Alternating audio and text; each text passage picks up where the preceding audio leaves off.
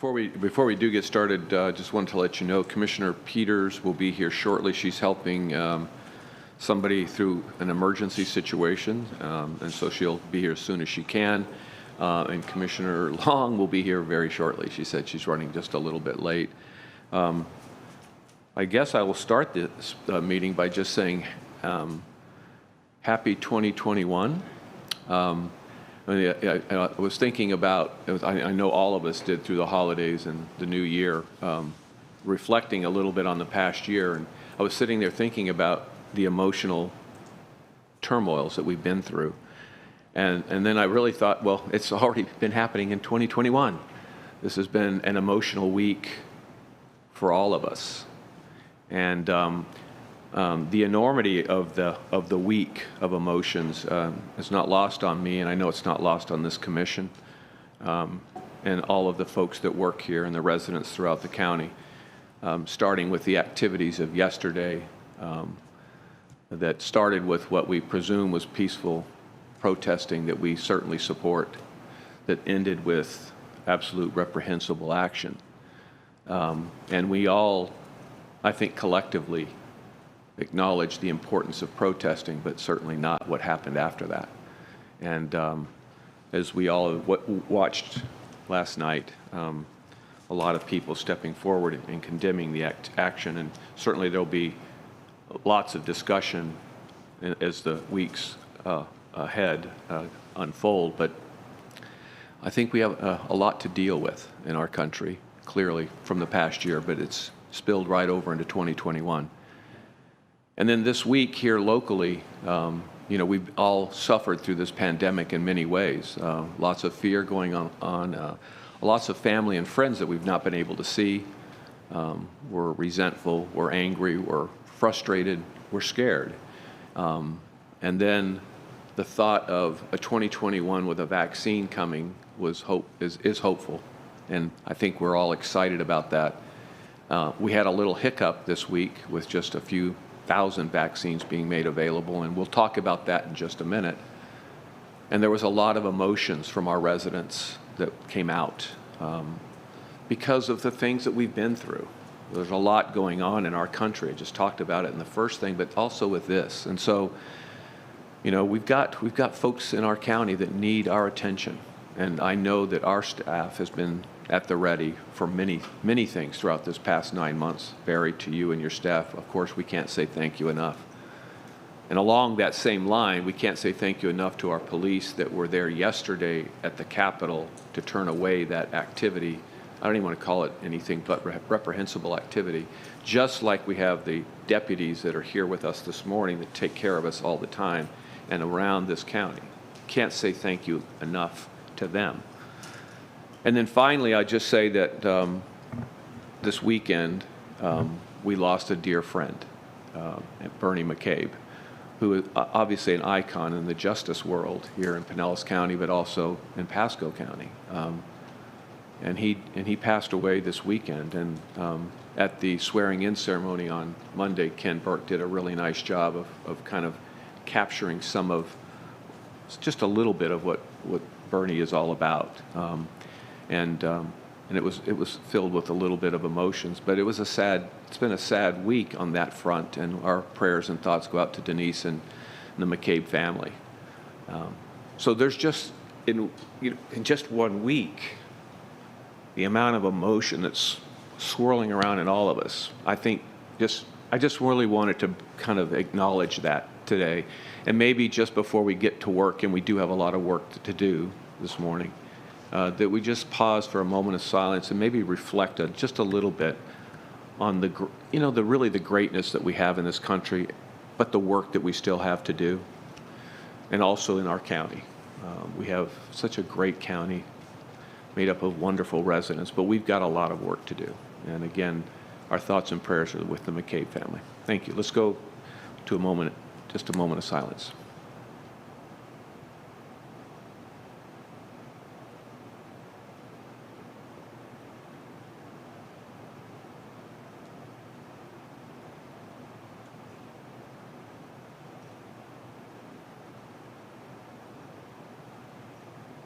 Okay, thank you.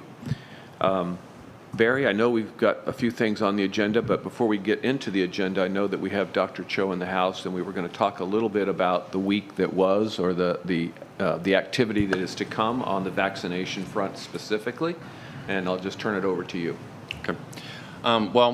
This morning we do have Dr. Cho with us from the Florida Department of Health, Pinellas, and I'm going to ask him to kind of highlight for our public where we're at in terms of the positivity rates, what he's seeing within the community from a health standpoint, and then we're also going to talk about vaccines.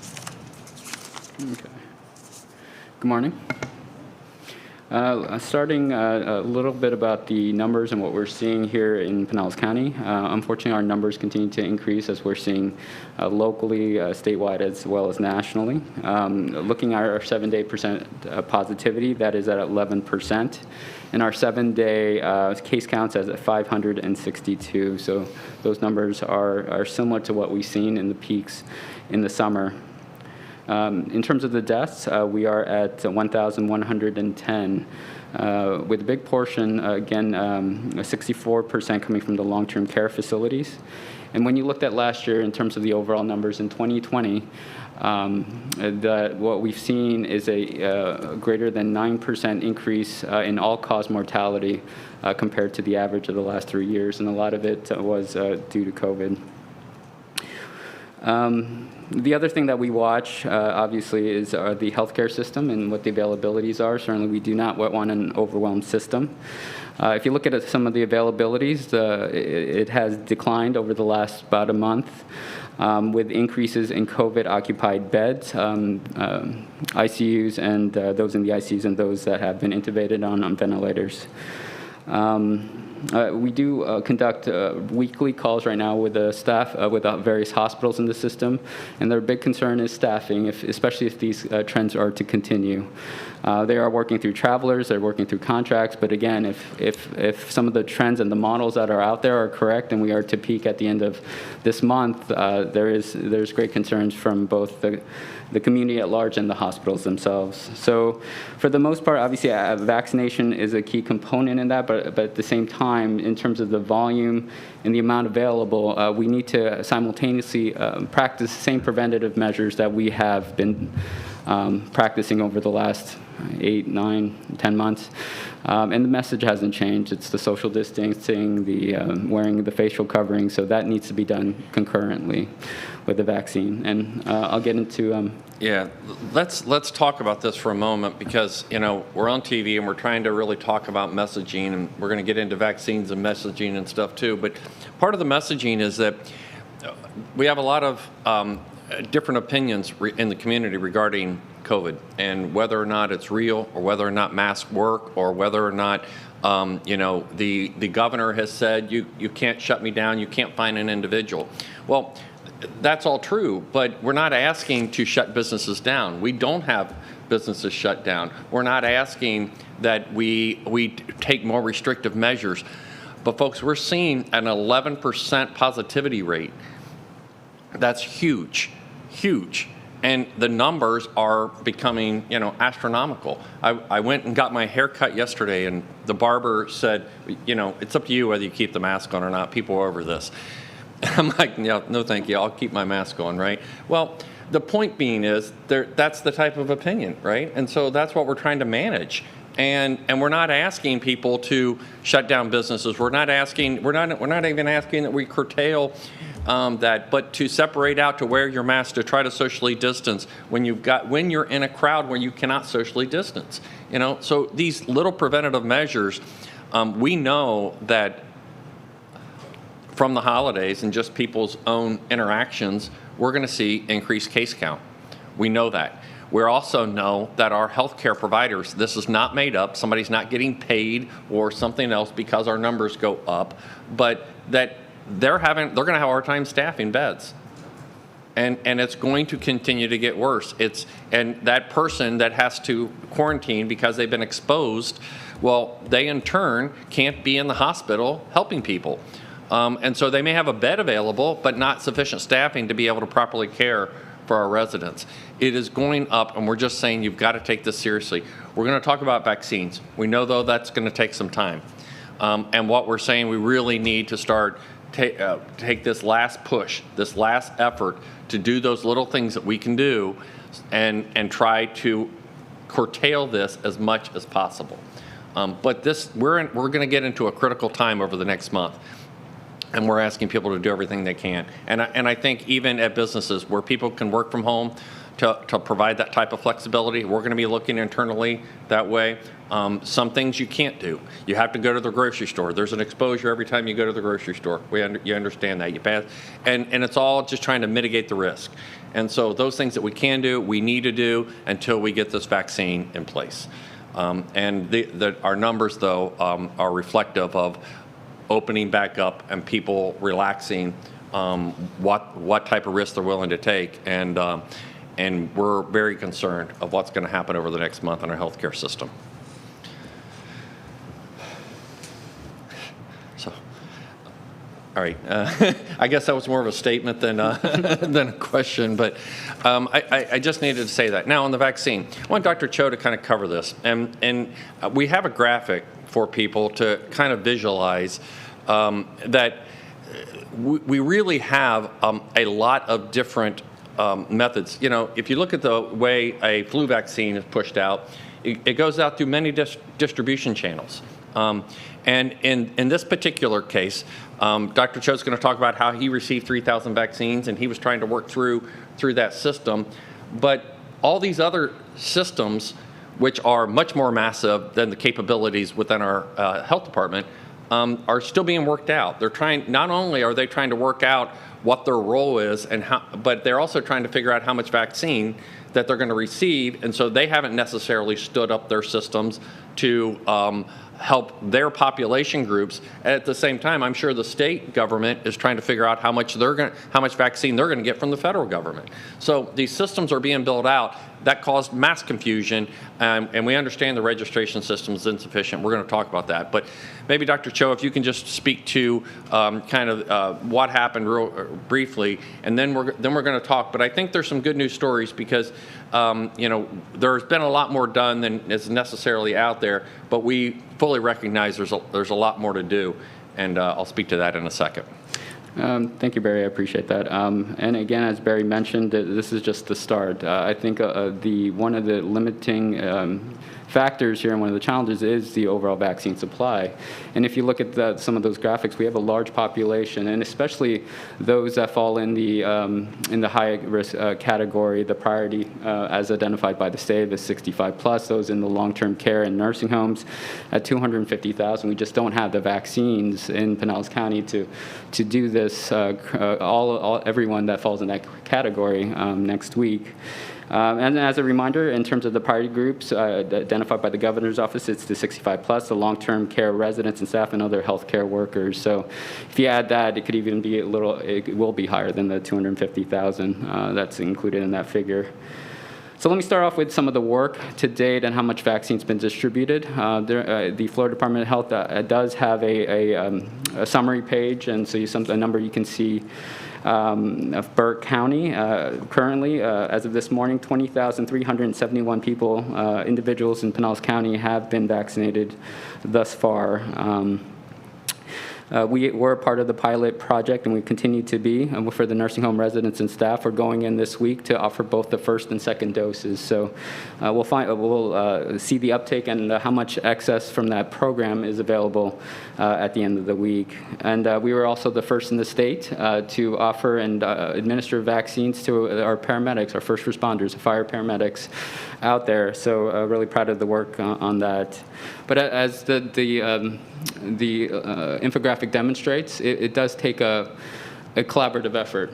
Just given our population size, it does take the hospitals, the healthcare providers, the pharmacies, the community health centers, as well as the health department, and trying to utilize some of the infrastructures that are out there on how we normally deliver any medicine or vaccine. So making sure that we utilize fully that infrastructure that's already in place.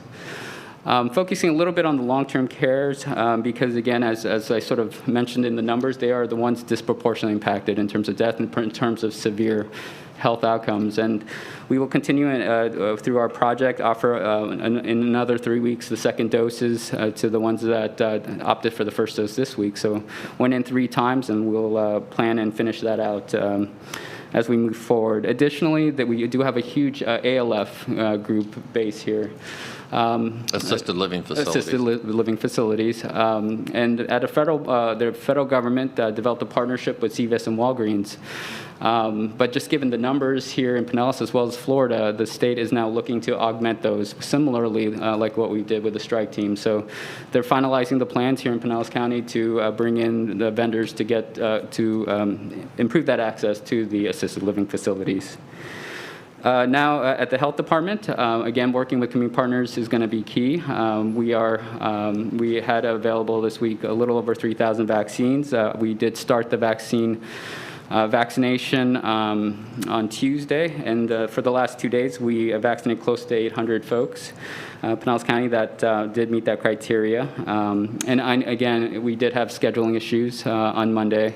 We went with a platform that didn't perform as well as we wanted it to. So to rectify that, and we are working with Barry and his team as Pinellas County government to come up with a vendor that can both handle the call volumes as well as have an online options to mitigate that. Because ultimately, we want a system in place that can, number one, handle the volume, but also if we need to expand sites through EMS, fire paramedics, to have that readily available as well. So we'll be continuing to work on that.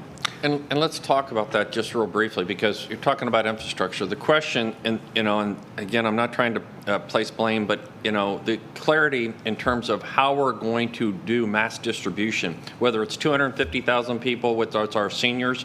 And we know it's not that because we've got these other pieces with some of the long-term cares and that. It's not that number. But how are we going to do mass distribution? Well, am I setting up a system to handle the entire population? Or are we going to utilize the community health centers, the hospitals, and the pharmacies? And getting clarity on that, and in terms of these distribution channels would really help us determine how we're going to set up this infrastructure. We asked for, and I cannot, praise enough our fire paramedics and stepping forward. So they volunteered to set up 4 sites where we could do, at least on a temporary basis till some of these other systems and vaccines build out. We could do 4 additional sites that would give us some volume rather than the 300 a day that the health department's capable of doing. Till some of these other systems come online, but we need answers on that. Are they wanting us to set up an infrastructure to utilize that, or are you going to utilize one of these other distribution channels? Clarity on that would help us in trying to prepare for where we're going with this long term. Infrastructure's expensive. Now, I think they found a good solution, and we're working on that in terms of that can be scalable. But each one of those things are a cost. So we're trying to figure that out. But understanding how much vaccine we're going to get. Are we going to get 3,000 doses, or are we going to get 30,000 doses? Well, that determines how many sites we need to set up, the type of infrastructure we need to have in place to be able to support that. And so we really need to get clarity on that as we kind of roll out this. We've seen the hospitals. I know the hospitals are trying to build that out too. And there was a recent communication from Baycare talking about how they're going to reach out to their 65 and older patients. Great. That's how flu vaccines are administered, right? That you go to either your doctor or you go to hear how the CVS and pharmacies work. I know the community health centers is working on the same thing. But I think all of them are kind of waiting to see what the availability of vaccine is in order to be able to determine what they can do. So those are some of the unanswered questions that everybody's working 24/7 trying to figure out. But I understand the frustration if you're at home and you need a vaccine. And we've seen a lot of passionate, emails from people saying, my mom's 85 years old and wants to be able to go out, and I need to get the vaccine, and trying to get clarity on the information. We've set up a web page, and we're going to have links as each one of these distribution methods comes online. You'll be able to go and see where you can go and what you can do. But again, right now, we're waiting on all those different pieces. They have to fill in that blank, and we need guidance from the state in terms of what's available. I know they're scrambling too, and I'm sure they're waiting on, information from the federal government on how much they're going to get and when. It's not only just the availability, you got multiple companies that are coming online, and so these are the pieces that are building that out. But we're going to have, and we already have it up, a web page to where if Baycare comes online, we'll have a link for you to go to their page. That way you can then try those and then try to find a schedule accordingly. We're going to have an infrastructure in place for distribution depending upon how the state chooses, whether they want us to set up these 4 sites and whether they have a vaccine available to us to be able to stand up these 4 sites. But those are the things that we're working on, so there'll be more to come very quickly. So Barry, on that front, on the Florida Department of Health, we'll be partnering, I'm just looking at Yes. the potential distribution channel. We'll be partnering with the Department of Health if we're approved to be a distributor as well. Absolutely. Our staffs are working concurrently on setting up both the infrastructure and that availability. Dr. Cho's, as you know, has led all of these various things in terms from a medical standpoint in terms of these solutions. So he was instrumental, along with Dr. Jameson and our fire paramedics, in determining what can we do in an interim while these things are being built out. And so that's how they got out in front of this and proposed these solutions. And I think what's going to be really important is this communication system, because there will be some folks getting shots next week, because those are from the 3,000 that we had in place this past week and that we scheduled. There will be some that are getting injections or vaccines from their doctor next week. So yes. Somebody might hear about that and they're saying, well, where did that come from? Well, we don't. I mean, we need to know those things so that we can let everybody, just kind of get everybody to relax a little bit.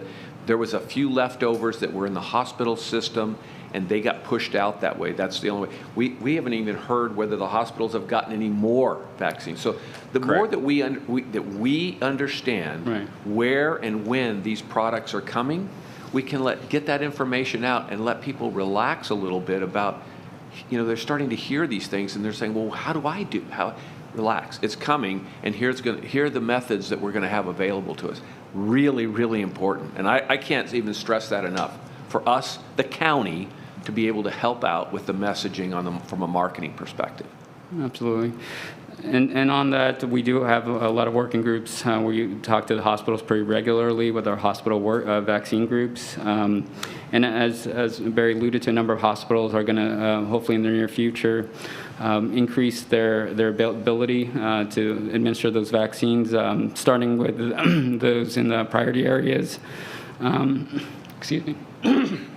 Starting with the priority areas within their patient population. So I think they started that, and we're starting to see that. And then I know they're exploring plans to expand it broader to that. The VA, for example, are starting to do the veterans if you pre-register through their networks. And similarly, the community health centers and other partners are getting more vaccines as well. As they get more vaccines, seeing how they can expand is something that I think we're all working on. With the CHC, they've this week started vaccinating their healthcare workers, for example, and they're going to move on to the 65 plus within their organization, and they have over 7,000 people that fall in that category. So again, if everyone does deliver or have the ability to deliver that vaccine within their organizations, that I think collaboratively we can make a dent really and offer that vaccine to the 250,000 plus individuals that fall in that category. And I completely agree with you in terms of communications. I think this can cause a little bit of confusion when everyone is offering different sites. Every site may have different allocations or supplies. Some may have it and may be open at times. So I think it is key that we communicate that out to the public. And to that end, I know the county has developed that vaccine tab, and something that we need to continue to keep updating and expanding on. Yeah, and it's specifically related to, you just made a comment about the VA that might have gotten some, the hospitals might have gotten some. Do you, as the Department of Health, know the number of vaccines that are coming into our county? So in terms of that process, it has to start with the federal government. So it starts with the federal government allocating the vaccines from the pharmaceutical companies to the states based on population for the most part, and that does vary from week to week. From there, the state does allocate it to the various counties as well as the organizations, and we can see not all. For example, I think the VA allotment is probably going through a federal channel, but for the most part, we can see some of the availability, but not necessarily everything in the county. Well, I think the more you can do that, and we have connections at the VA, I think it's important that we understand what they're getting, when they're getting, so that we can push that information out. Right. I mean, it's all about that, and people are so in the dark about it, and they're so frustrated, and they're scared, and we need to be able to do that, a better job of that. So I would challenge you, as we develop our distribution systems, that we keep in mind that communication piece, which is trying to get an understanding on the number of vaccines and where they're going and when they're getting there. Right. Yes, I'm sorry. I apologize. Commissioner Seal. Thank you. Thank you for the opportunity to ask some questions. My husband is over 65, and he got an email from Baycare last night. Perfect. And what they're going to do is they're going to, and Barry, you started to reference it, but they're going to randomly pick and text or email the seniors in the Baycare system when they have an opportunity to get the vaccine.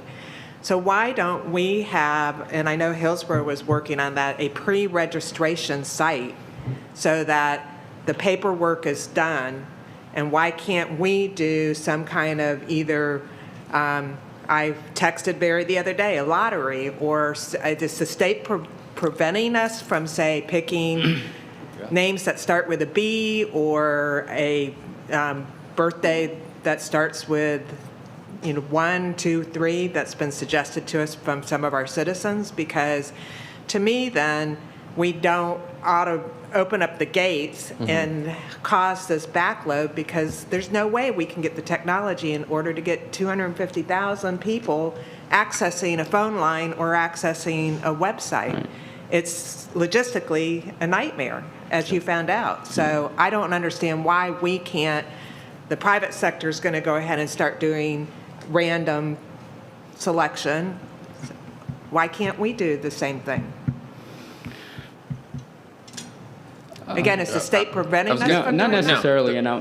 They're not preventing us, but what you just said, though, is one of the reasons why we're trying to understand what our role is in this distribution system. So would we be pre-registering all million people? Well, most people are going to go through their through one of the Baycare people, right, through Largo Med or wherever their doctor groups are. They have their patient. They know their patients. So that's a large portion of our population. So what we've been asking, and again, that's where we need guidance from the state, is how much are we going to be able, as part of that distribution method? So, right, so for instance, they're able to do 300 shots a day. So they're not the distribution method for 1 million people. So if I stand up, these 4 sites, are they wanting us to do that for 2 weeks? And so most people are going to go through one of those other systems.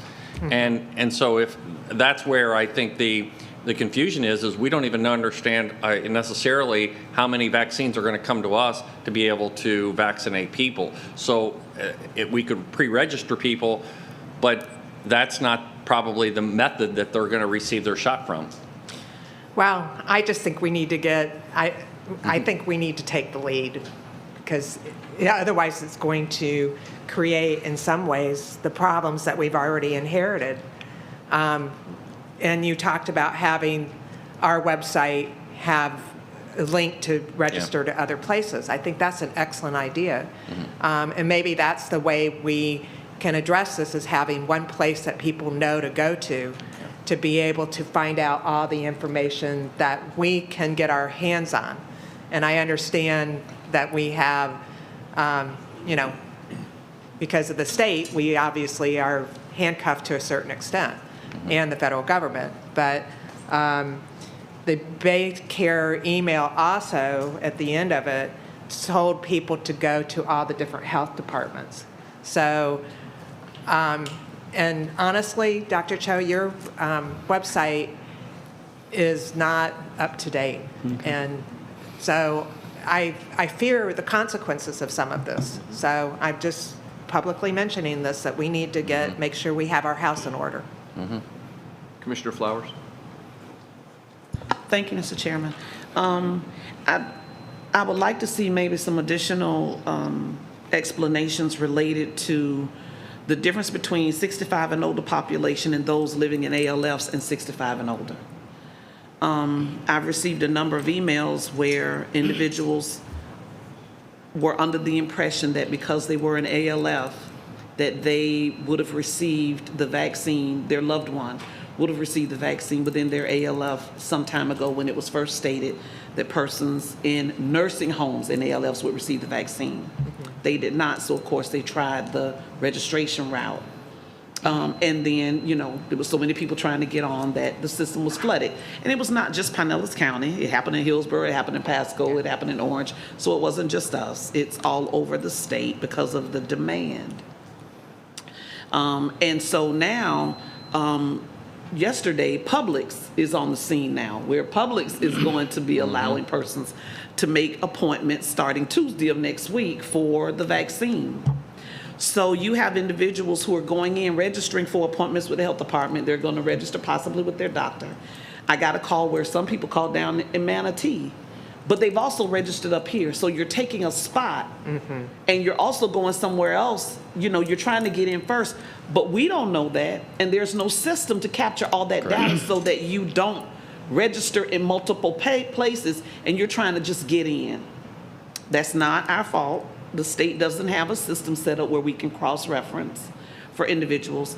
But I do agree, and I'm so excited about the way that we're trying to partner to get the information out to the community. I think the other concern that we have is, like you're saying, just the number of doses that are actually available and the priority for those doses. And making sure that people understand that there are some questions they have to answer that may make them ineligible for the dose, for the shot. Because I've received a few phone calls and that they've gone through the process and they found out they're not eligible because they have allergies or whatever the situation is. But when the community is looking at this process, they're not able to distinguish between Pinellas County Health Department and Pinellas County government. They're just looking at Pinellas County government. So we get the calls, we get the concerns and whatnot. We're passing them on to Dr. Cho. I think he's trying to do a wonderful job at trying to respond to all of it. And I'm glad that we're partnering and working together on setting up a computer database system that will be able to handle some of the load. I'm even willing to volunteer to answer some phones and make some appointments. She did. I did. I sent him a text. I said, Dr. Cho, I used to work at community health centers. I'll come down and I'll do whatever I can to try to help alleviate that. But, the positive end to this is people are excited and they want the vaccine. That's a good. So that's the affirming side for me. The last thing I want to comment on is I'm one of those persons who would not be eligible for the initial vaccine. I had a horrific allergic reaction to a flu vaccine, so I'm not eligible to take this. And so, just trying to make sure that I'm keeping myself safe because I'm not eligible for that. And I've got to stay safe, as safe as I can without that. But also to share with the African American community, and I've told Dr. Cho I'm willing to do a podcast or an information session virtually or whatever to try to quell some of the misconceptions and the rumors that are out there that are absolutely not true, and to listen to the science as it relates to taking the vaccine, and that the vaccine would in fact be safe to take, as you would measles, mumps, rubella, or any other vaccine that you would have your child take.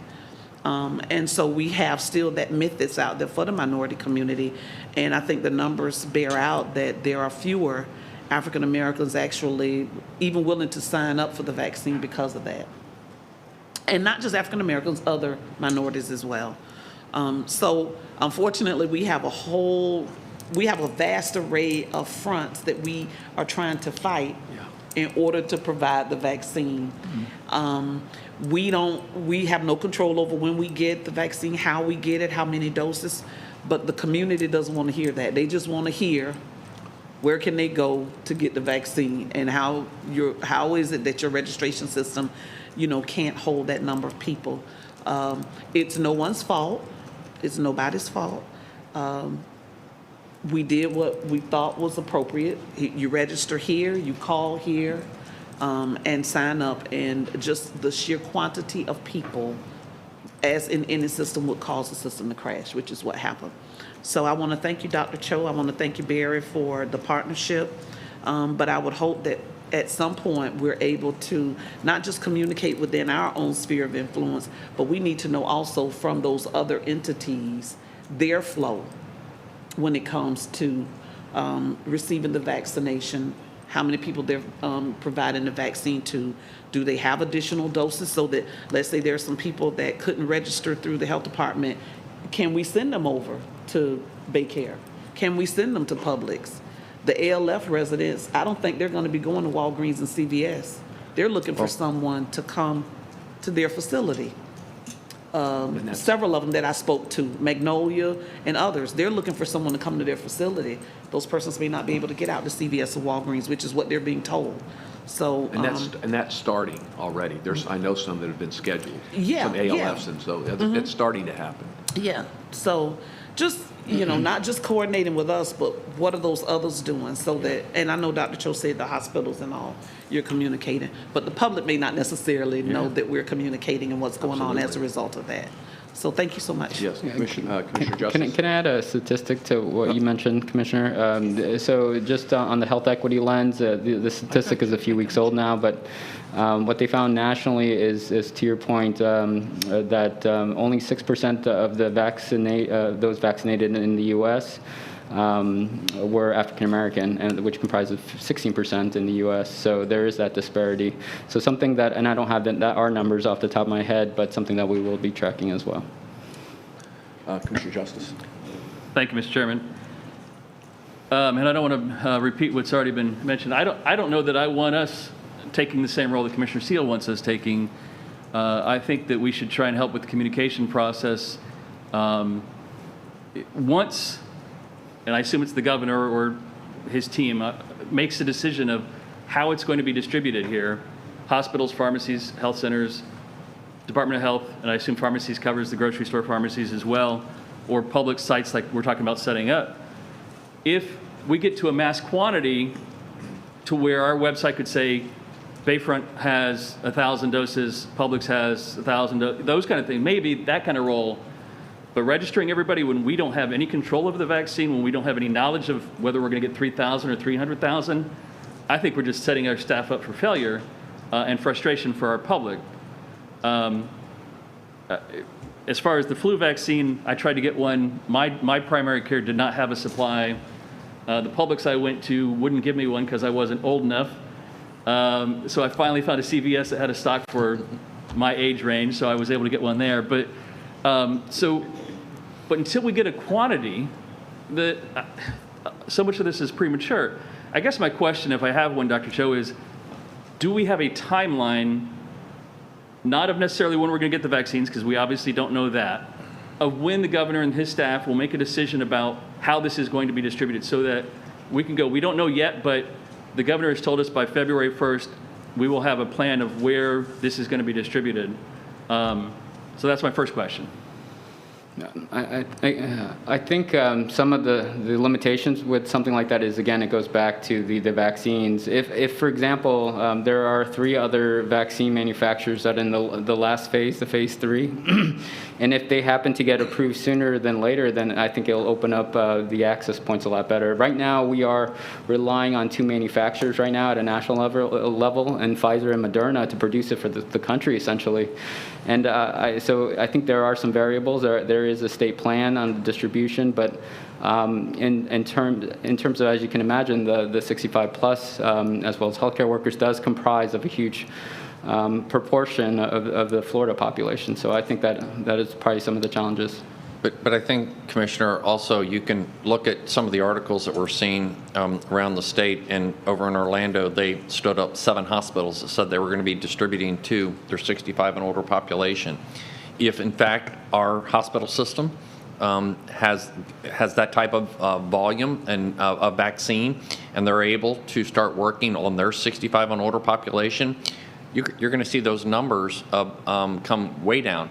But I think they're going to be limited, and they're going to have to manage the expectation that, I'll be able to get to you, but it's going to be over the next 2 months versus 2 weeks. And I think that's going to be part of that. What they're trying to figure out right now is that supply side. But those would be the distribution channels that would get to those larger numbers that then, Dr. Cho can focus on his patients rather than mass distribution. And that's the reason we're trying to figure out is how much time do you need for these other distribution methods to be built out? If it's 2 weeks, if it's a month, can we serve a role in bridging that gap to where we can get more vaccines out earlier?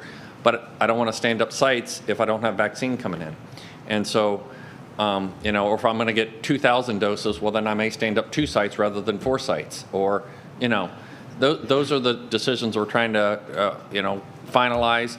And I know that the state's working on these other distribution methods, but those would obviously, they just like your husband received an email, they have a patient, they have a way of communicating with them. And so we're hopeful that those would be built out, and then we can figure out our role in this and try to communicate better. Can I comment? I think it's important to have some of the contingencies in place for a few reasons. Number one, if we were fortunate to get a cache of vaccines that we would like to get out quickly, I think having an infrastructure in place, and then we're having discussed whether it's the paramedics to just get it out there. You have to also keep in mind, I think with this vaccines, it is 2 doses. So if you think about it from an operational logistical sense, every 3 weeks for Pfizer, every 4 weeks for Moderna, you have to distribute the second dose. So it won't be for those time frames. You're not going to be vaccinating any new individuals. You just have to follow back on those second dose for those that got it 3 or 4 weeks prior. So just making sure that we have contingencies and options that we can readily get the vaccines out there. So before I go back to my first train of thought, you just brought up the second dose. So the 3,000 doses, are we vaccinating 1,500 people? No, that's the first. That's all first dose. So we're they're hoping for the best that we get another 3,000 within 3 weeks. At the federal level and at the state level, they are guaranteeing that we will be having that second dose. Okay. And then the hospitals that have set up spots, are they setting them up on site, kind of out a tent in a parking lot, or, I mean, I guess I'm thinking about hospital spaces and how many hospitals, and we have, in Pinellas we have a lot of hospitals, so maybe that's not an issue, but I'm thinking about spacing and setting up in a hospital in the middle of a pandemic, I guess. Right. And I think they're exploring some of those options, but right now I think their focus is their healthcare workers as well as those that fall into that category within their patient population currently. And the last question was to go back to the beginning of your presentation about the numbers that we're seeing. Just December 23rd, 14 days ago, we were at 1,000 deaths, and now we're at over 1,100, and I think I calculated like 8 or 9 a day. When was the last time we were seeing those kind of numbers throughout this entire process, or is that the stat that we've had the entire time? No, in the summer it's not as, the rate isn't as high, fortunately, the weekly, because it's something that I think I share with the county on a weekly basis, our weekly death rate. Fortunately, it hasn't been as high as it in the summer, and I think part of the reason is that we know more about the virus. We know how to manage events in those particular individuals with severe outcomes.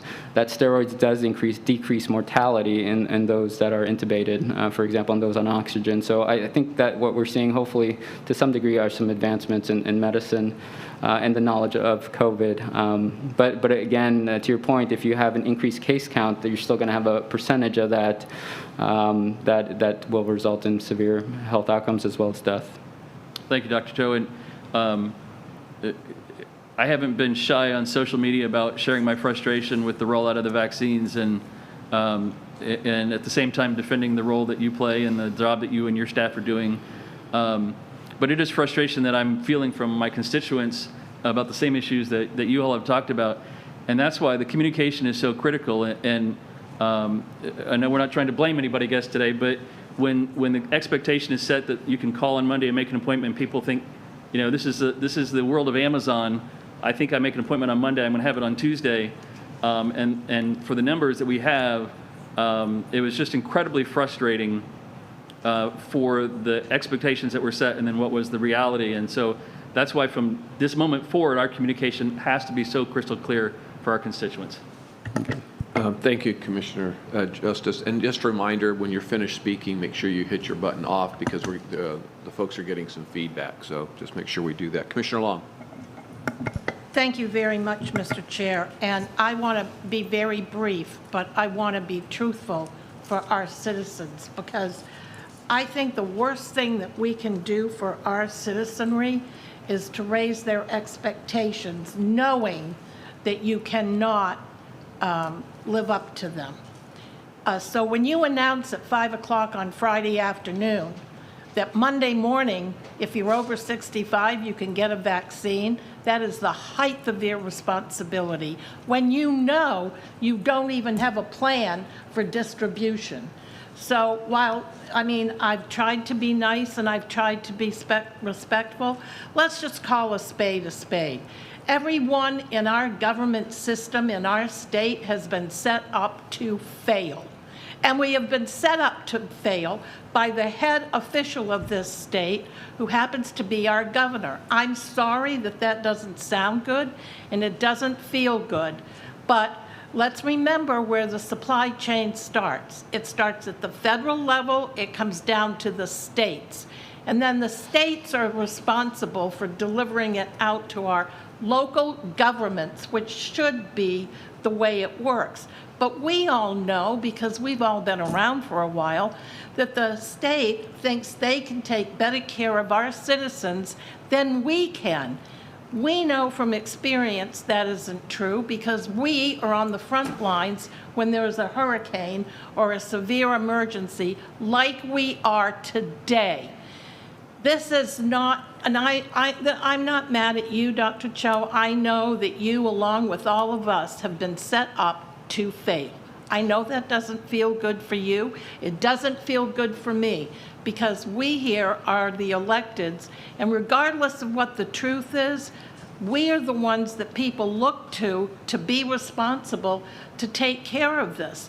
So while I agree with Commissioner Seal and her comments about we need to take the lead, yeah, maybe we do, but the fact of the matter is, unless we're prepared to work through Amazon or Ticketmaster or some other platform that has the ability to take care of the huge numbers that we're talking about, then once again, we set our people up with expectations that just are not real.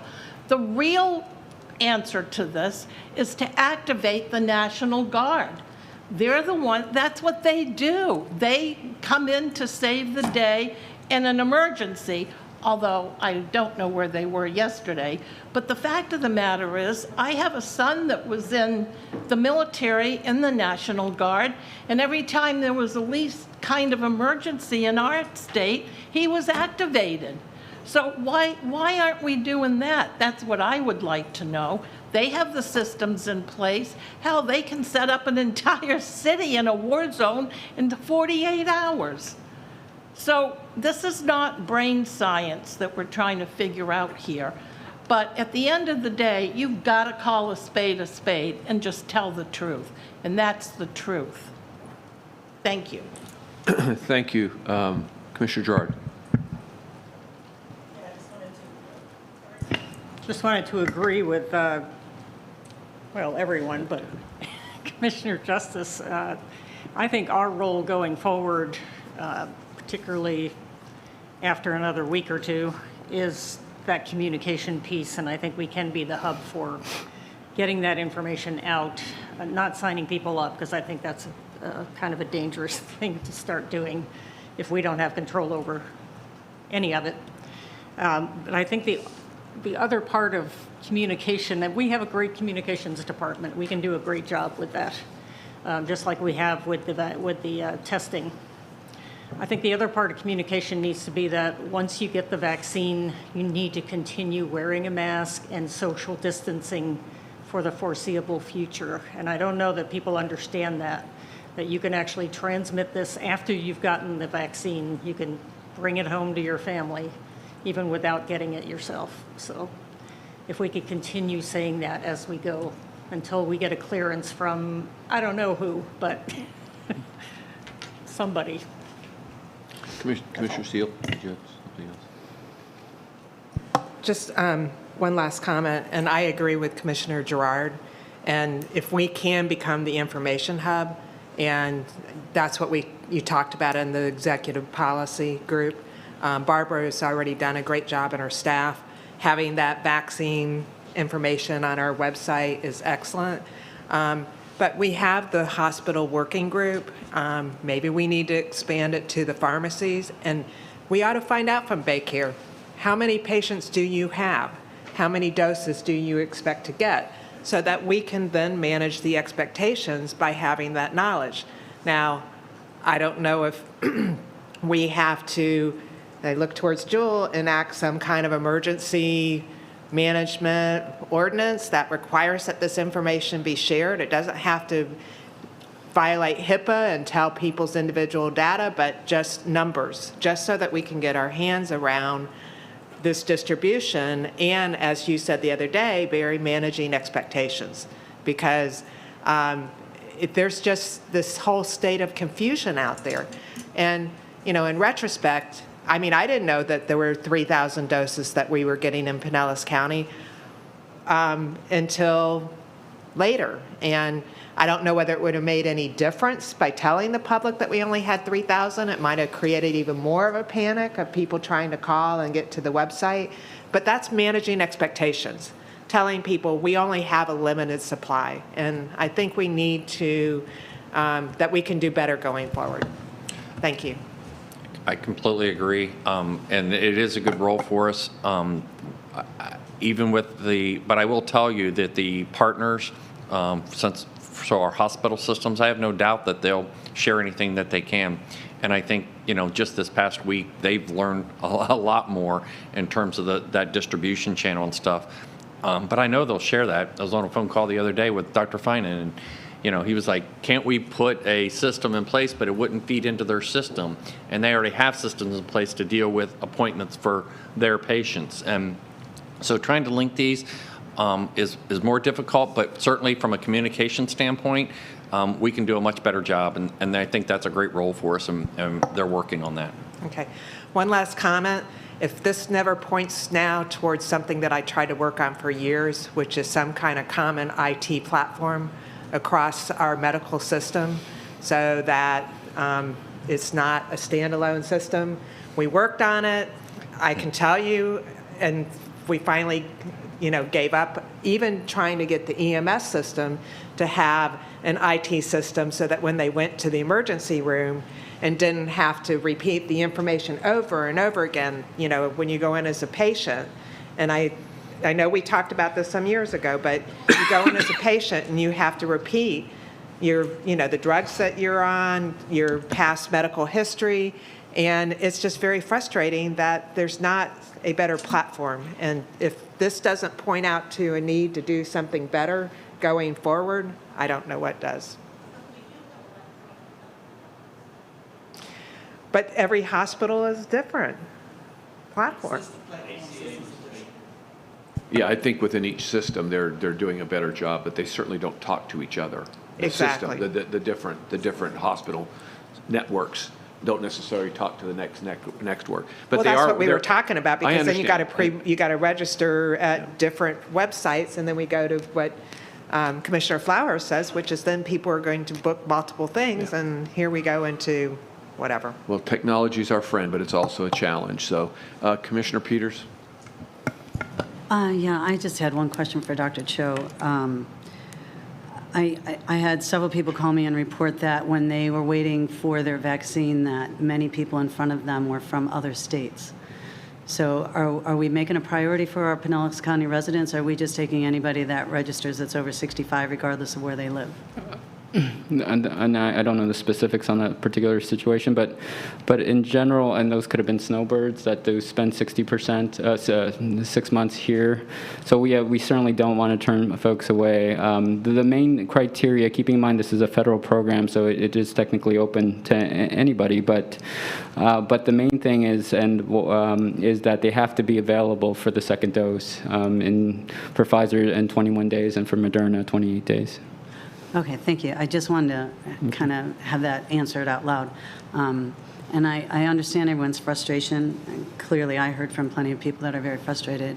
What I would caution all of us to do is not play the blame game and just focus on taking care of everybody is a much more productive way to go. So thank you. Dr. Cho, I just, again, you may not have the answers today, but gotten a lot of calls from people who are older than 65 and are very vulnerable. They have a disease or they have something at issue. Also have folks that are under 65 that have those same type of issues. And I haven't heard anything in all the discussion about how those folks, not necessarily age vulnerable, but they're age and or disease vulnerable. And I haven't heard any of that just being discussed about how that fits into the whole thing. And then I have heard that like a couple of nursing homes, ALF's retirement homes are being scheduled already for their vaccines. So something's happening there too that I would just like to, again, I think the communication thing for us is to understand what's happening in our county.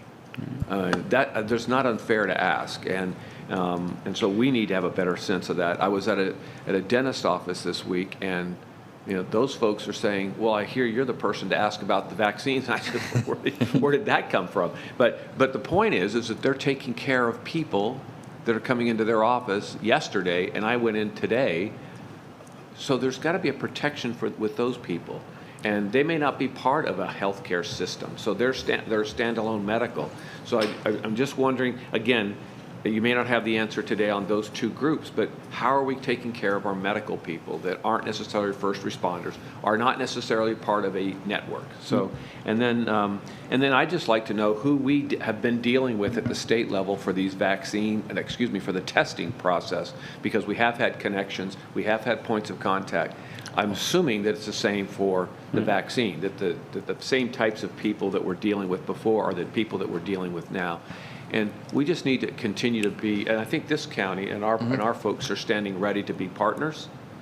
You need to send that message back up the line that this county, for one, and I'm sure there's others, that are ready to be a partner and help get vaccines out to our residents as quickly as possible, and as effectively as possible. So we stand ready to help, and I know it's a massive undertaking. So to Commissioner Peters' comment, I'm not sitting here really wanting to play a blame game, but from this day forward, we've got to do a better job, and that needs to be our attitude every day. From this day forward, we do a better job than we've done before. So. And from a communication standpoint, let's answer one of the questions that I've heard asked twice.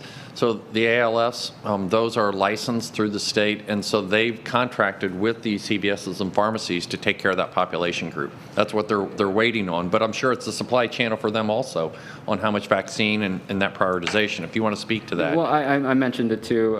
So right now they are working on plans to augment what they're doing with the CVS and Walgreens. So I think what you're hearing about is the ones that were fortunate to get that scheduled through those avenues. But what the state is looking at and hopefully finalizing those plans is for Pinellas County trying to develop a vendor or strike team to actually go in, similar to what we did in the nursing homes. Because again, that was a big success in that we were able within 5 days to touch every nursing home that's here in Pinellas County. Yeah, and again, from that communication standpoint, if we can be online and telling folks, we are getting some of our nursing homes, the vaccine is coming through our CVS Walgreens program. Just so you know, that's a statement. You don't have to say anything else, but it helps educate folks. Let them be informed about what's going on, so when they're hearing it, they know where they're starting to fit into the system about getting a vaccine. It would just bring a lot of anxiety and angst down just a little bit as they wait for their opportunity. Commissioner Peters? Thanks. That just made me remember another phone call I received was someone who doesn't have the ability to be mobile and get out, and he was wondering if there's ever a possibility for someone to come to his home, and I know that's not truly efficient or effective on the big picture, but for people that can't get out of their house, is there something that can accommodate? Again, I think it's going to go back to the planning piece. I think that would be difficult just from a resource aspect. It may be even easier just looking at those situations once the pods, when they become available, to try to arrange the transportation. But we can certainly work with that kind of population as well. Thank you. And then the final comment I want to say is we do have calls daily, weekly with our folks at the state, and we have had good communication on all the testing and everything up to this point. I think they're dealing with the same thing, trying to understand these contract pieces, trying to put those things in place, and trying to balance that with how much vaccine they're going to get. So I think everybody's trying to figure that out. But I agree completely. Like the issue we just said about how they're going to take care of our ALFs.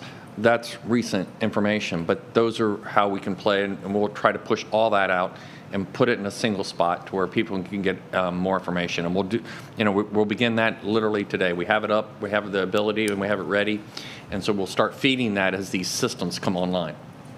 Yeah, I think you're right. Just pieces of the puzzle as we start to find out what they are, because it's going to be a process, and we just get that word out. Commissioner Peters. Thanks. Mr. Chair, I have one more question. How many vaccines have already been distributed total? And I'm sorry I was late today and you may have said that already. So in the very first, when we were doing the nursing homes, how many total? Close to 6,700, but beyond that too, I think I mentioned they do a running total by county, so that includes the healthcare systems as well. But right to date, as of this morning, it's over 20,300 here in Pinellas County, individuals. Okay, thank you. And that does not include the VA's piece as well. That may be a separate piece. I'll have to check on that. But it would be nice to have a handle on that. And there's some really good people down there that will give you information. So absolutely. Thank you. Okay. Anything else for Dr. Cho? I mean, I know he's got other things to go do, and I really thank you for being here this morning. I think the residents of Pinellas County need the assurance that we're heading in the right direction. So, push that information up. We're good and willing and able partner right here. Okay. Thank you. Anything else? Okay. Thank you. Thank you, Dr. Cho. Barry, well, let's get started with our workshop. Well, I was very glad to have Dr. Cho, here this morning, and what how hard he's been working over these last 10 months, nonstop, and helping us deal with, probably the most difficult, situation we've ever had. So, back to our regular agenda. The first item is a sustainability and resiliency program update. Hank has been working very, very hard. You haven't seen him. He's been in the background working with all of our departments. But beyond that, in this short time that he's been here, he's also been working on developing regional approaches to sustainability and resiliency. That was actually recently reflected when he made the Reckon list for 2021, and it was an honor that was bestowed upon him for the work that he's done in terms of advancing our program and coordinating regional efforts and his involvement. So I think it speaks well to him, and he's here to give you an update regarding where we're at and where we're going, and he's got a nice brochure there for you that you can read at your leisure. But Hank? Yep. Go ahead. Thank you, Barry. Well, good morning, Mr. Chairman, Vice Chairman, Commissioners, and Happy New Year. My name is Hank Hoddy. I'm the Sustainability and Resiliency Coordinator positioned in County Administration. Nearly 1 year ago, at the 2020 Strategic Planning Session, I provided an update regarding the county's sustainability and resiliency efforts. Today, I'm happy to present new information on our progress to date and priorities for the future. And I know that we're dealing with a lot now and have gone through a lot, but what I'm hoping that you could see is that we're building what can be a beacon of achievement and something that can be woven through the fabric of the community. This is more than a product, it's a process, it's about the journey. We will be resilient and have that spirit. We will bounce back and adapt, and that's what this is all about. So first up, I'm pleased to present our 2020 report toward a sustainable and resilient Pinellas, which was handed out before today's meeting. This report summarizes our historical accomplishments and needs for the future and provides a snapshot of the many activities completed or currently underway. We developed 6 categories to highlight our work shown on the slide, which we felt best represented our broad but impactful portfolio. It includes the story of how we became a LEED certified organization, a timeline of community impacts and milestones and actions for the future. We plan to update and provide this report regularly to show our progress. In the meantime, we're going to use the content to create a new web page. On top of what's included in the report, I wanted to provide an update and acknowledge other notable achievements. We've been actively involved in the Tampa Bay Regional Resiliency Coalition, including participating in many of its work groups and grant-funded projects. We're also informing the creation of the Regional Resiliency Action Plan, which should be released in the fall of 2021.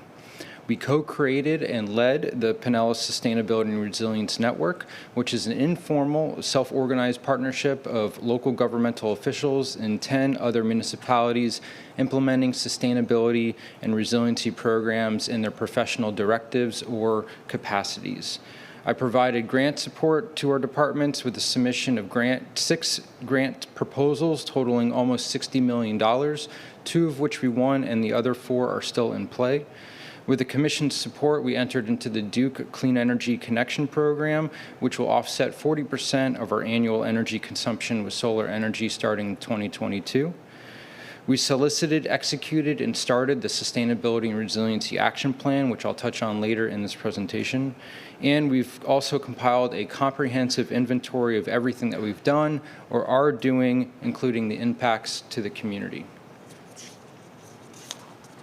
This year, priorities include continuing to build our internal capacity to positively impact the organization and the community, selecting accounts and executing the agreement for the Duke Clean Energy Connection Program, rolling sea level rise analysis into the Capital Infrastructure Program project portfolio management process, continuing our local and regional engagement, identifying new performance measures and building out a new Socrata or data dashboard, analyzing green fleet best practices and recommendations provided by the recent Fleet Management and Operations Report, and increasing our online presence and external stakeholder reach through presentations, social media, and e-news distribution.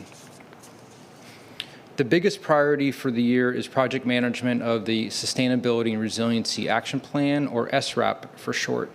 As mentioned, we have officially started this project and expect it to take a total of 18 months with final completion in March of 2022. After a competitive solicitation process, we awarded the contract to VHB, who was the lead consultant for St. Pete's Integrated Sustainability Action Plan and Orlando's Green Works Plan, among many others. There are 6 phases in this project, starting with the greenhouse gas inventory and internal assessment, and ending with the implementation of the finalized and approved plan. I think of the SRAP as a plan for a program, since it will build the framework for action and our collective action and impact moving forward. So what's next for the Commission? You now have the report. I do hope you enjoy it. More copies will be delivered to your offices. However, I do have some with me today. Please distribute it to your constituents and partners as you see fit. Also, please let me know if you ever have any questions about the material. Now that the report is completed, we hope to have a new Sustainability and Resiliency webpage in the coming months. As part of that effort, we will be retiring the existing Green Pinellas webpage. As we conduct our internal assessment for the SRAP, we may reach out via survey for input regarding needs and priorities. And this fall, we will present results of the critical infrastructure vulnerability analysis and assessment and seek your feedback for actions moving forward. So that is all I have to present you today. Thank you for your time and attention, and I'm pleased to answer any questions that you may have. Commissioner Gerard.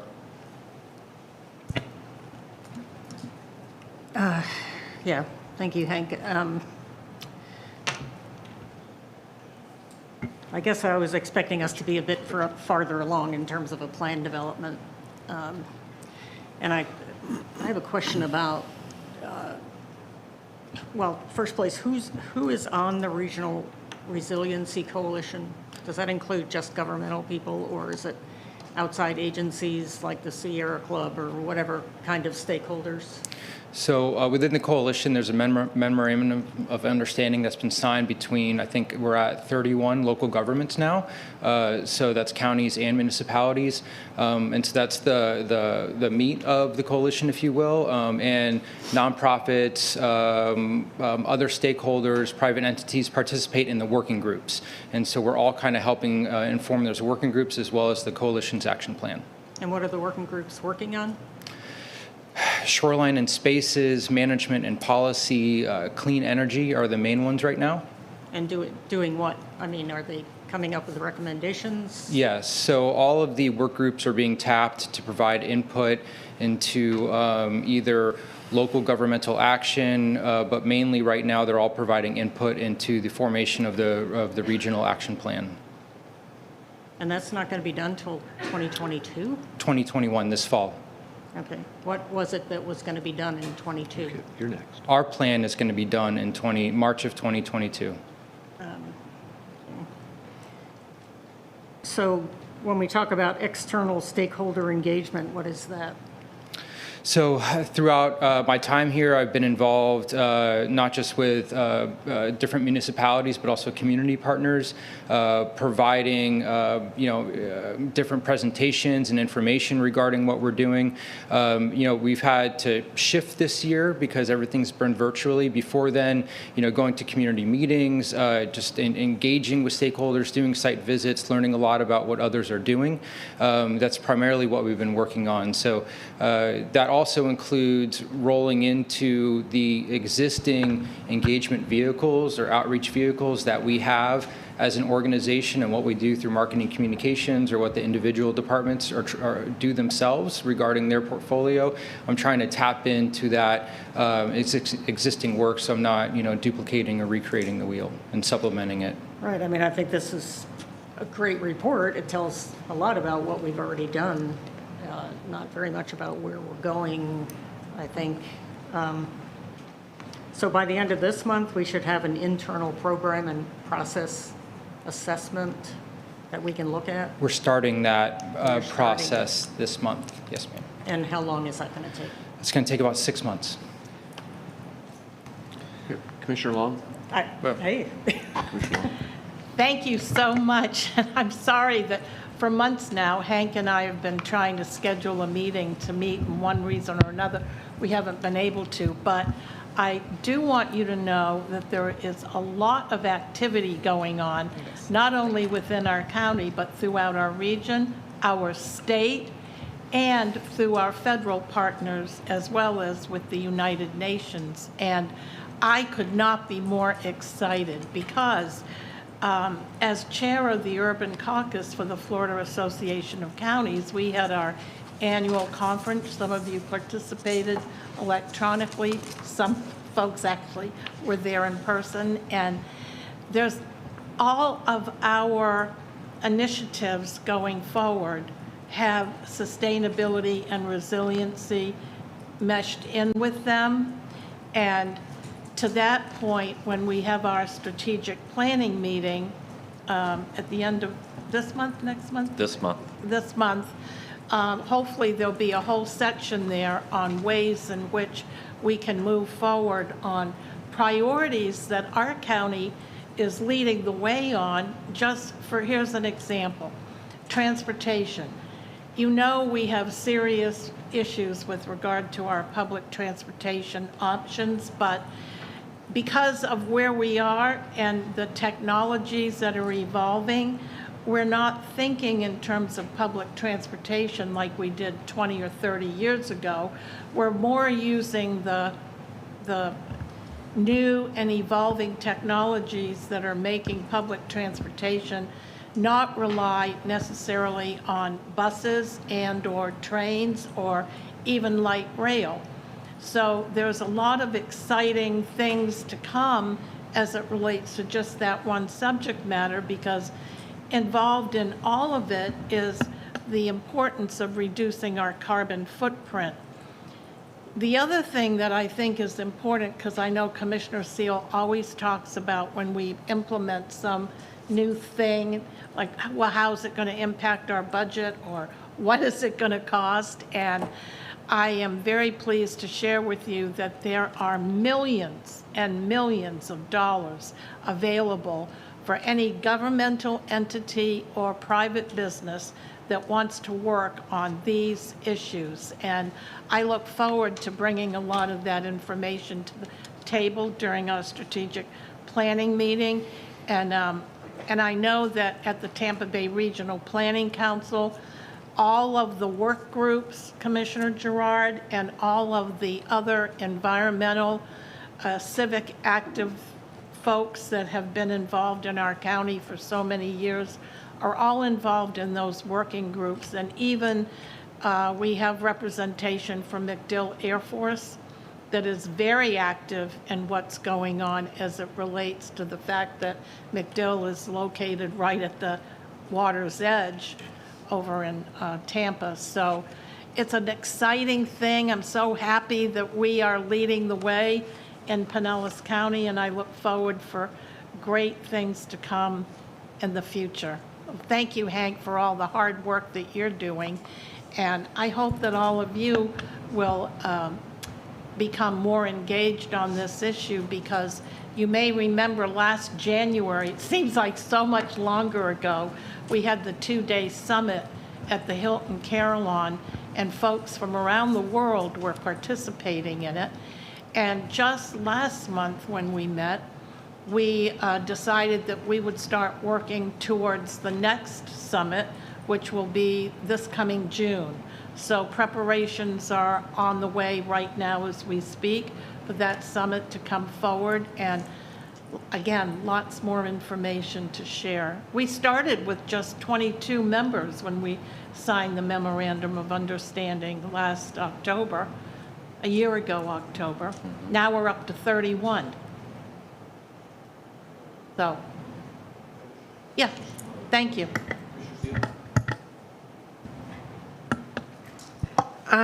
I know Commissioner Gerard asked about how you were engaging other stakeholders, but a recent article in the Tampa Bay Times talked about Mayor Castor creating an environmental working group. Is that something that you've considered doing? It's actually part of the scope of work for the action plan.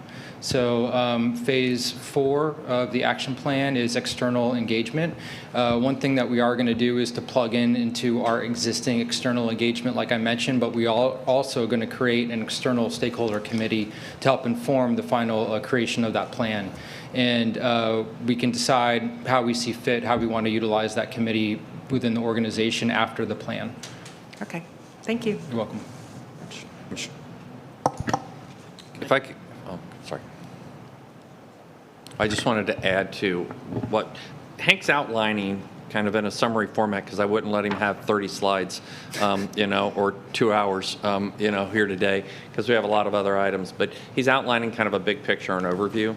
But if you think about it, in a short period of time, he has established a foundation of networks within Pinellas County. He's worked to establish regional partnerships, but he's also working on day-to-day. The stuff that we're doing with fleet wouldn't have occurred without Hank working with our fleet manager. The stuff he's working to measure our carbon footprint and measure our greenhouse emissions. Getting a consultant on board to be able to do the technical analysis of some of these different areas. So he's not going into some of that detail, but out on page 17, it has that forward-looking, and it kind of outlines some of the different areas that he's touching. But I also wanted to remind you that Hank's no different than any other county employee, and he was assigned over to the CARES program this last summer. So he's had other things on his plate other than just this program. So there may be some things slipping, but nothing's got dropped. They're in progress and they're working. But he's actually really made a tremendous impact in a short period of time. Thank you for that perspective. That's important, Commissioner Justice. Thank you, Mr. Chairman. Good morning. Good morning. The presentation and the handout is really good, because I think so many folks, when they hear the word sustainable, it just tracks to environmental, tree hugger kind of mindset, and all the different issues that Commissioner Long talked about, transportation, but housing, healthcare, storm prep, all those kind of things go into the sustainability of a community. So I think this is a good broad covering of that. Couple issues, and tell me if I remember this wrong, but part of what I thought your role in your office would be, and tell me if this is happening or going to be happening, is that every major policy that comes before the commission would go through that lens a little bit of your office of how it impacts the sustainability of our community. So we're actually going to create a checklist as part of this action plan process to help with just that. Okay. And then the, I don't know, I assume the other commissioners have met with Sierra Club talking about the environmental part of things, but the Ready for 100 is something that they keep talking about. Is that something that you've looked at and then evaluated what actual, what pragmatic implementation steps that we would need to take in order to meet some of those goals? Yeah, thank you for that question. So Ready for 100 has been on the top of mind since I showed up day one. And it's something that we've been looking at to commit to, but we need to have a plan and establish our baseline first. I think that entering the Duke Solar Clean Energy Connection Program will help us, achieve that goal even more. But that's something that wasn't available, 6 months ago, right? And now we have that at our disposal.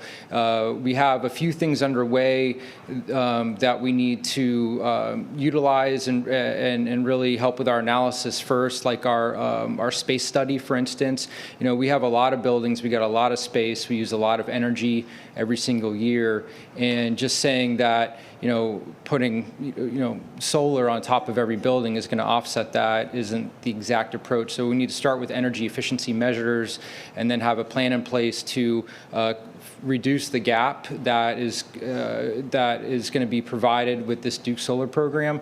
So in short, we need a plan in place. Something that St. Pete did through their ISAP plan, the Integrated Sustainability Action Plan, was actually create an energy roadmap that outlines how they're going to meet the goals of Ready for 100. And that's something that possibly we could look at. Yeah, I think the infrastructure on our part of things is a really important part to look at. And I know everything got turned upside down this year as far as our space study and looking at, but any new building or different building, quite frankly, than the building that we currently are in will cut our energy impact dramatically from the 1961 windows that we have in there. But the looking at the fleet, and I know every day the technology is changing and what's available to the general public is changing as far as hybrids and electric. And that's something I think we need to be very proactive on. I know we don't have 1 million sedans in our fleet, but we do have some.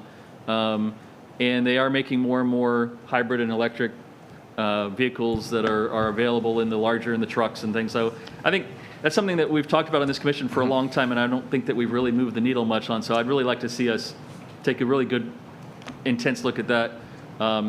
You can get a Ford Mustang electric now, so I think there's options where our staff might be really interested in having some of those. So thank you for your time today. Thank you. Did you have another? Sorry, you're muted. Just wanted to say that one more time. All year. Yeah. I guess, Commissioner Long, could you have not to be critical, but I would like to see some of that detail that you're working on, some of that everyday stuff. I think that would give me some greater sense of assurance that we as a county, not just as a partner with everybody else. I think the regional report is great, but one of the things you said about millions and millions of dollars being available in grants, apparently we're not ready to go after any of that money if we don't have a plan in place. And I just would like to see us be doing concrete things that actually move the needle, as Commissioner Justice said. And I guess, and this is something completely different, how does, if it does at all, the whole thing about shifting sands work into resiliency? I know part of beach renourishment is protecting our coastline and all that, but how do we That's a problem that we deal with year after year after year. And I think there's a place in a resiliency plan to talk about that and what is our actual responsibility, future plan. You know, at some point we just have to give it up and say, okay, you know, nature is going to do its thing. But where is that, and how do we communicate that, I guess? And I don't know if I'm making any sense, but do you know what I'm talking about? We spend an incredible amount of money just keeping sand where it is or where we put it. And we get all kinds of complaints all the time about where the sand shouldn't be. So, I mean, how do coastal communities deal with that, and what are we looking at to deal with that? Well, I certainly don't want to speak for Public Works and our beach nourishment folks and professionals and the engineers and planners that we have, but you know, at the higher level, decisions were made long before us about where we wanted to, you know, live and thrive, and we have to figure out how to, you know, live with what nature gives us, you know, and that's not just, you know, short or long-term, you know, sand movement or, you know, acute or chronic impacts to the shoreline, but also homes and developments and roads, and that is part of the conversation. You know, how do we maintain what we have and enjoy the place that we live with these changing environments, and it certainly needs to be a part of that. Can I ask a follow-up question then? I guess part of that too, when we talk about policies, is, you know, how much development do we continue to allow in coastal high hazard areas and areas that we know are going to be subject to sea level rise and all that? I mean, we don't necessarily like to talk about that out loud because people own property in those areas, but it's something that we're going to have to deal with. Maybe not this commission, but future commissions certainly. And maybe we're the ones that need to make some hard decisions about that. So, Yeah. and we're looking for you to have some recommendations about that. I think you can do it, you know, from a global standpoint, but you've already been starting. You have policies that are reflecting many of the things that you're talking about. We had a discussion about whether we allow somebody to replace a mobile home without elevating the structure. Those are tough decisions, really tough decisions.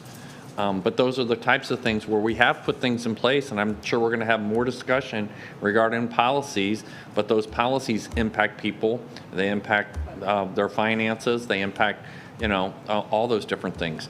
To the other point, though, I think Hank mentioned, you know, they've got several grants in, but they have in the pipeline a lot more grants. And so depending upon the success of those grant applications, the more things that we would be able to do. The green, and Commissioner Justice stepped out, but the green, the fleet management plan is going to address exactly that. We have a lot of vehicles, different types of vehicles. And so having a structure that looks at, and then we can implement, because, you know, like I think they said, technology changes all the time. But you got to put it, it's very expensive to put an infrastructure in to support whatever technology you decide. So you got to be very deliberate in terms of that decision making, to where if you're going to go to, you know, compressed natural gas, you know, vehicles, that it's a lot of money to put in the infrastructure to support that. So they're working on strategies regarding our fleet. That's another one where all that work's been done, and now we're at a point where we can advance it. Yeah, thank you, Hank, for your presentation. Really, thank you for the effort that you've been making. I mean, I think back to when we, you know, even 3 or 4 years ago, when we didn't even have the position, we didn't have the discussion, we didn't have the effort that Commissioner Long made a couple of years ago through the DBRPC. You know, it takes time. You said it was a journey. Things aren't going to happen overnight. There's transition.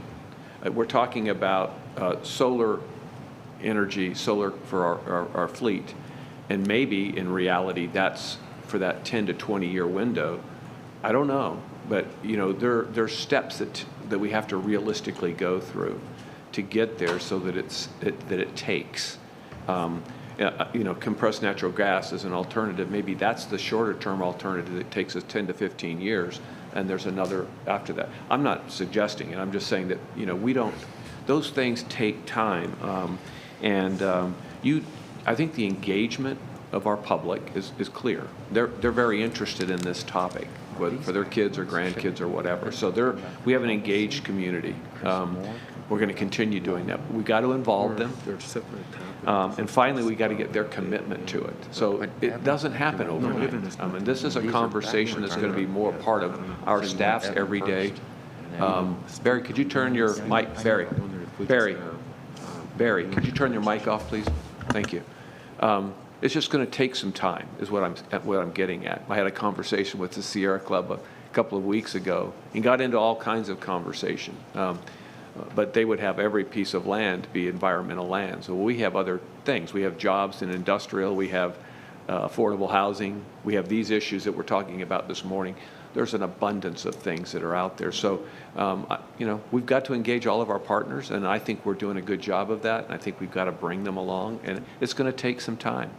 I come from a family of historically of coal miners, and our country's power was vested in their well-being or not so well-being, their health and not so health. And they've had generations that have come up through there. So plans that we have to head towards a green energy community in 30, 40 years has to include job opportunities for areas that had other jobs before, and training and energy accessibility for everybody along the way. We can't overprice things and then not have it available for all of our residents. So there's a lot of work in this that needs to be going, but I don't think it starts without a conversation that we've been having, and I don't think it starts without having these steps that are going on. So I think it's good, and I think I may have a difference than Commissioner Gerard. I think it's good that we're taking a committed but deliberative process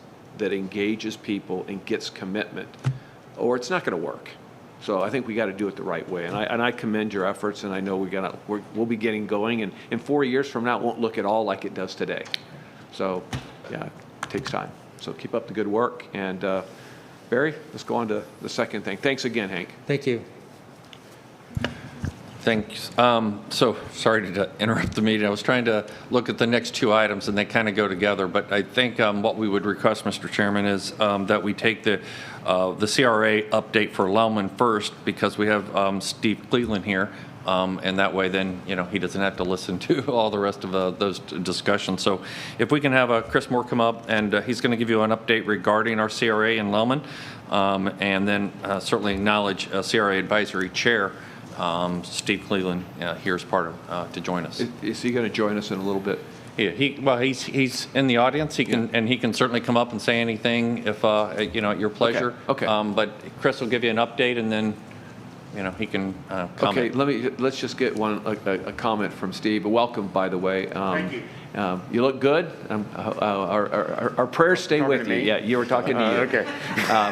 And everything is going well for you personally. Everything's going Yeah. great, and the Lelaman area is even going better. So, Okay. and I'm sure Chris is going to be able to give you a great update, and I'm here to answer any questions that you have that might come up after Chris's presentation. Great, thanks. Thanks for being here. Thanks for being Mr. a part of Chairman. this. Yes, go ahead. And before Steve sits down, I just want to recognize Steve and the entire Dream Center through the pandemic have stepped up to provide services for the folks in Lelaman, and actually throughout Pinellas County. But as some of our other partners, nonprofit partners, had to close, we had one center that had a positive test, so they had to close their doors. And so Steve's group at the Dream Center stepped up for food distribution and other services. And just every time there's a call of a need in Lelaman, the Dream Center is there to answer. Just want to say thank you publicly for all you do. Thank you very much. Thanks, Steve. I'm here if you need me. Good morning, everybody. My name is Chris Moore. I'm an assistant to county administrator for Lelaman. I'd also like to thank Chairman Cleveland for his service to the Lelaman community and the Florida Dream Center as well. Go ahead and begin my presentation. And, all right.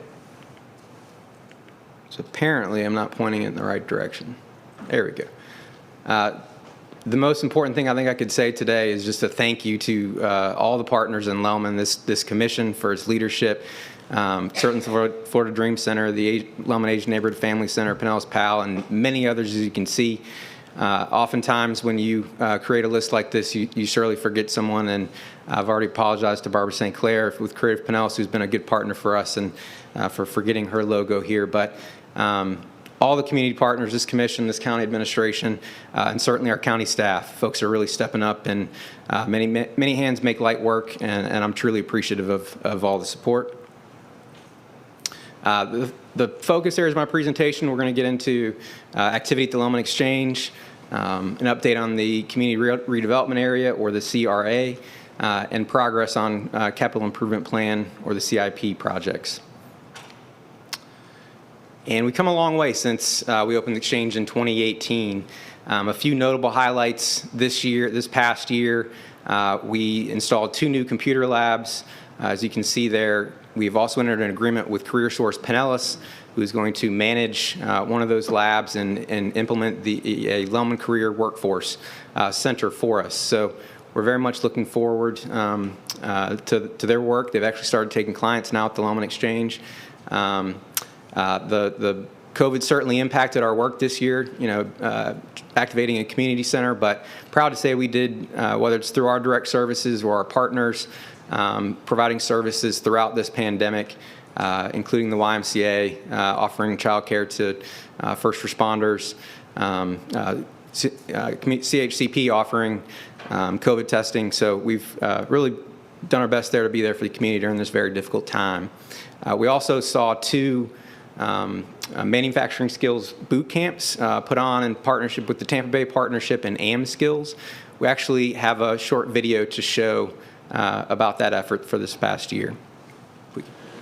Just before COVID-19 took hold in the United States, Kevin Keene decided to try out a new job training at Pinellas County's Lelaman Exchange Community Center. The decision changed his life. Well, actually, when I first came to the boot camp, I heard about it at a job. They had an AM Skills representative there, and I decided to give it a try. I was actually staying at Bay Pines. I was homeless, so come a long way. The county hosted 2 manufacturing boot camps in Lelaman last year through a partnership with AM Skills and Tampa Bay Works. Companies like TSE that's participated in this, also some of the top manufacturers in the world that happen to be based right here in Pinellas County, like Lockheed Martin and Jabil, have participated. The Tampa Bay Works Initiative connects those employers with AM Skills, who is providing accelerated hands-on training over a 2-week period to residents to really give them the skills to thrive with those companies and offer them a real career pathway.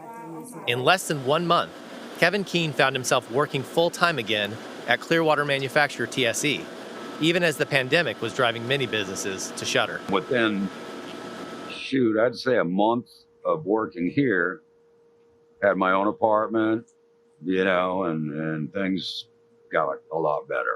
His story is not unique. Overall, we've had 70% were hired, and at this point in time, more than 80% are still retained in those jobs even during the pandemic. So it's a great way for those who've been affected by the pandemic to consider another career. Christina Tirado had never handled chemicals or operated heavy machinery before she got hired on at TSE. I have a career now. I'm doing something that I never thought in a million years I would do. I'm the first woman to work in the department that I'm in. The program's success is driven by building relationships between local manufacturers who need qualified employees and job seekers. The candidates really get a chance to learn about manufacturing and have the manufacturers learn about them. There's no better way to really audition for a job. Staff at the Lelaman Exchange expects to host more boot camps in 2021. The team is also adding opportunities for other kinds of local job training. So if folks are in need, this is a place where they can come and get help, whether it be resume writing support, job search assistance, or hands-on programming such as AM Skills is offering. The Lelaman Exchange is a place that can happen here. Kevin Keene often thinks about where he'd be today if he hadn't taken that opportunity to restart his career. If I hadn't had that experience, I would probably be like a lot of people and be out there not working. Yeah, life was really good.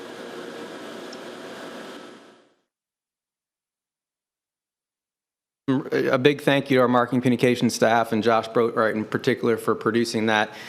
Some really powerful stories, I think, came out of that. Really happy to be part of that effort and thankful for our partners.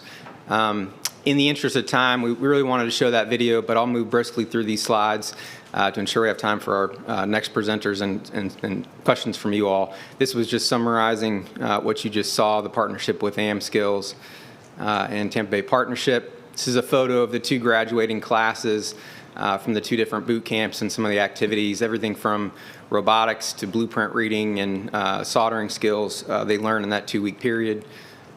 These are just some of the numbers specifically to Lelaman. So 19 of the 25 out of 31 candidates were offered interviews. 19 of those folks were hired. 89% are still working. Living wages between $15 and $16 an hour. So really appreciate being able to offer that service to our community. Lelaman Exchange activity continued. Just really wanted to highlight that these are pre-COVID photos here of some significant countywide activity, the census updates, FEMA floodplain maps. So that central location is really a key for that meeting point. The local community meetings, the local CRA advisory committee meets there.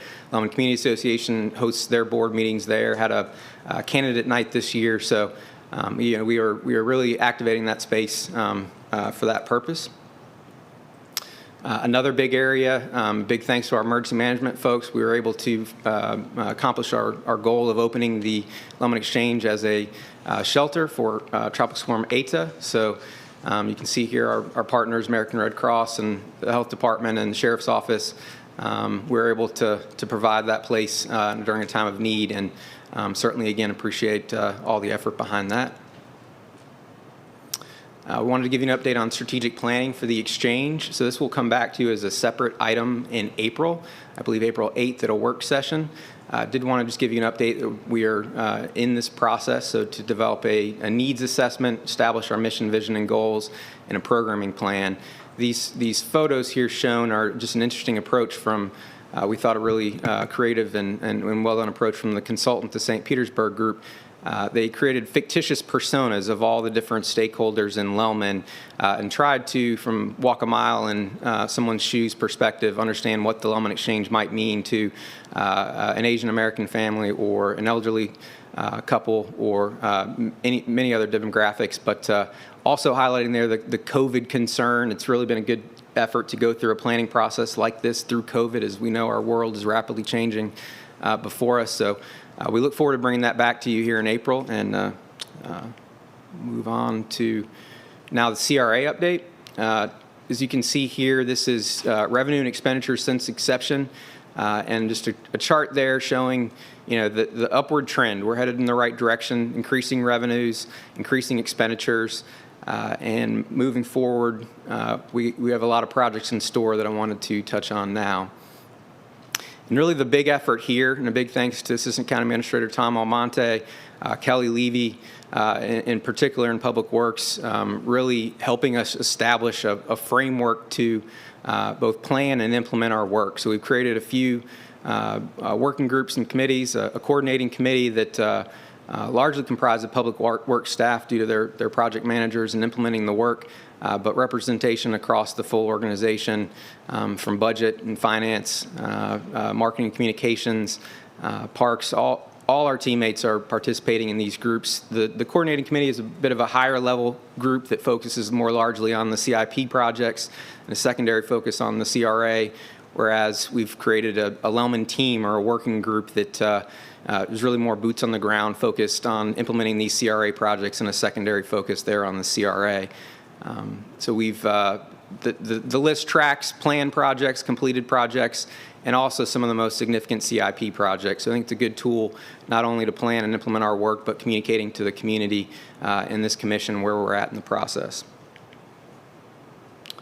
The residential site improvement grant program is probably one of the biggest highlights. This is a grant program we've implemented for a couple years now. We just completed our biggest grant cycle yet, receiving some 25 applications for close to $250,000. So those contracts are being processed. Our staff is working with residents to solicit quotes and get this work done. And we wanted to show you a few highlights from that. You can see here, driveways are a popular item in Lellman. There's either very dilapidated driveways, you can see in this case, or no driveway. This program is really instituted to be more of a facade improvement program, relieving some of the burdens of home ownership maintenance in a low-income community, but also a community-wide benefit with this aesthetic improvements visible from the street. This is another common example, a house getting a paint job, some landscaping here, some fence improvements, just generally trying to uplift the aesthetic in order to attract additional investment. Here's another paint job, and paint jobs are more than just paint. It's a good opportunity to fill gaps and fix window trim and so on, while also brightening the community. And so we've had some good success with this program, and continuing to do so moving forward. We've also begun implementing Linking Lellman. So this is, we've got a number of different place-making projects underway. This is a triangular piece of right-of-way near Haynes Road to the north of the CRA. As you can see to the left, it's just an unimproved area that's been used for parking. Our urban forestry folks have now put in a tree planting in this area. And you can see to the right there, to the design to come, some paved walkways, a center area for some seating area as well in store. Another placemaking project identified in Linking Lellman. This is a secondary entrance to Neary Park. You can see to the left, just another unimproved area of right-of-way. To the right, landscaping, benches, bike racks, and so on to uplift the area. Also looking at 2 sidewalk connections headed down from the park to 46th Ave, one of which could directly connect PAL to the park, and thereby directly to the Lellman Exchange as well. More Linking Lellman, so safer crossing and intersections. To the left, just crosswalk striping in different areas. You can't really see it in this picture, but also striped the adjacent business owner's property to improve safety. In the center, adding bike signage on 58th Ave, excuse me, where we've recently done some road resurfacing and filling some sidewalk gaps, but now able to come in with the CRA and increase bicycle safety there. And the final one to the right is at the Lellman Innovation Academy, adding the RRFBs, or the rapid rectangular flashing beacons, to improve safety. So nice to see that work beginning. And wanted to touch on the CIP update as well. A big part of my role since being appointed to this in this position, really is to take that full big picture view. And so really not just coordinating the CRA work and activity at the exchange, but really understanding what's going on in the CIP in that area. And as you can see here, we've invested over $8 million in the last 2 fiscal years, and we have approximately $60 million planned between FY21 and 26. I think just being able to communicate this message and where we're at in the process will really pay dividends as we move forward. A few of those highlights, corridor projects. Virtually every major corridor is in some type of a planning stage. It's important to note that the construction period may be 2-3 years away, but this work is already underway. So the preliminary engineering review studies for 62nd Ave, 54th, 46th have all begun. Our staff, our engineers and planners are coordinating that work. Another big project coming up to completion here soon is the Lellman Regional Stormwater Facility Study. You can expect that to be completed in the April timeframe.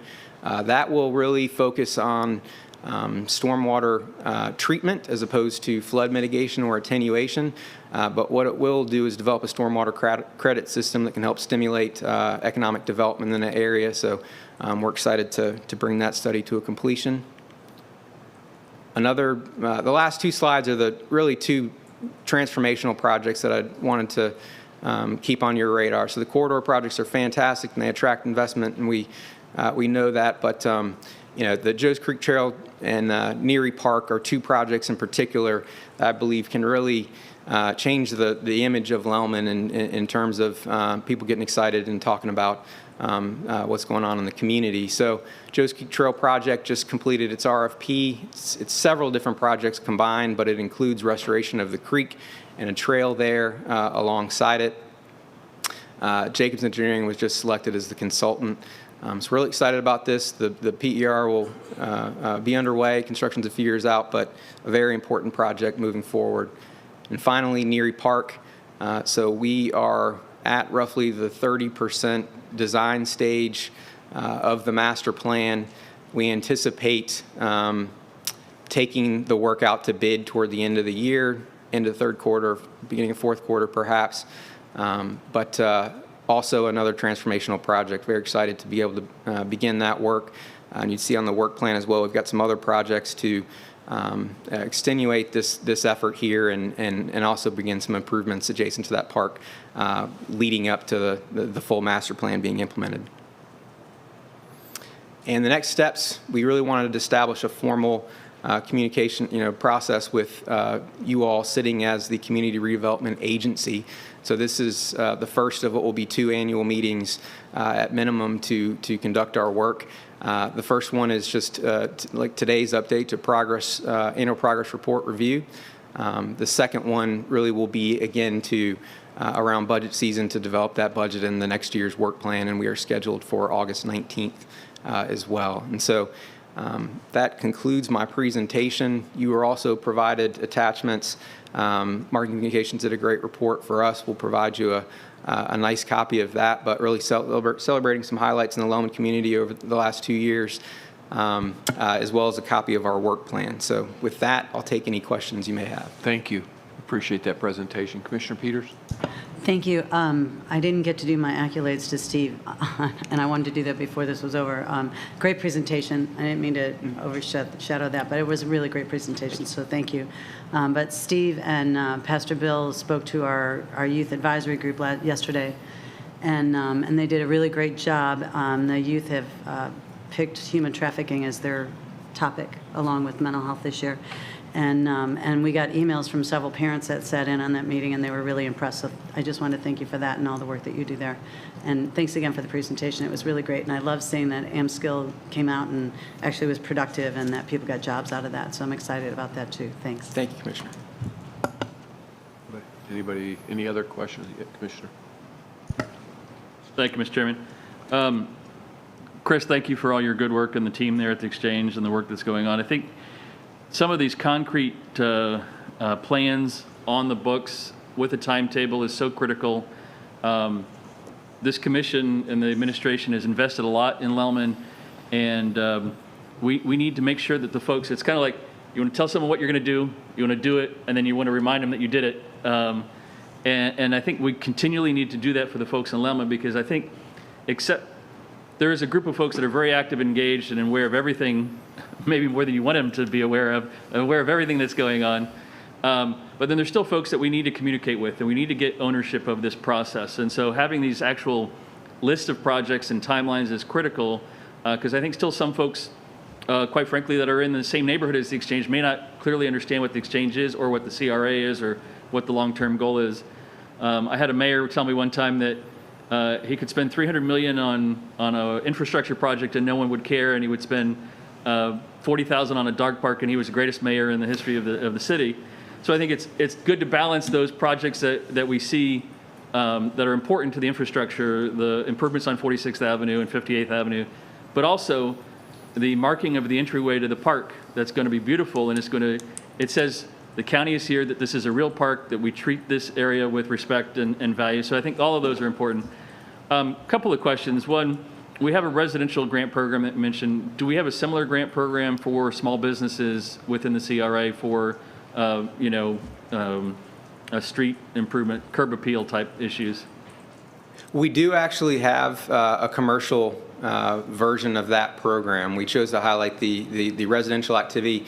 There's been more activity on the residential side. I think we've gotten 3 applications in for the commercial right now. But it's a very similar program, and it is something we're focused on, increasing that outreach effort and increasing activity. Have we talked about, I know way back when early on there was conversation at the creation of the CRA about us helping with the creation, and I don't know if this was Mr. Meidel's shop or of a merchants association or a chamber type vehicle for getting businesses engaged. Have we done something with that, or is that taken on a different role? Or It's something that's come up in the strategic planning process, I would say. And there's a few different options that we've considered, whether it's a new merchants association or partnering with an existing group. But at the end of the day, it's about supporting those local businesses. Banking, for example, lending relationship with small businesses is critical. That's something that's come up in the research that we've done with different centers. So that's something we'd like to bring back to you in April with the completion of the strategic plan. Okay, I think that's all important, and I think it's and I know Mike's probably tired of me talking about it, but I want to continue to focus our economic development folks. I know that obviously downtown St. Pete is the hot spot. Everyone wants to go there, but opportunities that we can find in Lelaman where it's no flood zone between two major highways, available property, in a CRA, in an opportunity zone, all those things, we should just be touting this as best we can. And then, Mr. Chairman, if I could, I wanted to recognize we also, the Lelaman community lost a great contributor this past couple weeks in Dwayne Hawkins, the founder and owner of Crown Automotive, who's been a great community partner in his entire existence in Pinellas County. And we actually held the very first CRA meetings in the back of the GM offices at Crown on 54th. And so I want to recognize his loss and express our condolences to his family. Thank you.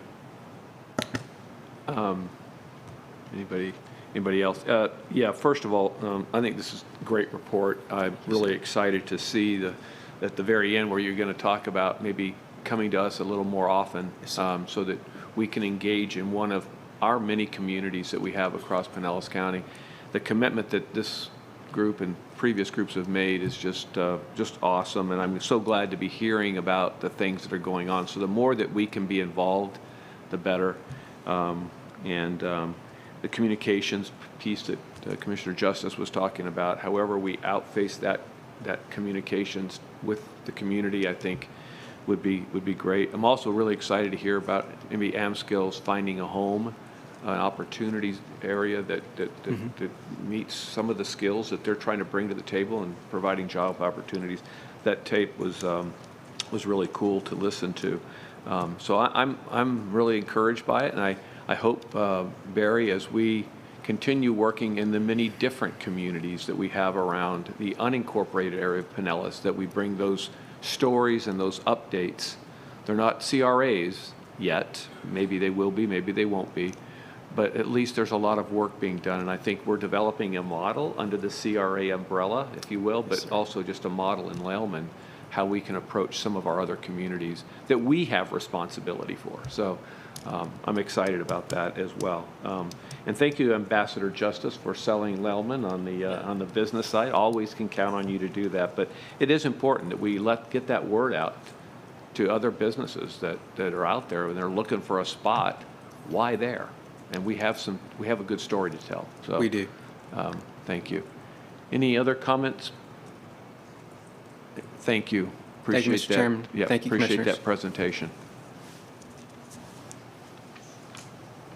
Okay, Barry, we're going to back up and talk about CRAs in general. Yeah, we wanted to get, now we'll ask Evan to come up and talk about our CRA policy. That's our policy update, as we've had discussions on this, and so he has a brief presentation for you. We were going to do that second, but since Mr. Cleveland was here, we wanted to go ahead and advance it. Welcome. Thank you. Let's see here. There we go. As Barry said, I'm Evan Johnson. I'm with the Housing Community Development Department, and I am here to walk you through where we are at with the development of our CRA policy. Way back in March of 2019, or 2020, sorry. We had a meeting with you all at a work session. We talked through some of the items that we wanted to cover with this policy update. We discussed the fact that we were going to go out and get a consultant to assist us and bring some expertise. That is what we have done. It took a little bit longer for obvious reasons, but here we are. And our consultant of choice was SB Friedman out of Chicago area, and they've got experience from around the country with TIF districts and these types of projects. So they've helped us along the way.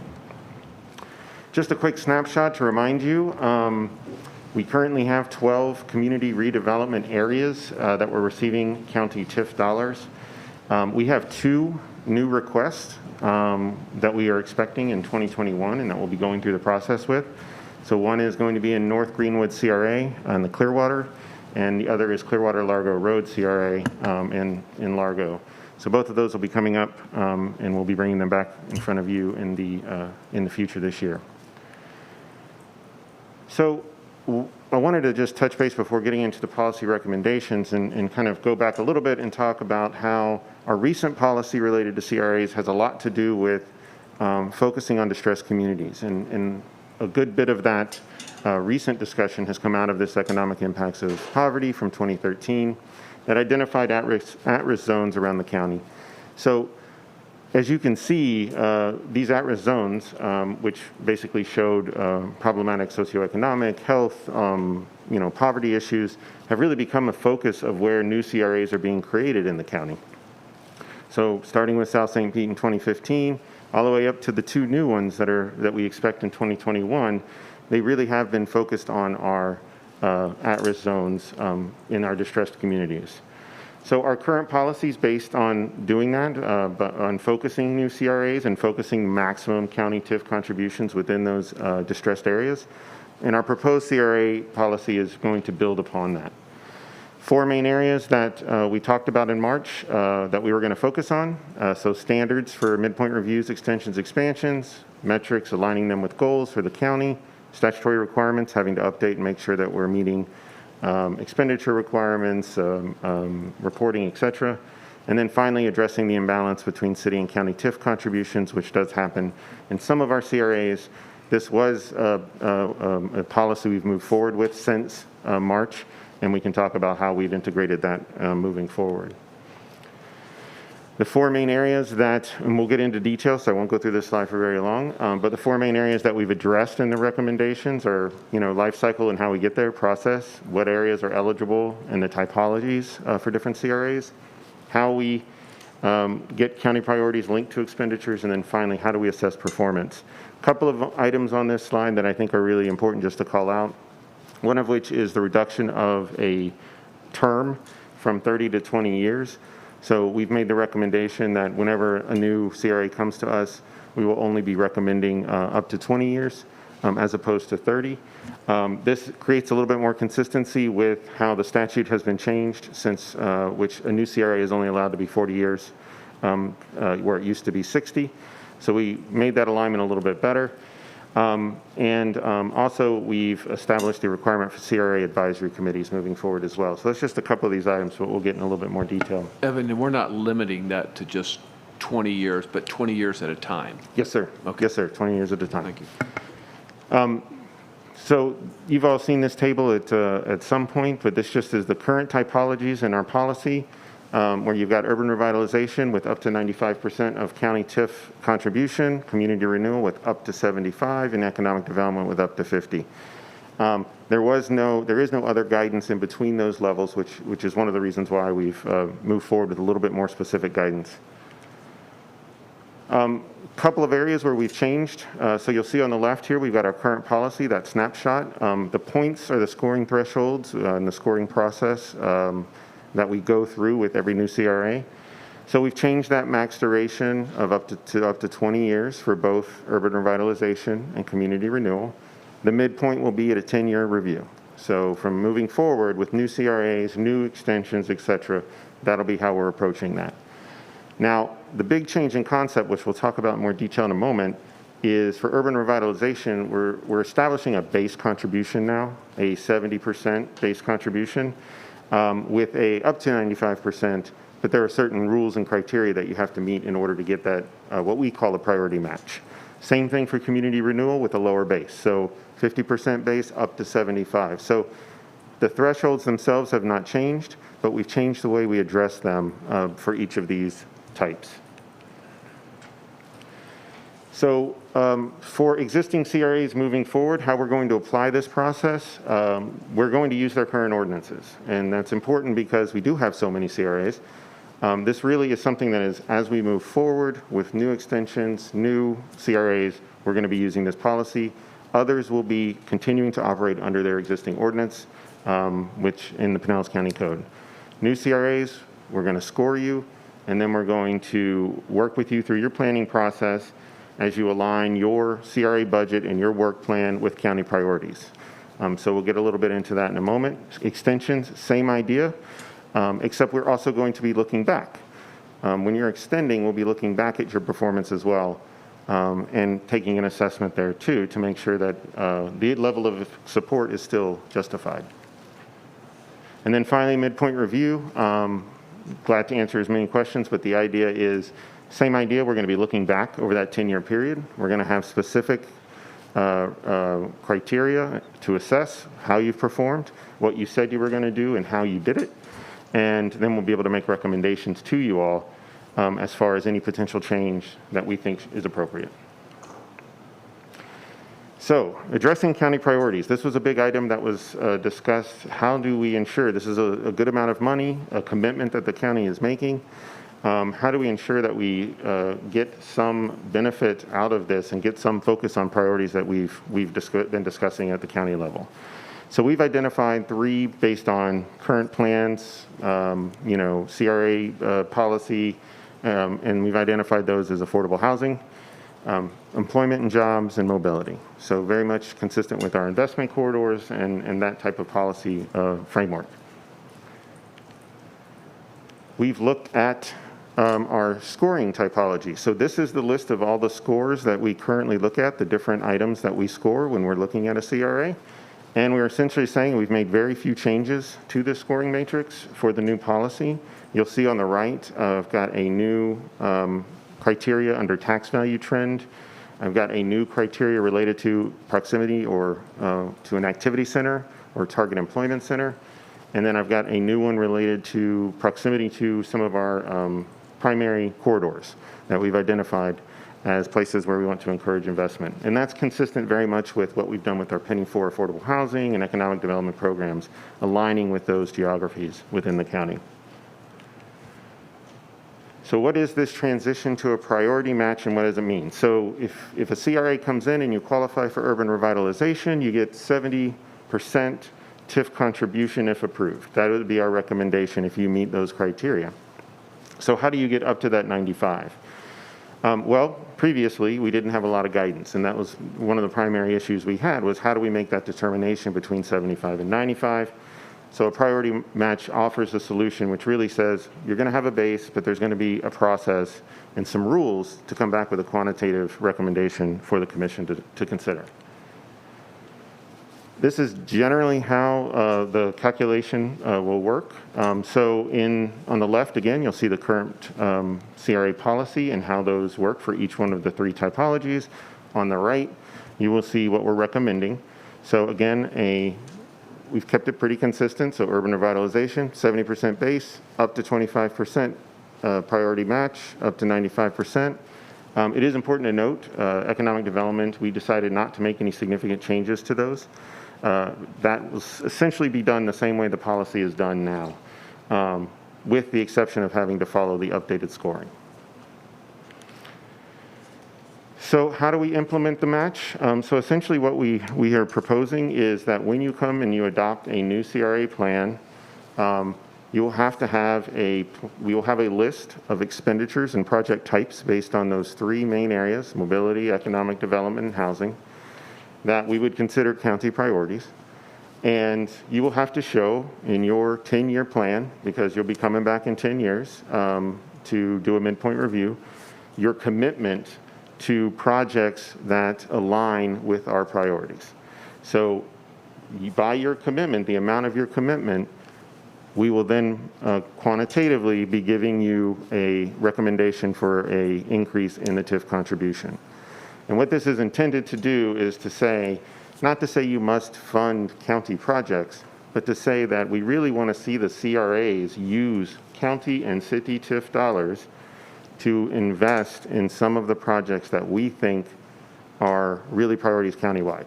And so that's really the change in how we're approaching this moving forward. And then when we get to the midpoint, we're gonna, because we now do a yearly tracking, we do a yearly reporting, we know exactly what folks are spending their money on. So we're gonna be looking at the midpoint review and saying, okay, you said you were gonna spend X% on county priorities. Did you achieve that? And if so, we wouldn't have an issue with saying, yes, we recommend continuance of that same TIF contribution. However, if you don't meet your commitments and there aren't other reasons why that we can explain, then yes, we would have a function to say, well, we would recommend a reduction under that circumstance. And so that will be how we address, you commit to something up front, you report on it every year, so we hope to be in more regular conversation with our CRAs.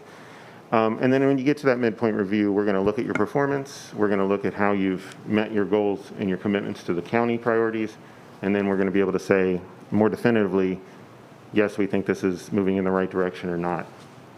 Evan? Yes, sir. Hang on one second. Commission, what's that? Okay.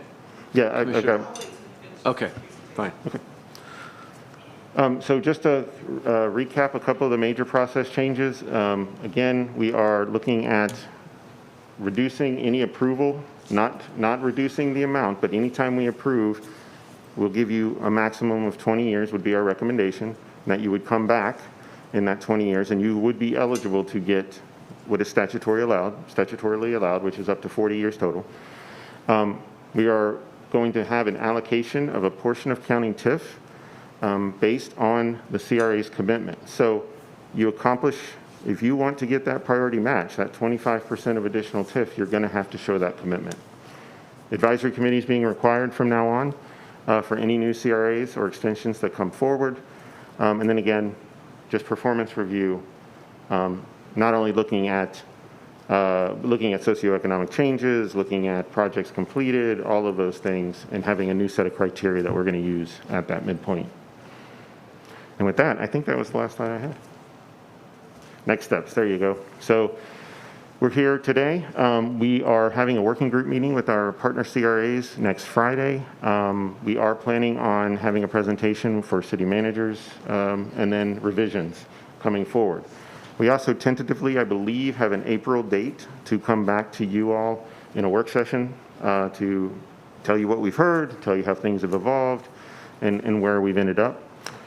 So we will then be finalizing our deliverables, and eventually our goal being probably May, June now, come back for a public hearing, and we would like the policy framework to be adopted formally, maybe with some of the more specific things that the data and things like that being off to the side, something we can update as kind of guidelines. So with that, I know that's my last slide. Okay. Commissioner Gerard. Okay, I have a couple of questions. So you mentioned two new CRAs coming in, Clearwater Largo Road and Greenwood. Does that mean that Clearwater Largo Road has had a CRA in place for a long time? Does that mean that they start now because they're asking for a TIF? They start all over again? That is a question we haven't answered yet because we haven't gotten the formal request yet, but it is one we've been talking about internally. Okay. I think right now, because they haven't gotten a TIF, therefore they do not have a base year, it makes more sense to start afresh, okay, in my opinion. That was my next question about the base year. So because there isn't a base year or a TIF, either city or county side, right. Then the main function of establishing a base year and having that time limit is really TIF. So. And is the North Greenwood a brand new one? They haven't had one before? That would be a brand new one. So with the existing CRAs, nothing will change at their 15-year review. We won't change the time frame at all?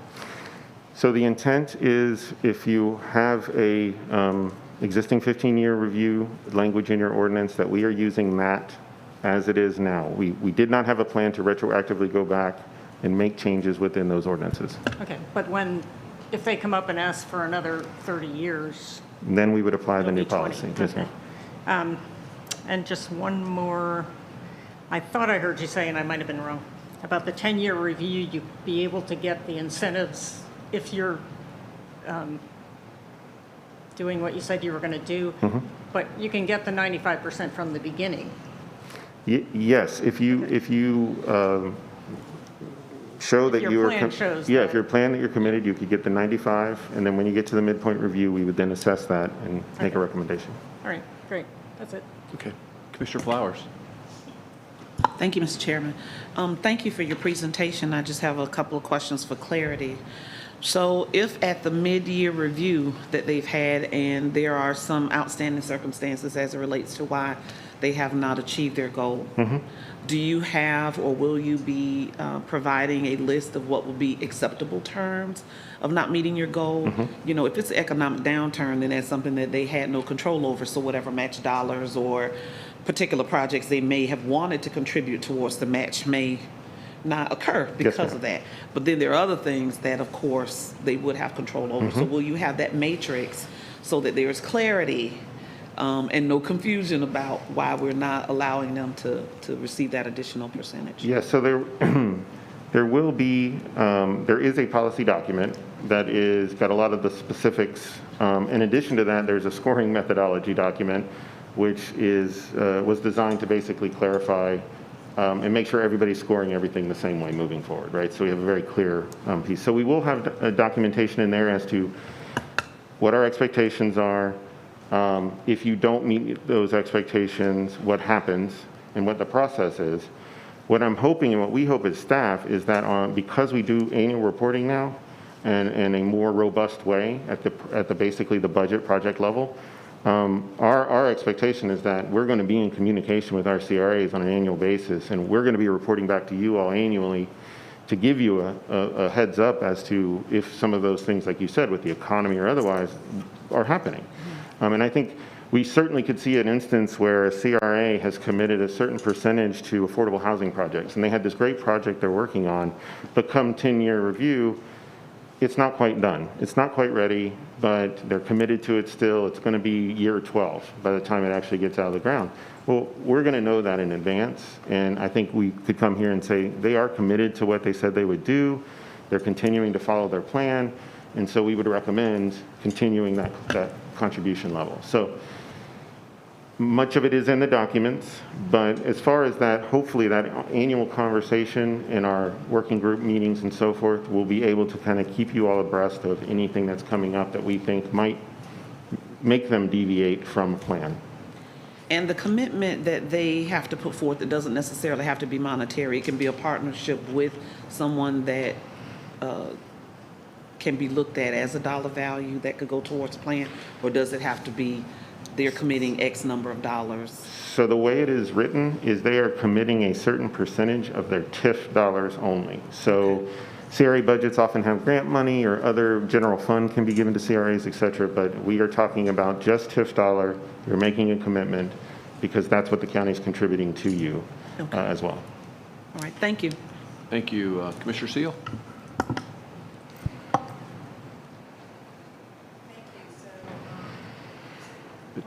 You got to turn it on, Karen. Karen? Yeah, there you Turned go. it on. Maybe it was already on, sorry. Whether so we now we're going to possibly change the maximum number of years. So will this apply to CRAs that are already in place?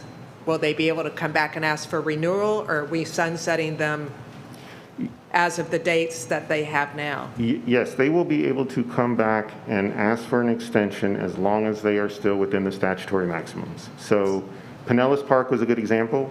We extended them recently for their older CRA, and we expanded them. Well, the older CRA was only extended for 20 years. And so they still have some additional years that they could extend one more time. And they may come to us in 20 years and ask for that.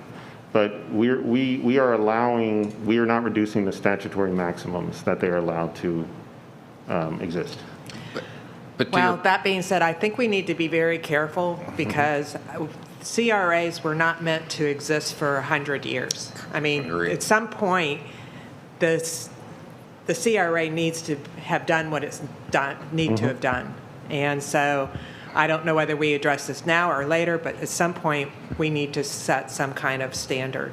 I think to your point, what we're trying to do is put criteria in this to where up to now, when somebody come and said, I want to extend, you really had no basis to deny it.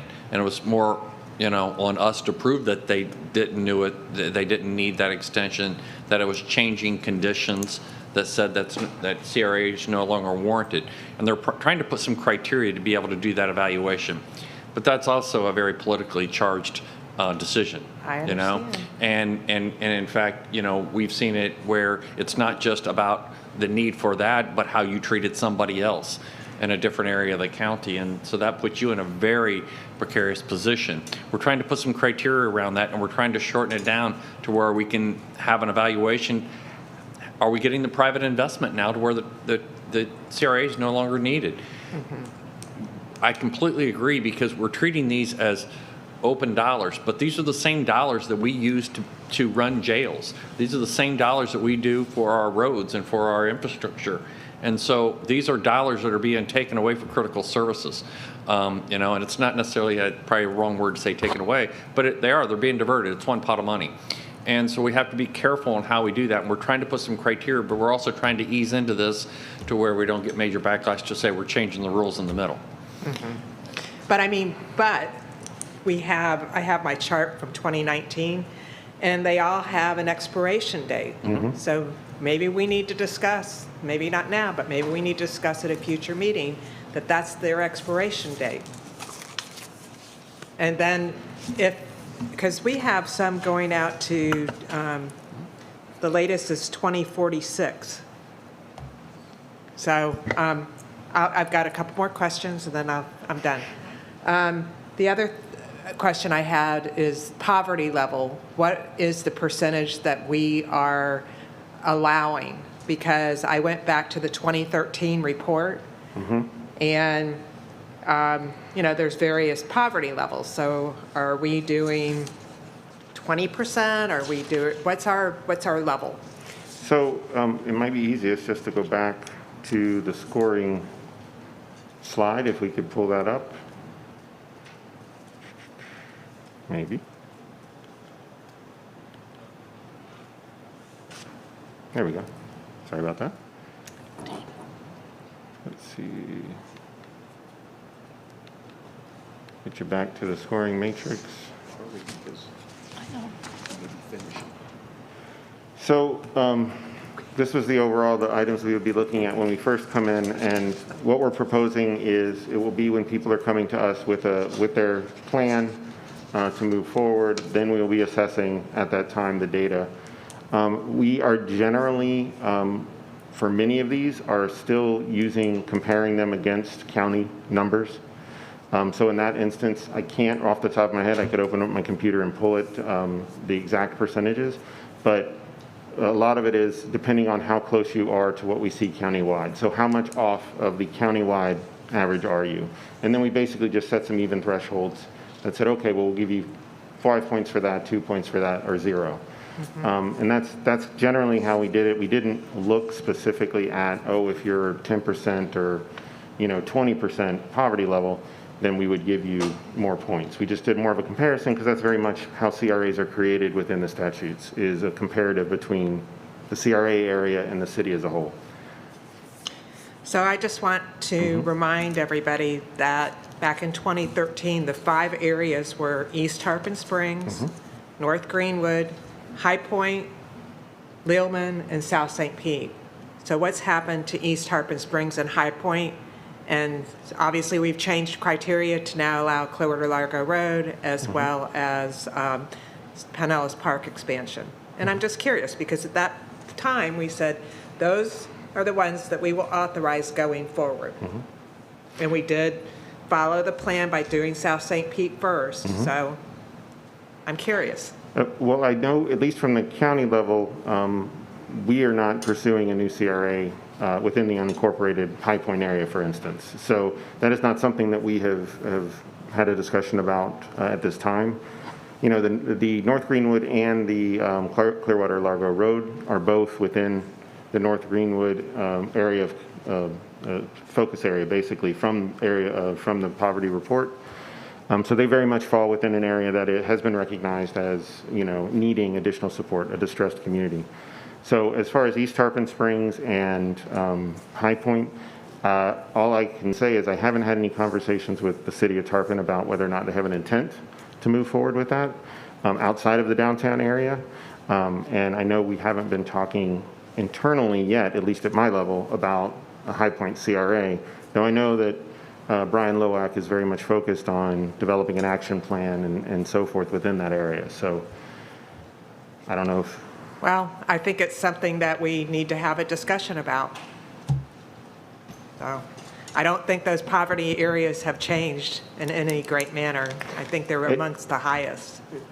I have little doubt that there has been a lot of change. Which was between 31 to 53% folks in poverty levels.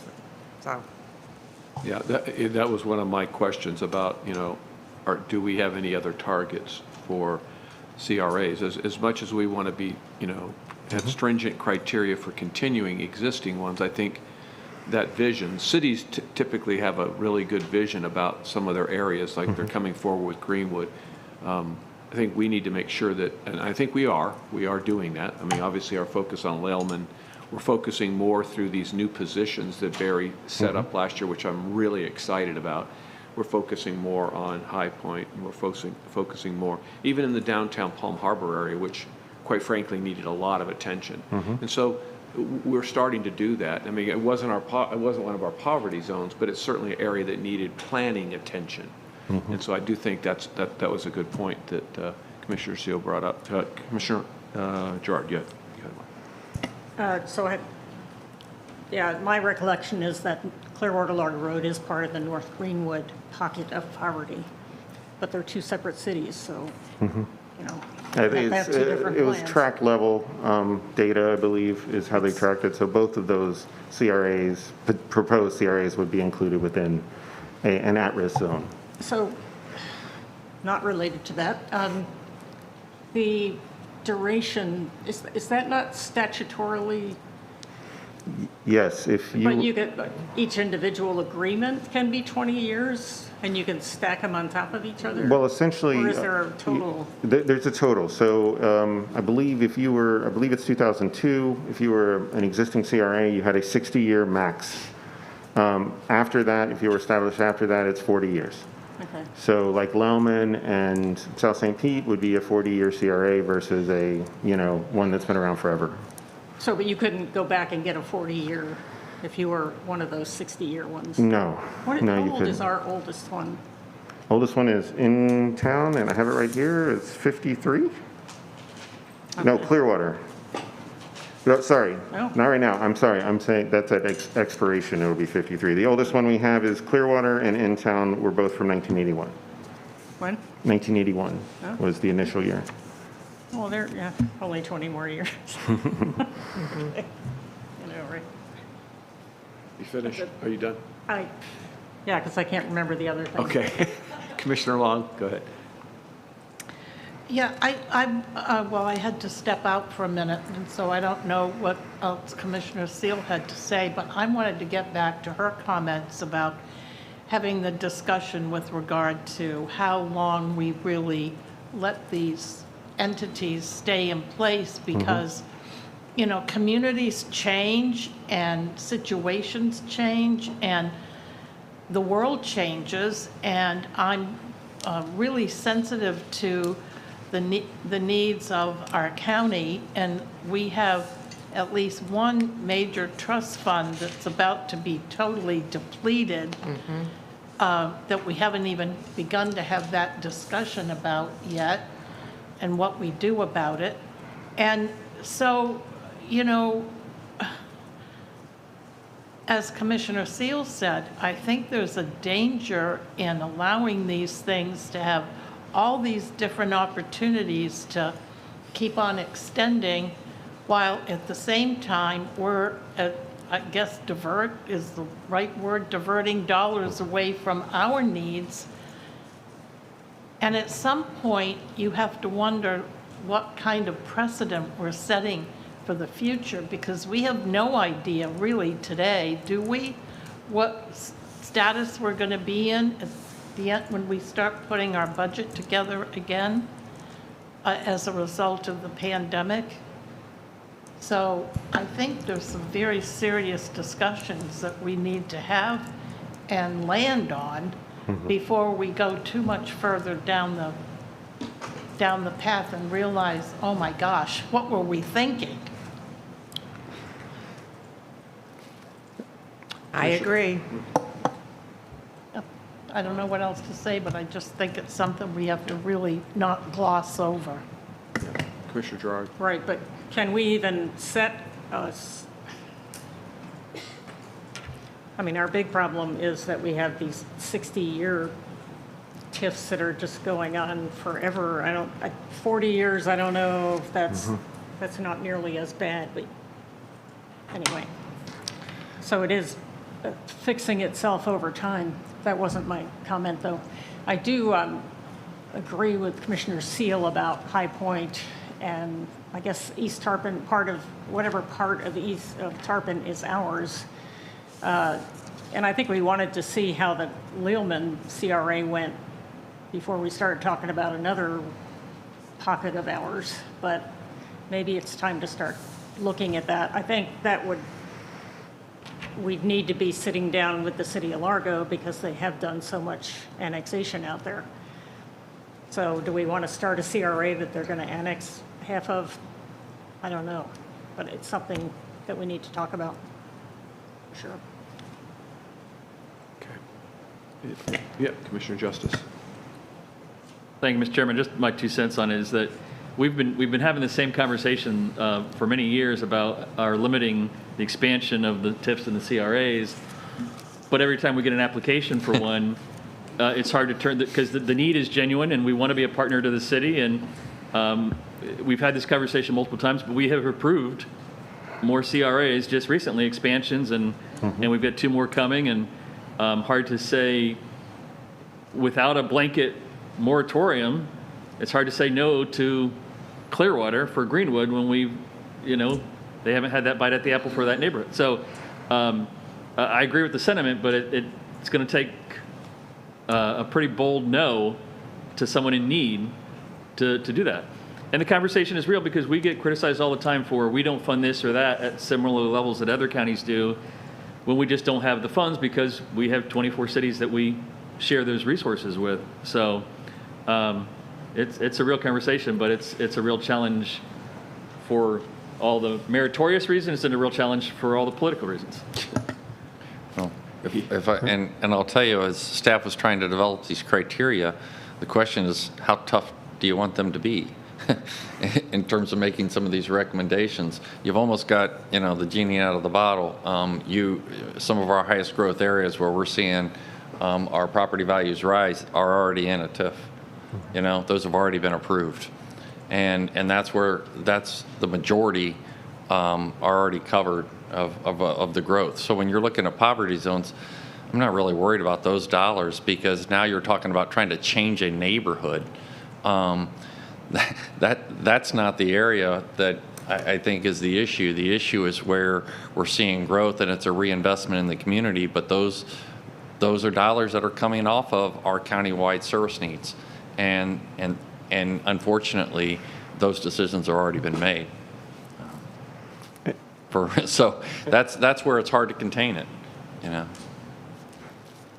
Commissioner Long. That begs me to ask another question that's really loaded. At what point do we just get right back to basic fundamentals of the responsibilities of a municipality versus the responsibilities of county government? And the reason I bring that up is because I will never forget, several of you will remember this, the conversation we had with a local municipal mayor a few years ago who came before us demanding that we give her city a CRA. And when we asked what the millage rate was for that particular municipality, it was crickets. There was no answer. So if you have one of the lowest millages in the county and you want the county to help you fund a CRA to take care of what very clearly you'll remember this, Commissioner Gerard, because you're the one who made the point. But I never forgot it because I just thought it was so profound. And it made me really start thinking about, okay, well, some of us here have served on local municipalities. In fact, the majority of us have. They're very different responsibilities in many ways, but they kind of almost, I don't know. I just think it's a conversation that would be really entertaining to have. Well, again, I think when we think back about CRAs, we clearly thought there was needs that goes way back, and that these cities with their visions are part of our county, and felt that obviously they would do a really good job of improving that area. I remember getting into some of these conversations with Mayor Kreisman about his downtown CRA when we were talking about the South Side CRA, and how important getting more funding down there was than getting it to the downtown, for crying out loud. I mean, that's the last place that you would call blighted. And so those kinds of tough conversations are needed. I'm sorry, they're needed. Mm-hmm. And at the same time, to your point about North Greenwood, for crying out loud, that's an area that desperately needs additional infusion, and we're going to be partners with the city on that.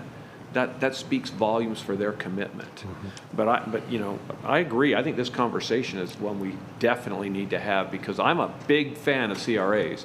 However, at some point they do sunset. Mm-hmm. And whether it's the legal sunset, or we go back and say, you're getting 50%, you've got 20 years left, we want to cut that down to 5 years, and we'll jump it to 75% over that next 5 years, but we want it out of there because you guys have accomplished what you needed to do. Those are things that we need to have conversation about, and I really do want to see that vision open up as it relates to other areas in our county, and on the unincorporated area. I think it's really critically important. Commissioner Seal?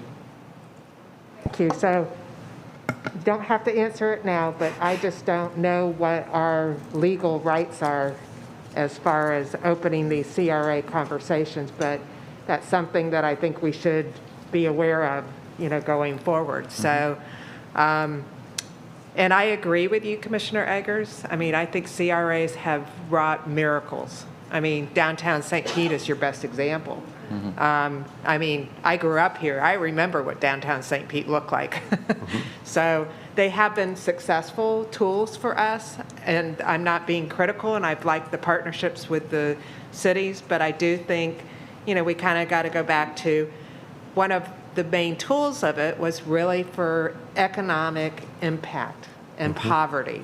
And that's what we really need to reemphasize as we go forward, that's why we want to use these as tools. And thank you, Commissioner Gerard. I do think it's time for High Point. And if we need to have the discussion with Largo, then let's do it, because that area, has languished for years. And it's in that very high poverty level. Mm-hmm. So, thank you. Yeah, thank you. Thank you for those comments. I do think that's the part about being visionary and proactive, so that we can talk about those areas of the unincorporated county and the partnerships that we have. And I'm hoping that when we have our conversations with our CRA partners and the city managers, that won't be the first time that they've seen these thoughts. Is it? Yes. Oh, good.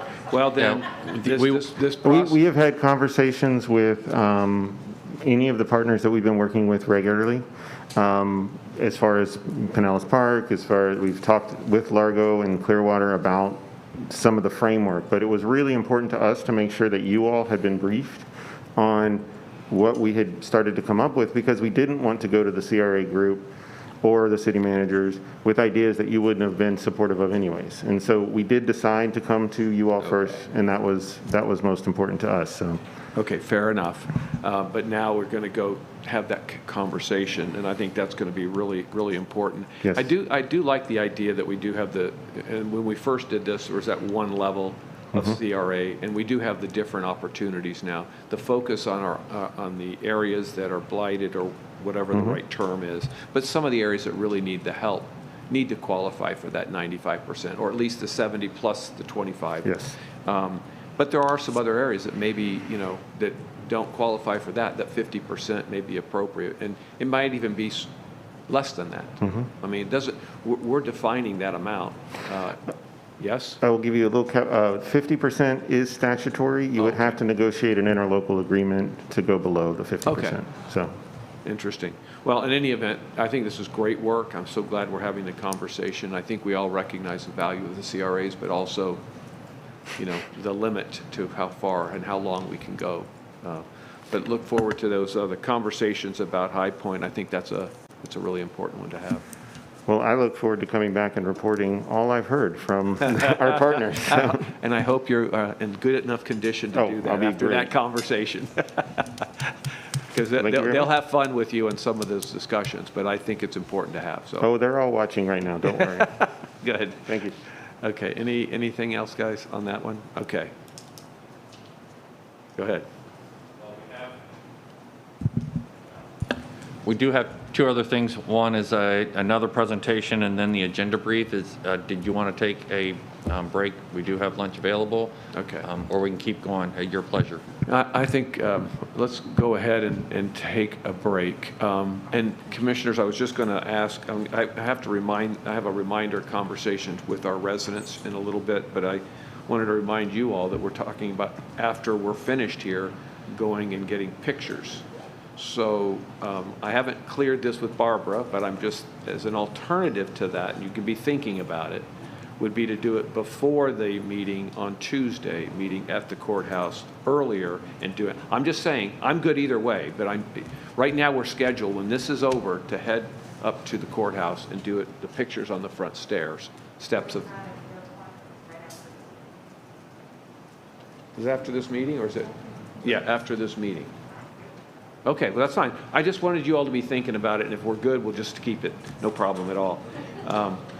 But we are going to take a break now till, say, about 12:30. Okay, thank you.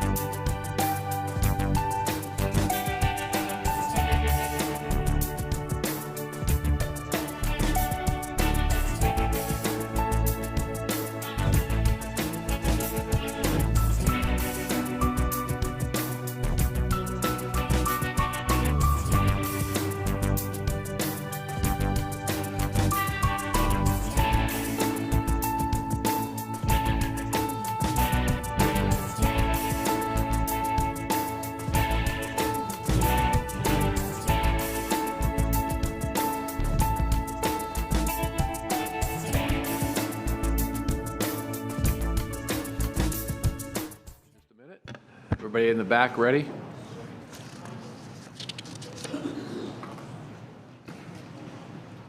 Okay.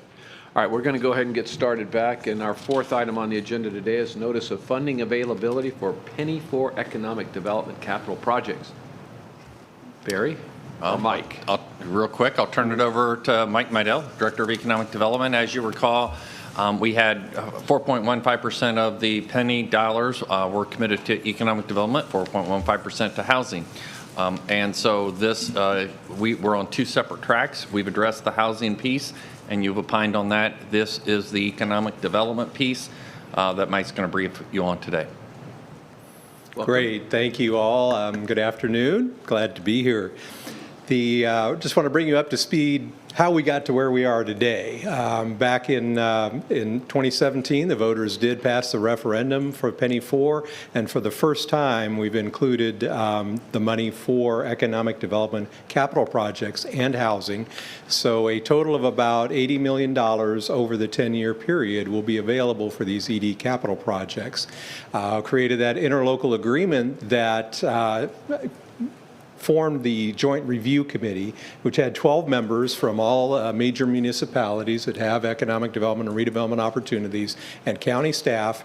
We all got together and used a consultant, S.B. Friedman, to assist us in the process and develop guidelines for how this program will be applied.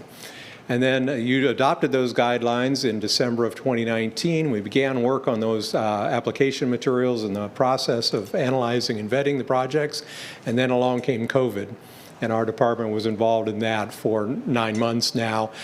Fortunately, with 6 months into the project, we were able to release Cindy Margiotta from the CARES Act program and get her back to work.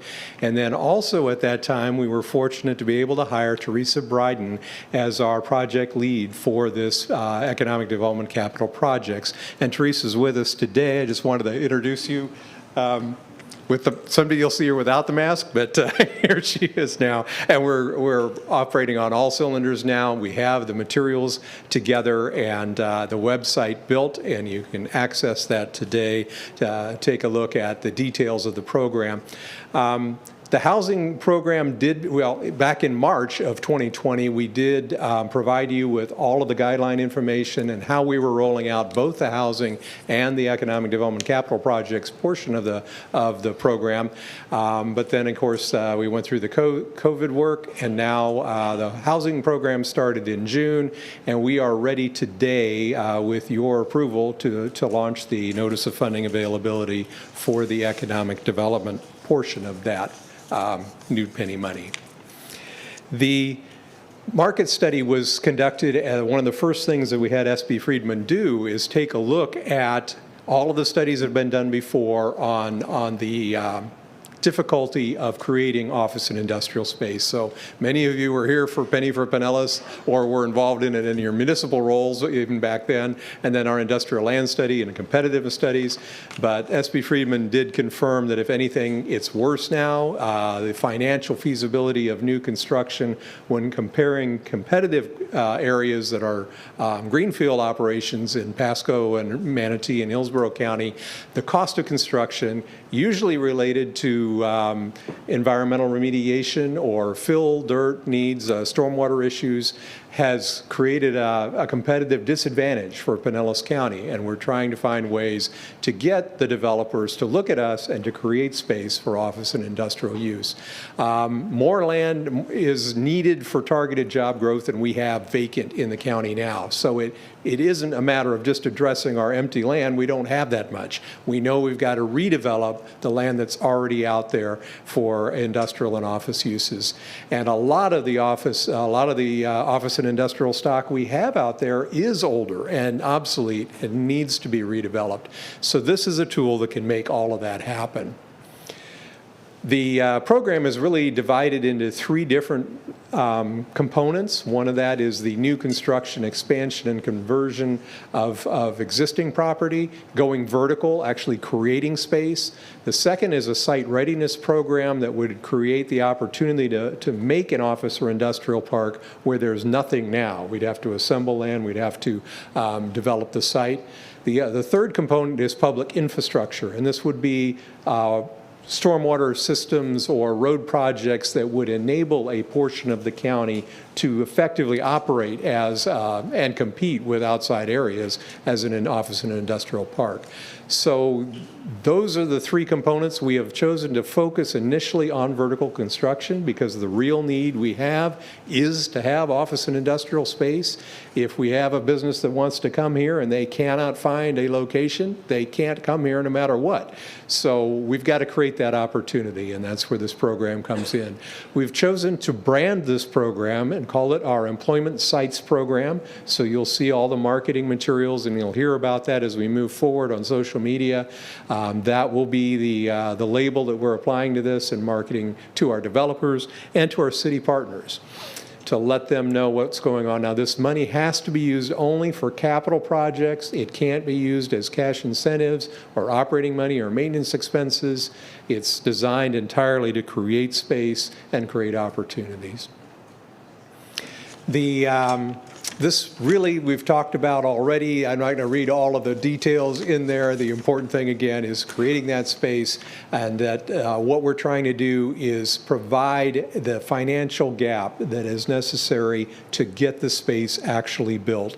And these developers and proposers are going to have to show us that there is a legitimate gap in what it would take to build this space and what they have available in financing and the ability that they have to make a profit, a reasonable profit on the project. And we will involve third-party firms to determine that that gap is reasonable.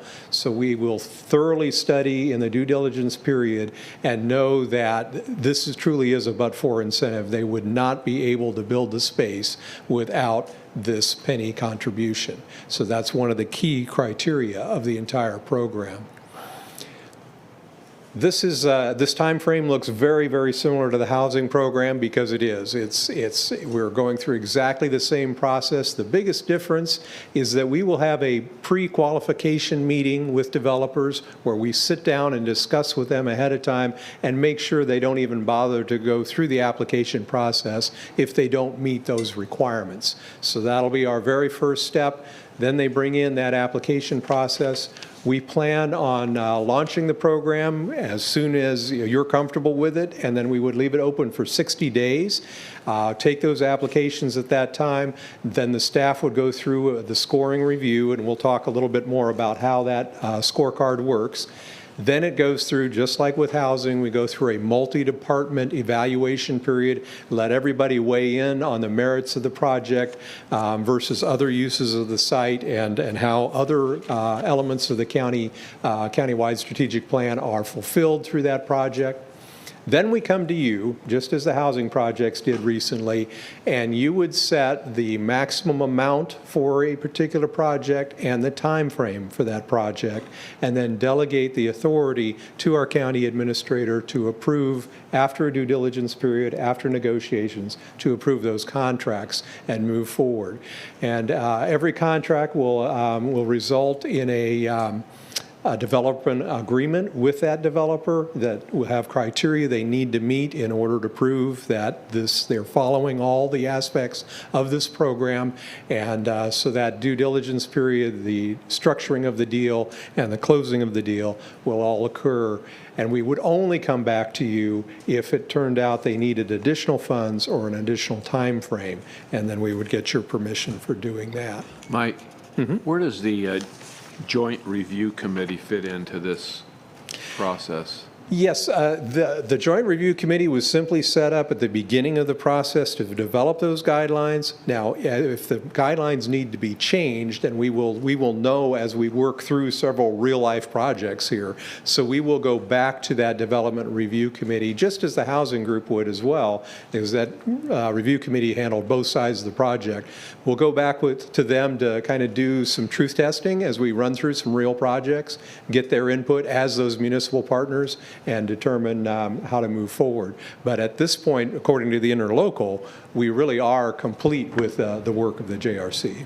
We're just coming back to them. Okay. And then the third point on page 5 of your presentation, I work with developers all the time, and they're a crafty group. And so this part about submitting a financing plan during the due diligence period that documents an identified financial gap. I imagine that they could get pretty creative about the gap. That our project's not going to happen without your help.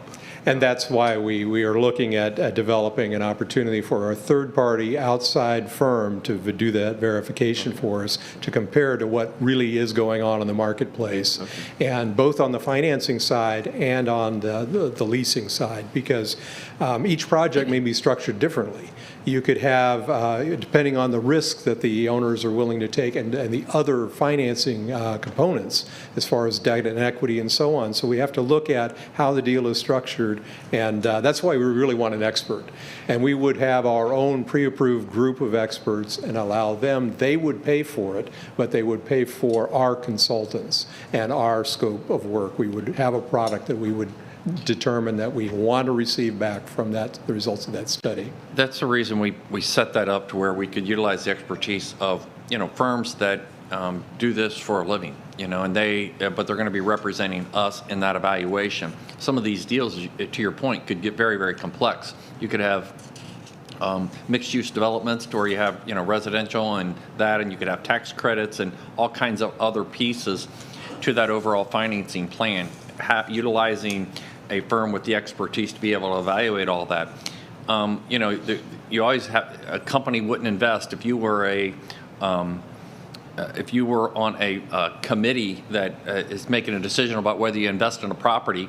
Well, then you're not going to do that unless you have a rate of return. The question is, what's a fair rate of return, and how much public dollars are involved in that as comparison to the overall rate of return for the project. An investment committee is going to look at that way. Otherwise, they're not going to do it. That's the but-for clause. But we really wanted to bring in outside expertise to assist us in doing that pro forma. Great. Taking a look at the actual guidelines themselves, these are the major elements, and we're obviously not go through all of that. These were all presented to you as part of the original study back in March, but this shows you that a lot of different elements go together in identifying which projects work and which don't. And we have structured an actual evaluation spreadsheet that we use to assign points, a maximum of 170 points, different points given for different tiers within each of these major categories. So the size of the project, the more space that you're creating, the more points you get. We want to create that. Site utilization, we want to make sure because we have limited land, we want to make sure that we use most of it. And so the higher your FAR is compared to what's allowable under the code, that will get you more points. Project location, if you're in an area of the target industry, target employment center, if you're located along one of our transit corridors and so on, those would get you additional points. The impact overall, the economic impact, both direct and indirect of the jobs, the number of jobs that will be created, and whether they're guaranteed or whether it's just based on square footage. Return on county's investment, and this, your discussion about the CRA kind of fits into this, because this is, when we use tax dollars, we want to know what we're getting back in terms of tax dollars. So if this is in a CRA area with a TIF, that will reduce the points that you get on that return on investment element, because the idea being to emphasize that the city has CRA dollars they could use to put into the program. And so we're trying to balance that. The county's return ultimately over time through tax dollars with the redevelopment and the job creation. A public subsidy, again, is how much money are we actually putting into the project. The less we have to put into it to achieve the goal, the better, so you'll get more points for that. Timing, the quicker you're able to bring the product on board, the more points you get. Local government support, we do want to see that our municipalities or in the unincorporated area that we are providing some kind of assistance that's other than the penny to show, and it could be as much as just expedited permitting, could be using CRA funds in the area and so on. The development team, this was not part of the guidelines set by the DRC, but we felt it was important to have a category to look at who is actually on that development team, what experience have they had with projects that are similar and so on. Are they capable of doing what they're claiming they want to do? And then entitlements, finally, does the current land use and zoning allow for you to do what you say you want to do, or will it require some more work? Commissioner Justice had a question. Mm-hmm. Sure. Thank you. Could you just restate so I understand, if it's in a CRA TIF that it loses points? It loses points for return on investment, because that means that the county's investment is being reduced. And that kind of goes to Commissioner Seal's question about, okay, at some point, you should be off of this flow of dollars.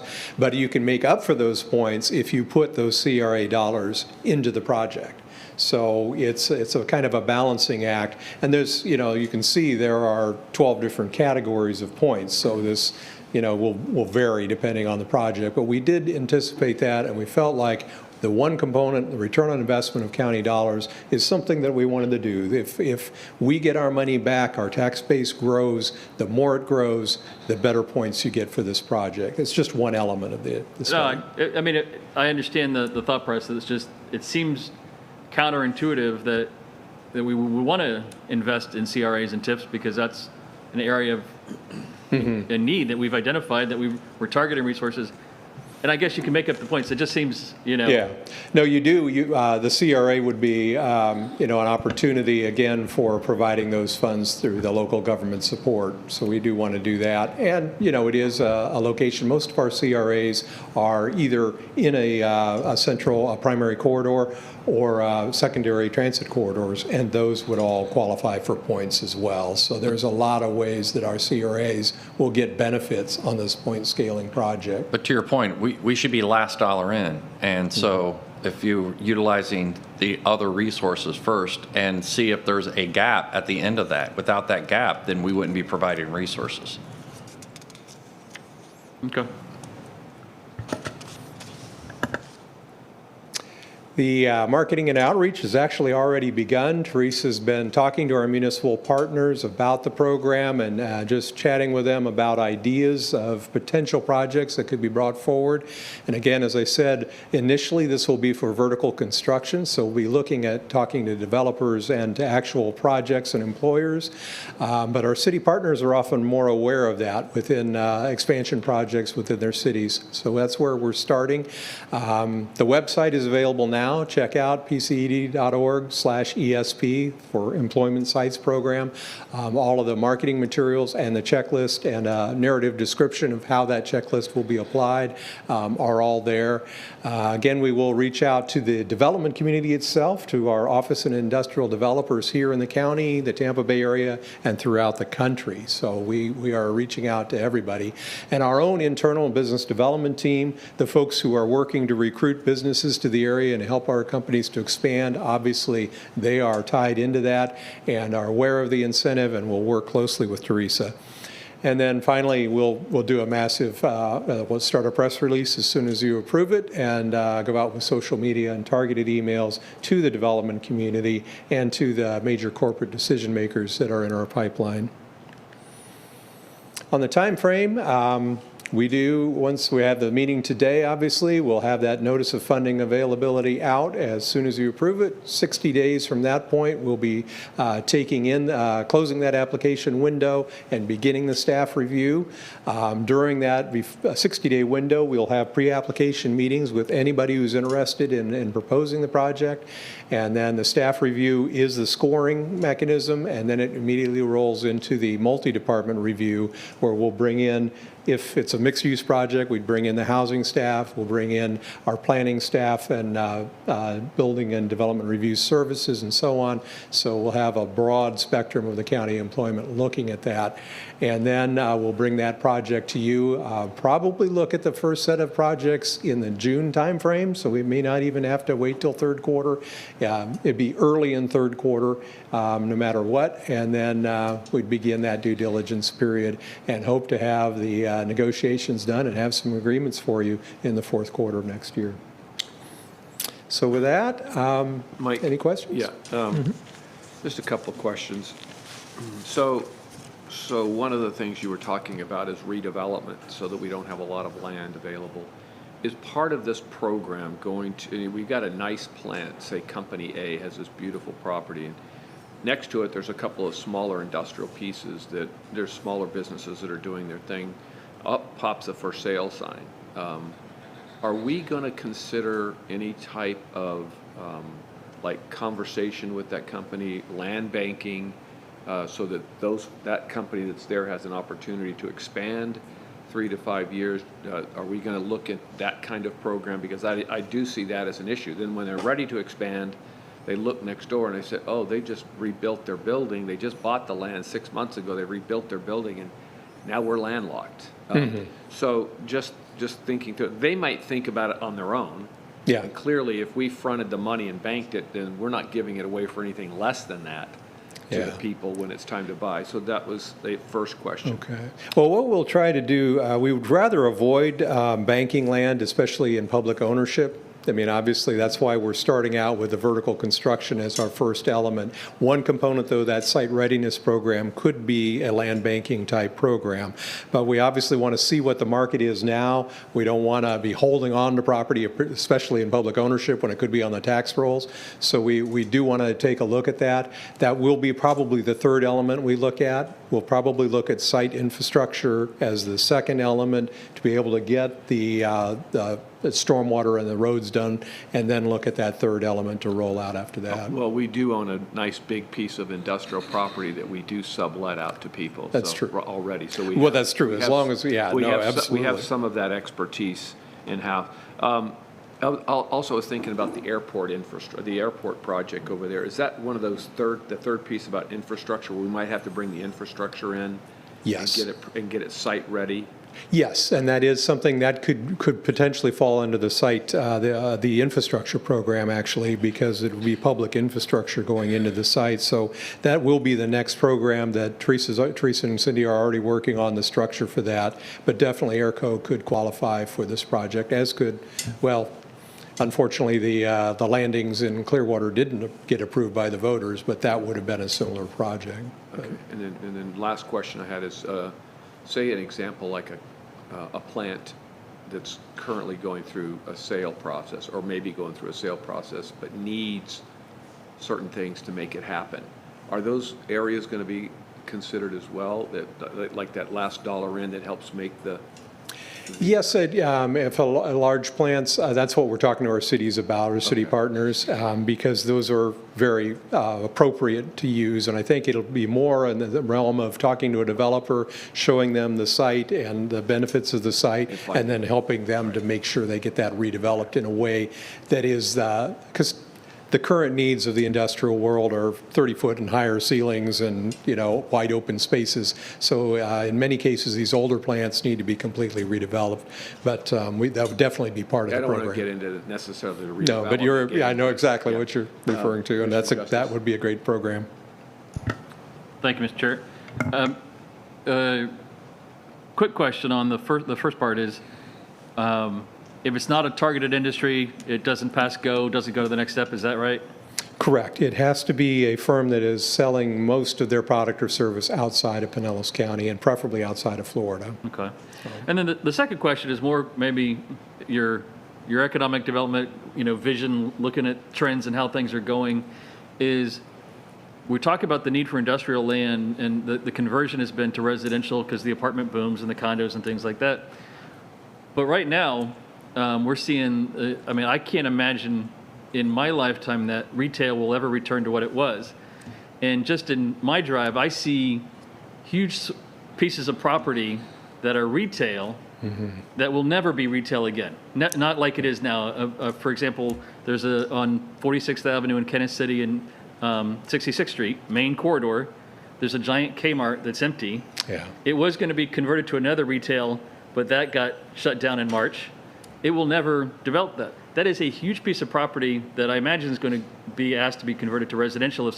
My question is, do we have the mechanism, do we have the interest, are we proactive enough to where we go to the property and say, you've got X number of acres if you ask to convert to industrial, and we know industrial is not like the old industrial, but nice industrial, we can help you with that, with the process, as well as there's a fund of money available potentially down the road. Are we doing those kind of things? Oh, that's exactly what Teresa's all about. And she's been going to our developers already. We're looking at every piece of property in the county, both the county owned. We're tapped into the facility study that's going on, working with CBRE and Colliers as part of their economic development, their real estate services contracts. So we'll take advantage of every program we possibly can. But you're right, retail is an excellent target for us. The insurance company that got just recently bought out by Progressive there in St. Petersburg was built on a Kmart site, for example.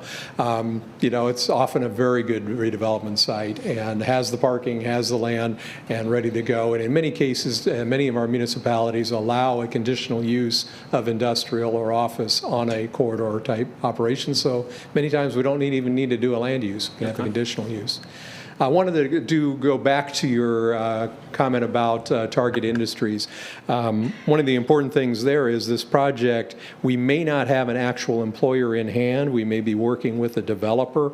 So what we've done is structure the guidelines so that the space being created is attractive to that type of employer. Okay. Unfortunately, we can't guarantee that's who will go there, but we'll make sure the floor plate is big enough, the ceiling heights are big enough for industrial, that it would be attractive and it would be an opportunity for our sales team to sell that property to a target industry employer. And then since we're down the path, the second question, and I know that we don't want to get into the role of redeveloping, but are we, again, I'm a little myopic. I'm thinking of Lelaman, I'm thinking of Joe's Creek, and we've got property in there that, again, is on site of location geographically of what everyone would want, but it's the old building with the low ceilings and that kind of thing. Exactly. And we've got, jazzercise going on where, which provides 3 jobs, but are we going in there and saying to the owner, if you want to scrape and rebuild, we have programs that can help you with that? Are we doing that as well as Absolutely, okay. Yes, and that's a big part of it. Joe's Creek, like you said, that's that property that's right between 2 interstate entrances. It's, one of the issues in that area, though, is the stormwater, and we are working with Chris Moore and the whole plan of the CRA there to make sure that we have the opportunity to have that regional stormwater system that allows people to build, because we already have existing employers in there that have been wanting to add space but couldn't because of the permeable surface problem. So very good. Thank you. Sure. Great. Thank you so much. We're going to move into our agenda briefing, and I just really wanted, before we do that, because it's really going to be pertinent on Tuesday for our residents, I'm just going to read through a couple of things for our residents who may be watching. Barbara, I'm assuming that this notification will be online as well. So the board has decided to continue all virtual public comments at our regular meetings so long as we have a state of emergency due to COVID. After the state of emergency, we'll talk about that later.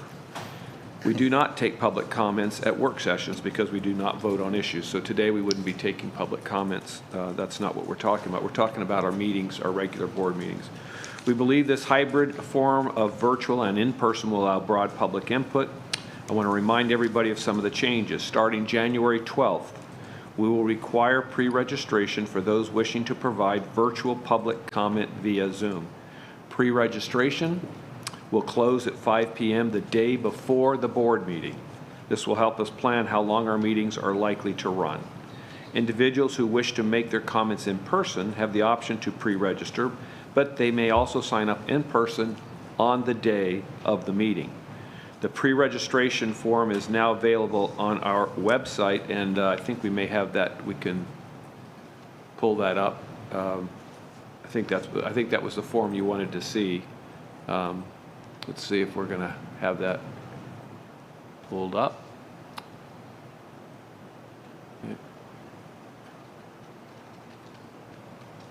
So that's, again, the form you're looking at. We'll have that on our website as well, so you'll have a feeling for what you have to do. But do that before 5 o'clock on the preceding day to register for any comments you want to make virtually. You can come down here the day of the meeting and just do it normally. Because it's our first time using this new process, we'll offer residents a grace period for just the next meeting. So if for somehow you forget to do that, but you really want to weigh in, you're okay for this coming meeting. You'll be able to still do that conversation at the January 12th meeting. Again, this is a grace period only for our first meeting. To be respectful of everyone's time, we'll accept general public comments through citizens to be heard at the beginning of the meetings. Individuals who wish to speak on specific agenda items will also have the opportunity to speak at the beginning of the meeting or as the agenda item is being considered. So if you can't wait around for that presentation or that item, you can make your comment at the citizens to be heard at the beginning of the meeting. That's just something that we thought would be a good idea. Again, trying to make different access availability for our residents. Maybe you have to go to work or whatever. Individuals will continue to have the opportunity to submit public comments in advance through an online form or voicemail on matters coming before the board. More information will be made available on our county website, as I said. So just want to make sure everybody is aware that that's going to, I think it'd be good to start that process this coming meeting.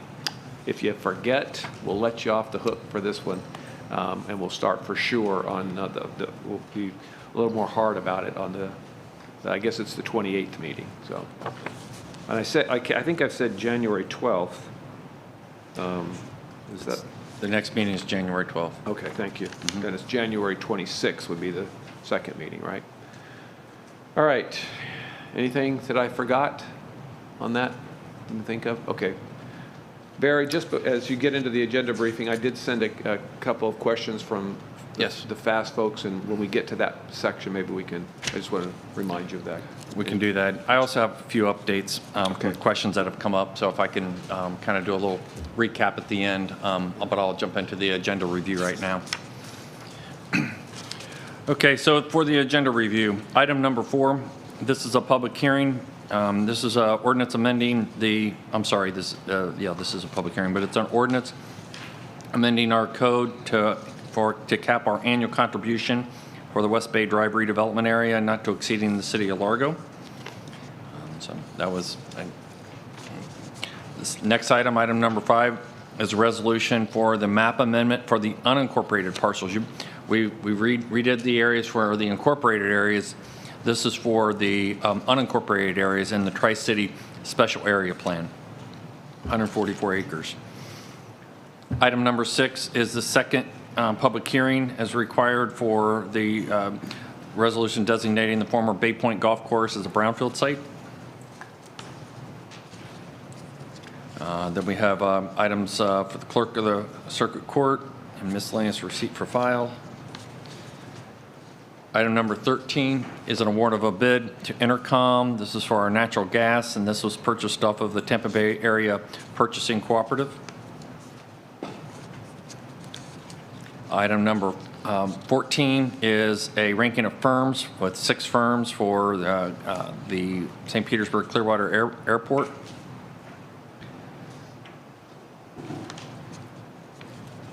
Item number 15 is a cooperative agreement with Southwest Florida Water Management, and this is for our stormwater pond retrofit program for $145,000. Total contract $290,000.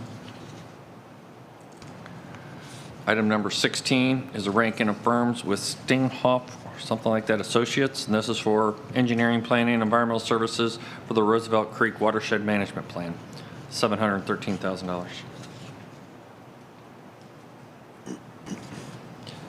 Item number 17 is an award of a bid to Allied Roofing for the South Cross Bayou Roof Replacement Project, $410,000. Under item number 18, you have a report there on claims that have been settled for the last quarter. And under item number 19, this is a notice of a new lawsuit. This is a negligence claim involving an automobile vehicle accident. Item number 20 is an extension of the local state of emergency. Item number 21, this is a resolution authorizing the county administrator to negotiate and contribute county funds toward the purchase of the Gladys Douglas property in partnership with the City of Dunedin in an amount not to exceed $3.5 million. And as I stated, this is we're looking at contributing $2 million, and it's anticipated that we receive $1.5 million off of the State Forever Fund. So that's a risk, but I think one well worth taking. If we don't get it the first year, we can submit following years, but that puts a funding piece together to be able to make the project happen. That leaves a funding gap of approximately $2.5 million, and we've seen community partners step forward trying to contribute to be able to close that funding gap, and I think they're well on their way to achieving that goal. We are working with the estate, the representatives of the estate, and they have been very good partners in terms of working with us. We disagree on the value of the property, but the community certainly sees the benefit, we see the benefit, and so it really is a great partnership to kind of bring this all together.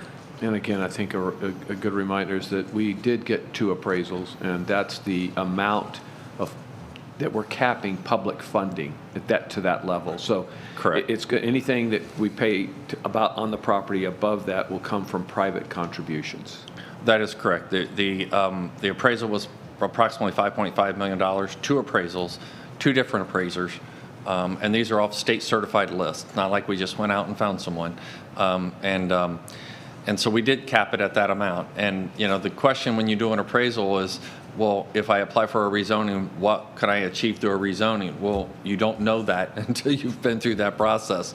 And really that's what determines value. And so I think the partnership with the community stepping forward and covering gap and taking away that risk of going through that process, providing the estate what they believe the property's worth, puts us in a good position. We've only put public dollars forward equal to the appraised value at its current zoning, and the difference being covered by the community.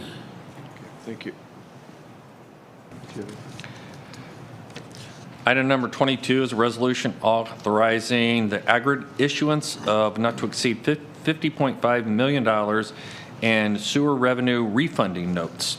And there's a series here, and as you can see, the savings by pulling these together is significant in the millions of dollars.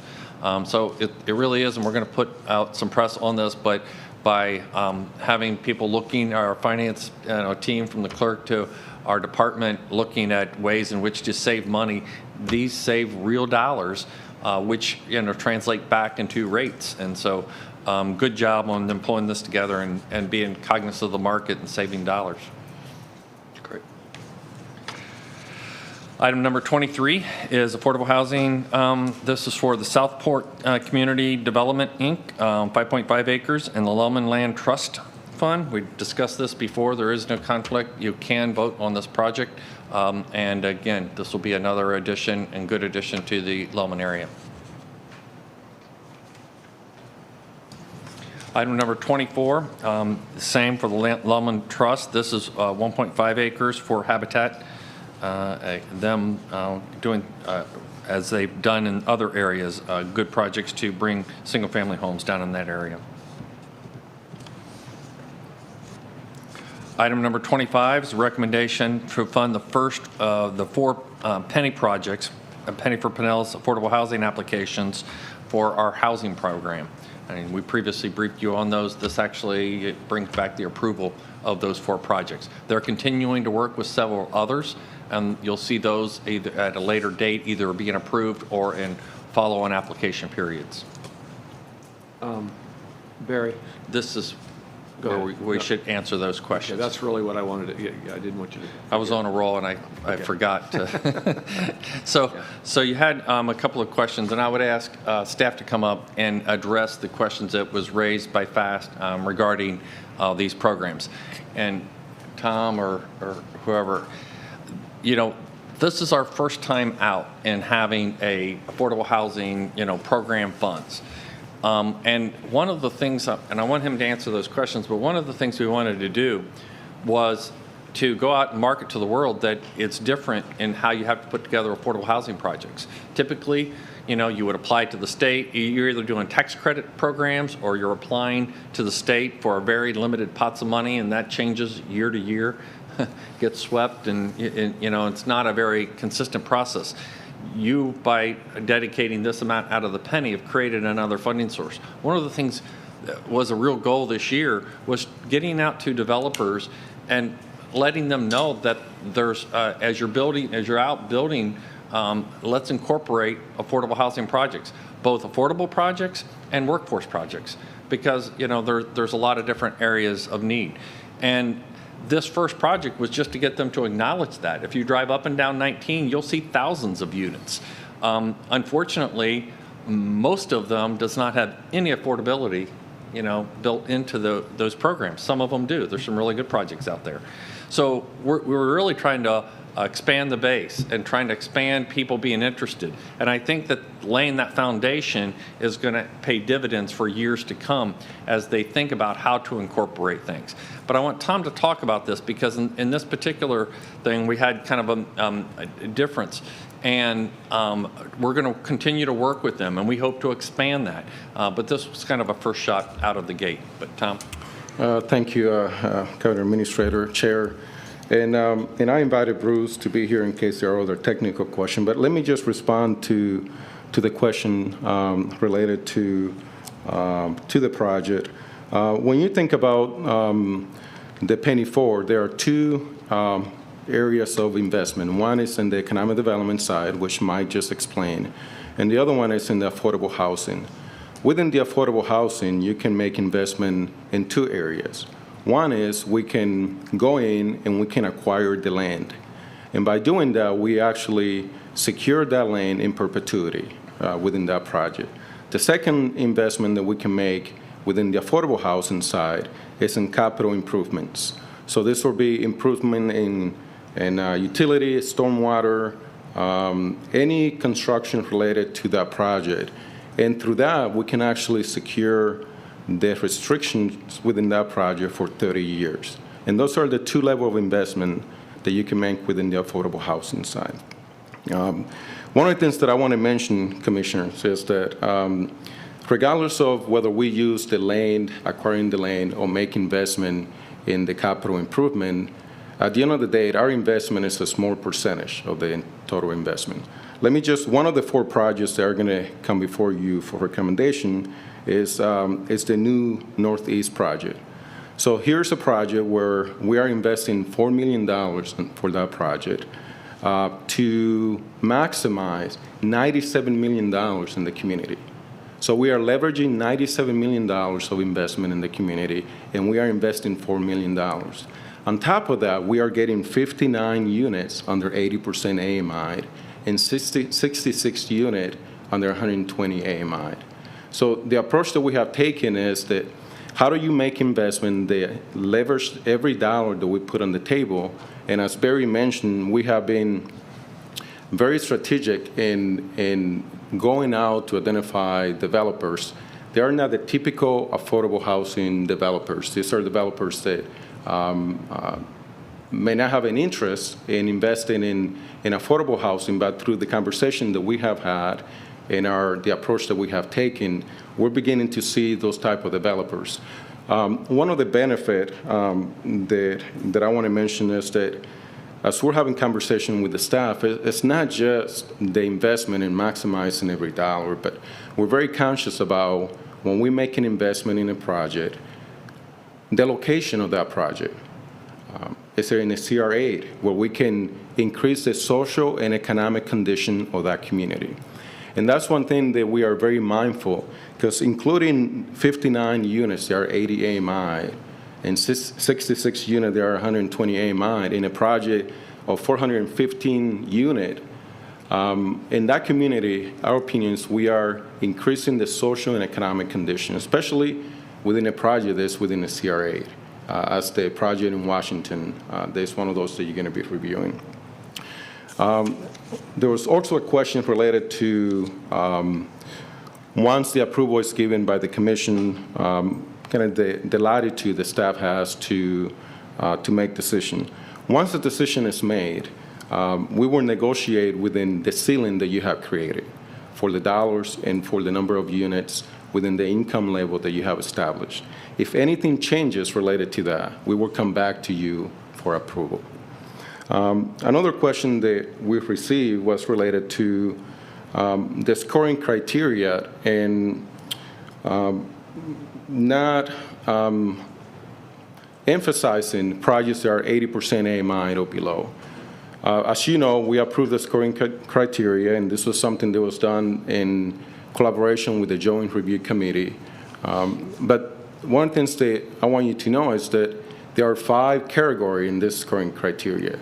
The top 2, where you can get the most point, almost 50 points that you can receive, is if you are, number 1, financially, a project is financially ready to move forward. Because we don't want to invest in projects that we make a decision, make a commitment of our dollars, and then it takes years for them to be ready.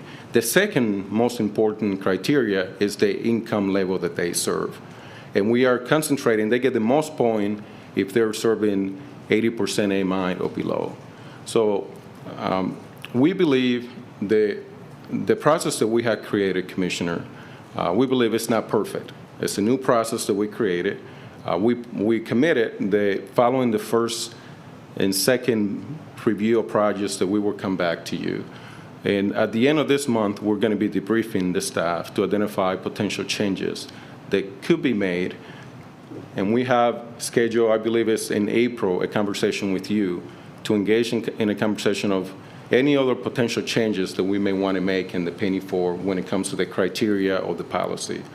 I can tell you that beyond making the investment that we are making, the process is working. We have received really good feedback from the development community.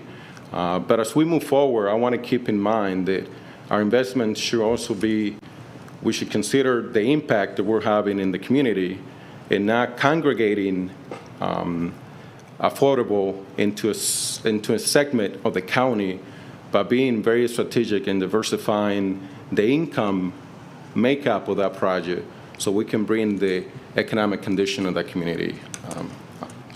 I think and just to follow up on the questions that I sent you, one of the concerns was on that project that you mentioned, where we're spending $4 million, if there was a like-kind project next door that was going to be completely affordable housing, would that be more than $4 million? So in other words, are we underwriting the non-affordable housing as well, the land, or is it, do you feel professionally that we're underwriting enough of that land to take care of the affordable piece?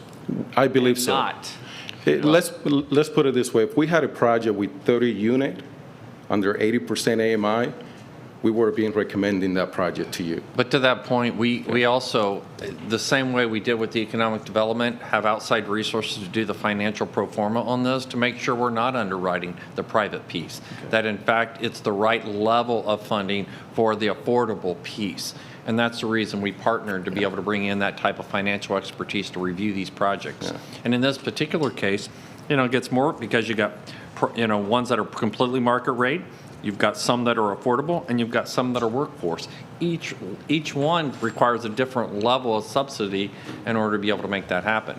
I think that the idea being, obviously, they're precious dollars that we're using to maximize, in our the program that we did last quarter on housing in the county.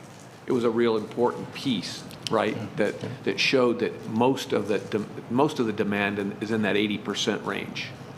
There's some above that. I don't know where the bell curve is, or if it even is a bell curve, but it's in that 70-80% range. Right. The largest piece, or 80% and under. They're just wanting to make sure that the dollars that are being used for affordable housing are being used for. Not all. And I understand FAST's concerns, and they've expressed those, and we share those same concerns that we're putting them to go to the biggest need. Understanding that when we get mixed projects like this, where you have affordable units, workforce units, and private market units, that if we just took away the workforce piece, let's say, then they're probably not going to do the affordable pieces either. It's really trying to get them involved in taking what would have been a pure market rate, because there's plenty of demand for those just market rate, and get them involved in working with us to create different income levels within these big projects. That's a major, major change that we're trying to make within how development gets occurred, especially in these priority corridor areas. Yeah, I think that's another component, another criteria that's really important. I don't know where it is, but they were specifically saying they had many conversations with developers who said the criteria didn't seem to be, I guess, the right amount, the right kind that would develop more of the 80%. It didn't give enough points. And we can commit to, as we go through the review, to bring that conversation to you in April, to then have that conversation as to, should we amend and make some changes to it? Well, and I do understand this early part of the process. Commissioner Gerard? Well, and I'm sure that I haven't spoken directly to FAST, but I know what their arguments are. And I'll tell you, when I look at this list, these are the big affordable housing developers in this area. Blue Sky, Richmond, these are the people that build affordable housing. And I think that if we look at the percentage of the money that we're putting in compared to the percentage of units, we're getting quite a deal. I mean, we're putting in $4 million for a $97 million project. And it's 4%. Yeah, and for how many, over 100 units that are under, or 120% of AMI and under. You know, they just need to understand the economics of that we can make an investment like that, which is a very small investment compared to what that project costs, and we're getting somewhere, and this is best practice, to not build giant high-rises that are 100% affordable. Right. That's not what we want to be doing these days. So I know what they want, but this is wise investing, I think. Yeah. And I think these are, I mean, I share those, your thoughts on it. So I'm just passing along the concerns about the few dollars that we have available to us and making sure we're doing the most that we can with those dollars. And I think that's the part that we just need to keep informing and educating on each project that comes forward. Thank you for addressing those. Oh, excuse me, Commissioner Flowers, sorry. First of all, thank you so much for your comments and just further explanation as it relates to the plan. So the $4 million that we'll be providing towards any given project, what the affordable developer is going to do is look at the number of units they're constructing and look at the dollar value that we're providing, whether it's 80% AMI or 120. You're going to find very few units to be built on the 80% AMI because typically that comes from your housing authority. And we have our Pinellas County Housing Authority.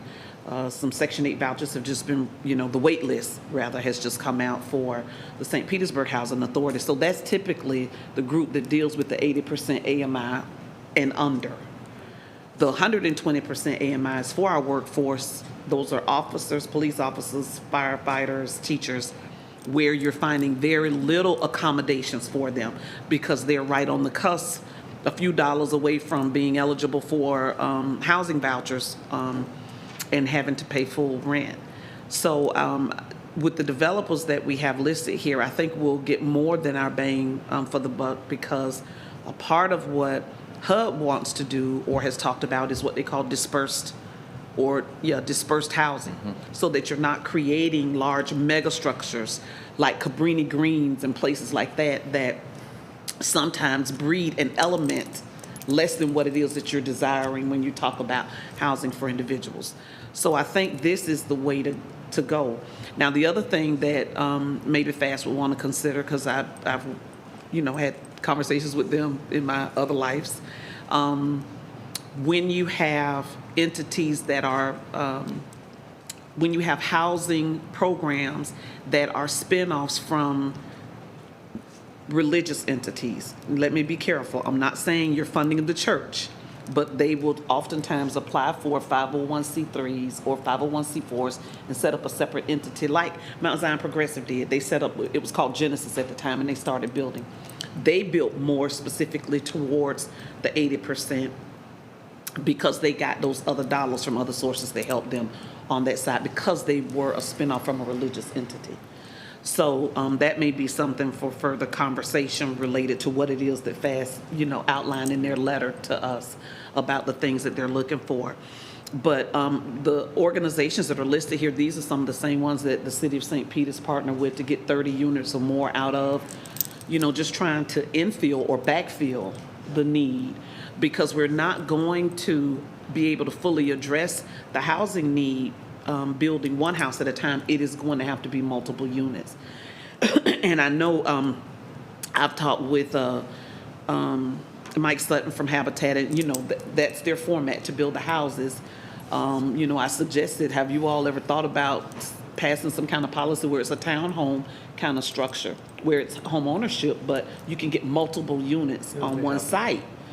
That's still home ownership, but different. And that's not that's not what they do. But I was saying you may want to consider that, because we're landlocked and they're buying up properties, or we are helping with the land purchase that helps to buy down the cost of construction, which then in turn makes the units more affordable. So I'm thankful that you brought forward the questions that FAST had, and I'm grateful for staff for answering the call on those. But even if they are developers that are working with us to build affordable, their ultimate goal is to have a positive financial outcome. Even if they're building affordable, their goal is to have a positive financial outcome. And so 110 units out of this particular project, did they say what the square footage of those units would be? Some will be 1, 2, and 3 bedrooms. Okay, so you'll probably get fewer 2 and 3s, more 1s, because it's just going to make more financial sense for them, which is fine. But still, when you're talking about the workforce component of 120% AMI to the 80, I think that's where a large portion of the need is, because the Housing Authority provides a great portion of the 80% and below. So I think we're on the right track. You guys did a lot of work on this before. I came on board, and I've been watching you, and I think you've done a wonderful job. And we're trying to make our dollars stretch, and this is the way to make them stretch.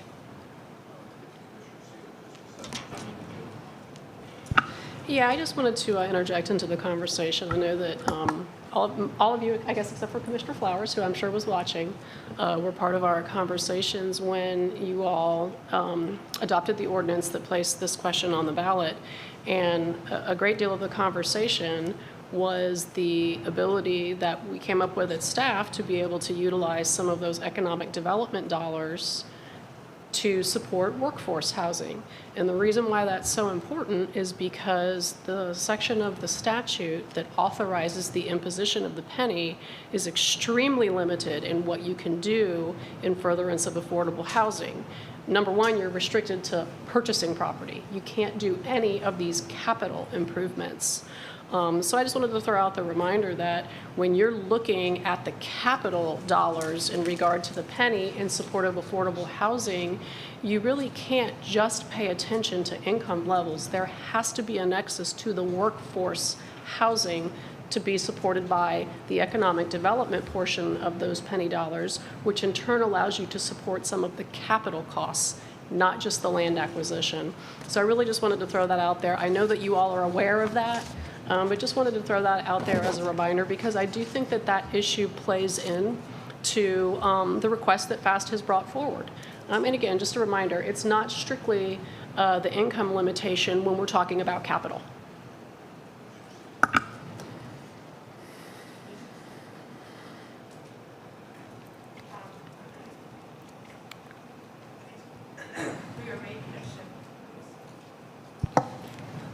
We're making a shift in policy from the past where we used to do 50% affordable housing to some of these projects doing 100%.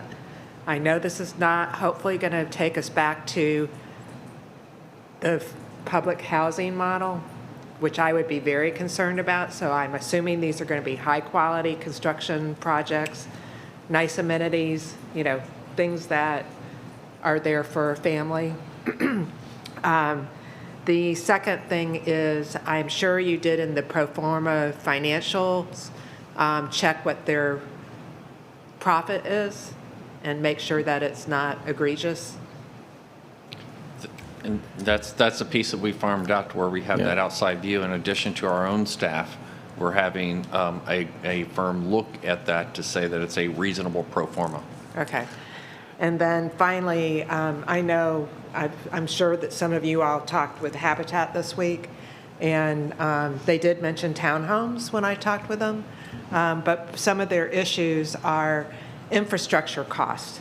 And I said, geez, we're able to do that now. So they are a not-for-profit, and I always generally like to work with someone who can build something that uses less public dollars as much as possible. So maybe we need to re-up a conversation and look at land and additional projects with them. Thank you. Thank you, Mr. Chairman. And I don't know if it's changed, but I've had conversations with Habitat over the years.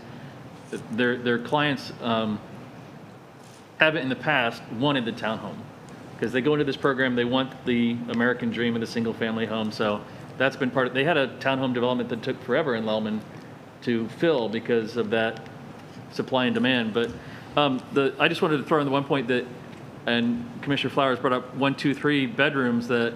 I hope that we do have a good balance and mix in there because this is not just for the single folks, this is for families that we're looking out for here as well, and that's one of the greatest needs in our community. So that needs the 2-bedroom, the 3 bedrooms. Finding a 3-bedroom apartment is a huge challenge in Pinellas County, so that needs to be something that we're cognizant as we go forward. And I can, we can provide you exactly what the breakout of the units are, so you have that. Yeah, I had a question.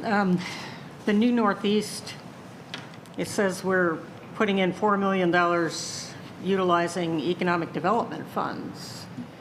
Does that mean we're using the other side as opposed to the affordable housing? No, it's just because of legally how you had to convey. So you're talking, but it's all affordable housing dollars Actually, we're using. We're not using economic development dollars. But it sounds like we delineated things differently. Like where was it? There was another one where you had some out of affordable housing and some out of. Yeah. Yeah. Yeah. So is it still all? It's all affordable housing. It's just when you're doing land acquisition, Okay. You portray that in a different way than if you're doing capital construction. But it's all affordable housing dollars. Okay. But we could actually use some of the economic development dollars from the other side to do some of that, couldn't we? Oh, Mike's still here. Yeah, you don't have to say in front of Mike, but. You could. But you could. The other thing, let's see, I know that Habitat did build some townhomes in Clearwater in that Stevenson Creek area. And they had people in them when we cut the ribbons. And I will say, I know I've seen projects from both Blue Sky and Richmond, and they are high-quality projects. We had 2 Richmond projects on Clearwater-Largo Road that are still 10, 15 years later are looking great. They're not having no problems, and I can vouch for them, and Blue Sky as well. So. Okay. Item number 26 is it's an update to the Memorandum of Understanding with the University of Florida Institute for Food and Agricultural Science. That's for the staff that are out here in cooperation with our Parks Department for cooperative extension. Item number 27 is change order number 3 with Keystone Excavators. This is for the North County Satellite Project, and there were several changes that we worked on with the state. This one increased the contract by $197,000. We'll get reimbursed $108,000 from FDOT. Item number 28 is a road transfer interlocal agreement with the City of Pinellas Park. Item number 29 is amended and restated agreement with Carousel Industries North America, others, all for maintenance and repair services for our 911 equipment, $4.2 million. Item 30 is an amendment to an agreement with Charter Communications, Bright House Networks. This is for our Ethernet wide area network services. $800,000 a year, $4.4 million over the term. 4.1. Then we have, So under item number 31, 31, sorry. We put this under county attorney reports. This relates to redistricting that will be coming up during this calendar year, now that we're in 2021. I've included the memo that I sent to each of you last year, going over the parameters of what will be a new experience with redistricting this time, which is the redistricting board, which has become part of the Pinellas County Charter since the last time the census was done. This was added into your charter in 2016, and we will now be seating a county redistricting board that is advisory in nature to the county commission to make recommendations to you on your 7 districts. So we really put this on the agenda to give you all an opportunity to discuss this in a public setting. Really what this comes down to is the appointment process. That's why the appointment process is the reason I wanted to get this in front of you at this point in time. Under federal guidelines, we should get the census data the beginning of April. Hopefully we will see that come to fruition. I know that there were challenges posed by COVID last year in collecting the data, but hopefully we will get the data in a timely manner. State statute requires that your districts be done during an odd-numbered year, so we have to have redistricting done by the end of this calendar year. So my hope is that you can get this redistricting board seated so that when we do get that census data, we can go ahead and get that group started right away. So again, this was really put here to give you all an opportunity to have a discussion if you so choose, and to answer any questions that you may have about the appointment process. What we did include in here is a draft press release that would be released. That is something that you do for each of the appointments that the board as a whole fills for the various committees and boards that the county commission appoints citizens to. So we have that draft press release that you all can take a look at, as well as a draft application that can be used for this purpose. There's a couple of things that we inserted in here that are discussion points. I can hold off until Tuesday to talk about those or talk about them now, but again, really, this was put onto the agenda to give you all an opportunity to have this discussion in a setting like this. Okay. All right.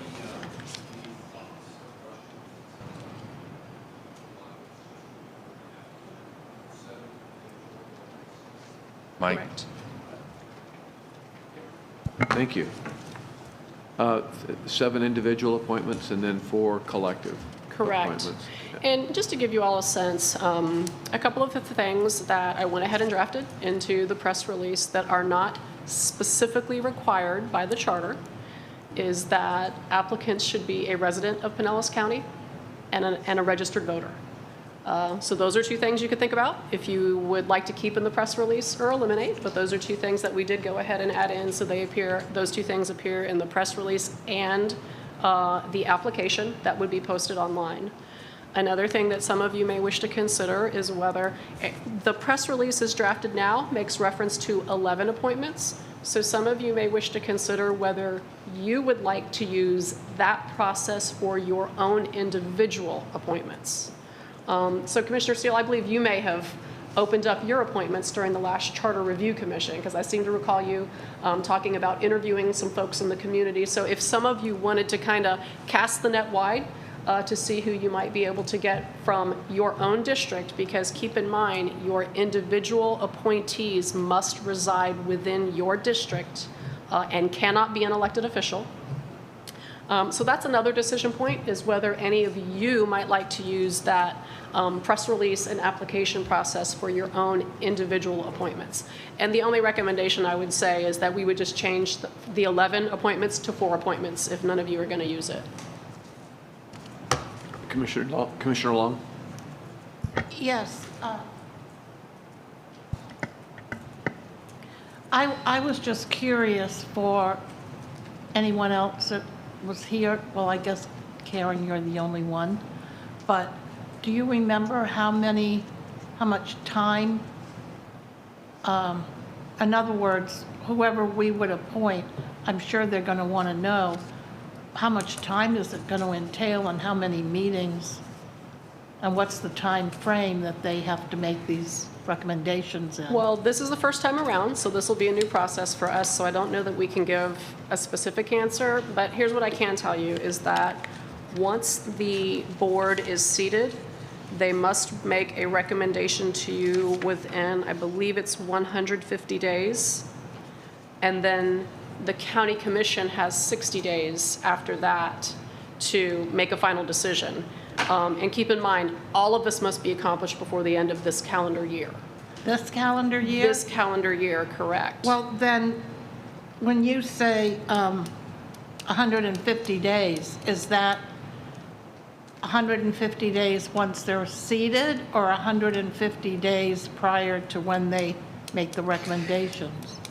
It's 150 days after their first meeting, which is why I'm recommending we have that first meeting as soon as we get that census data, because it's a very compressed time frame. Yeah, because I heard you say we won't get the census data till sometime in April?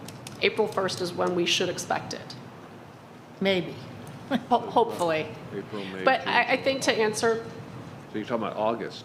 That's 5 months. yeah, They have to- assuming we can get started very, very I quickly. understand, but they have 5 months to get their recommendation to us, Correct, and then we have 60 days. to make a final decision. That's- And there are public hearing requirements and advertising requirements and other things that we need to certainly meet along the way. But Commissioner Long, I think to try to answer your initial question, I think that the appointees can expect a fair number of meetings within a limited period of time. Commissioner Justice? Thank you, Mr. Chairman. Is that 150 days, that's the requirement by our charter? Correct. Is that a floor or a ceiling? Can we seat this board April 1st and say, you have 90 days? Well, the charter says they should have it to you no later than 150 days. So I guess I would call it the ceiling. I think that you could give them direction to try to get something back to you in less than 150 days. I mean, I don't know what the technological systems that we'll be using and how user-friendly it will be for this advisory board, but that's what it is, an advisory board. What I would want to make sure is that this commission has ample time after they render an opinion, that we have time to do the actual plan.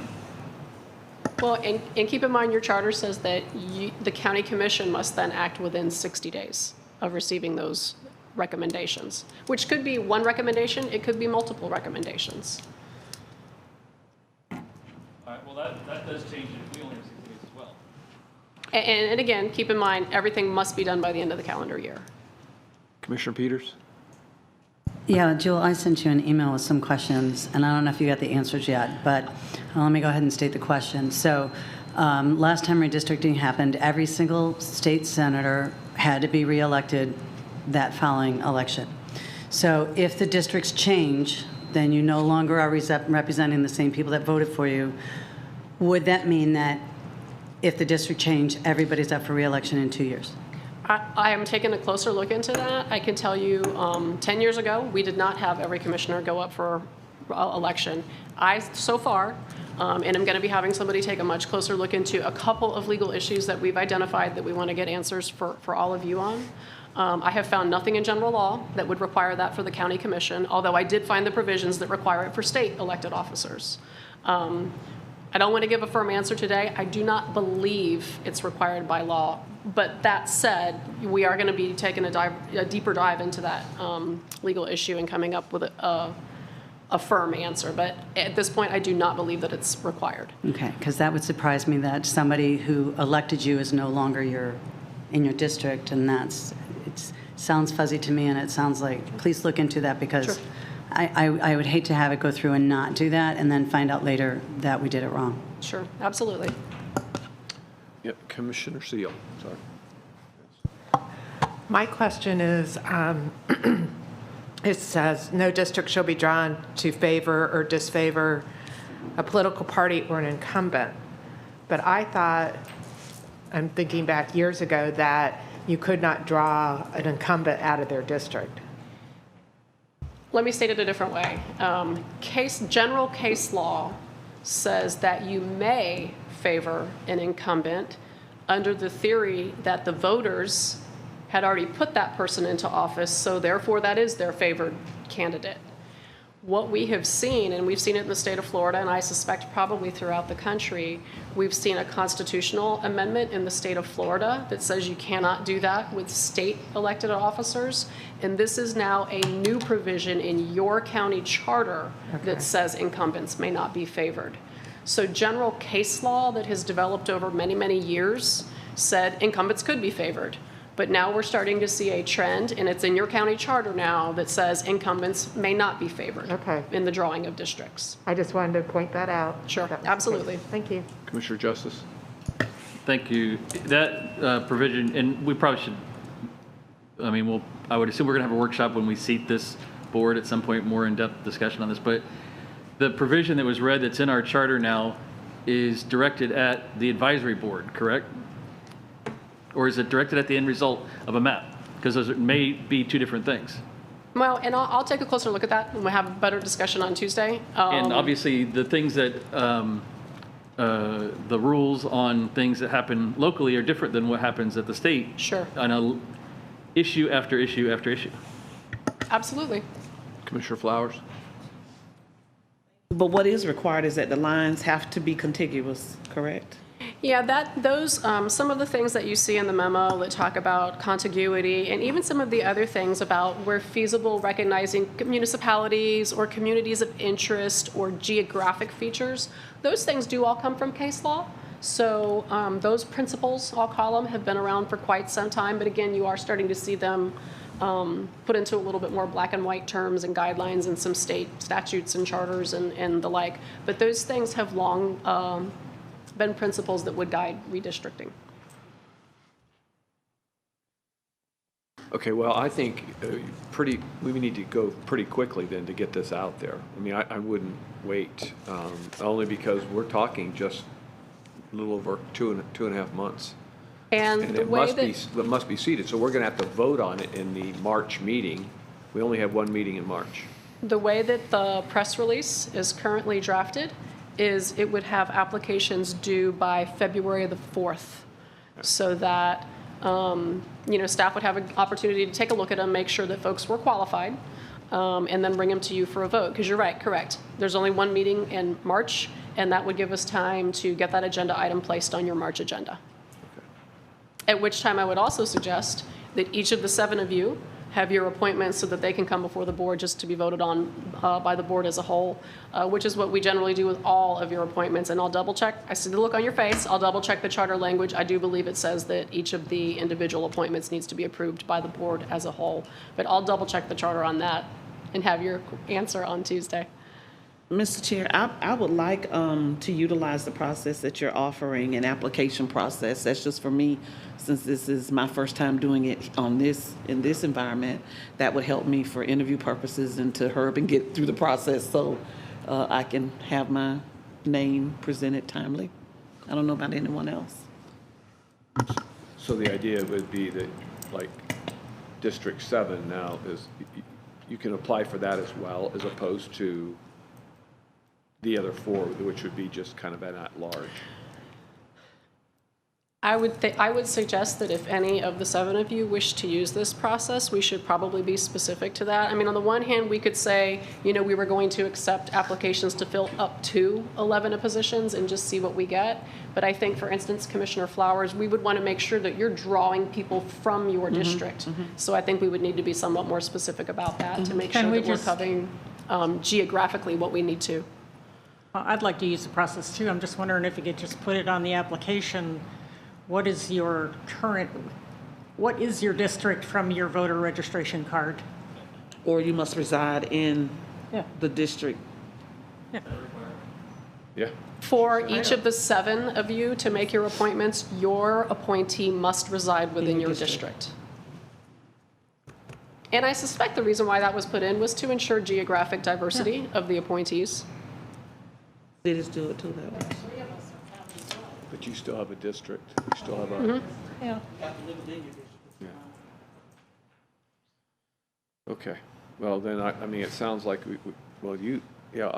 just 2, so do you need to hear from each of us individually then about that separate, I think really it's up to each of you. What we can do is try to take a stab at modifying the language in the press release that would cover everything, as well as in the application, so that we can make sure that we cover those of you that want to use the process, but not necessarily are obliging those of you that don't want to do so. Okay, so you're going to try to get that out, like, next week?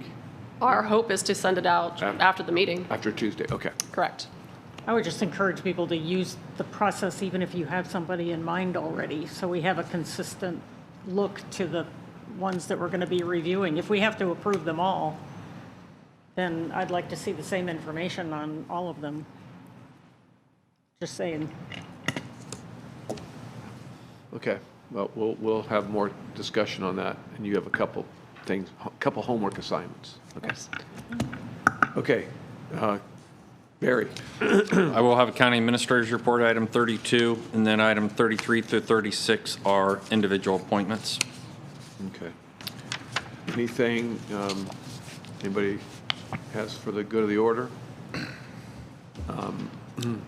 Barb, go ahead. A few other items I can give you an update on. All right. So we also recently learned out of the new legislation that there's going to be $25 billion federally for rental assistance. The application deadline is January the 12th. And being the size of our county, we can apply directly. So we're trying to figure that out. I'm probably going to apply, assuming legal says that I can, that we're going to apply and then come to you for approval if, in fact, we're successful in receiving those dollars. But we're going to have to work with our nonprofit agencies in terms of their ability to be able to deliver on those. It's going to be messy. They have income eligibility requirements, so there's going to be paperwork, and so you can just see the complexities, with implementing a program like that. We're trying to get clarification whether they can assign an attestation form, as we lived through the first round of that and trying to make it easy. But those are going to be follow-on things that we're going to have to figure out. Anyway, we're working with our nonprofits. I wanted you to be aware. We're going to try to make an application and get that out the door. Because we'd like to be able to control that versus that coming through the state and then down to us. Second, I have a real concern, and you've seen this with a couple of recent events where we have these large events. And, we saw it with the Epiphany ceremony up in Tarpon Springs, and we also saw that the Seafood Festival down at Johns Pass was going to occur. What we've also seen, though, is each community trying to look and evaluate whether or not that event is safe. I reached out to several city managers and talked through this, and everybody's got a kind of their own review process, but they're trying to pull this together to make those determinations about what's safe and what type of criteria you're going to use to evaluate that against. What I'm proposing is, and I'm going to be meeting with the city managers actually tomorrow, is that we consolidate that down and I issue a emergency order under the powers you've delegated to me that requires cities, before they issue permits, to submit that safety plan to us. And that, in fact, we review that from a county standpoint, work with them, but that way we're consistent also in the way in which we evaluate these different events. We've got a lot of events here in the county, and they support a lot of nonprofits, and they're very good. Normally, we're promoting these.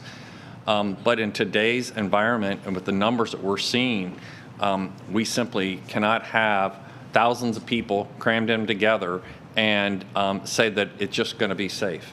I think that's putting our head in the sand, and we've got to be careful.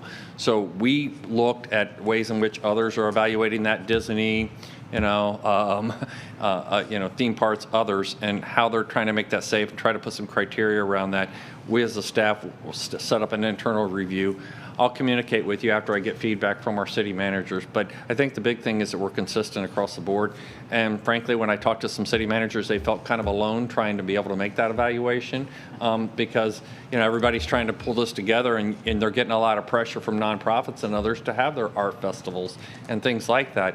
And we want to see those events too, but we've got to be safe through these next several months until we get to a vaccine. So that's something that I'm going to be working on.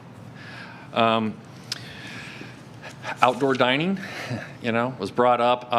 I do have the ability to waive some of our requirements in terms of outdoor dining and how we do that.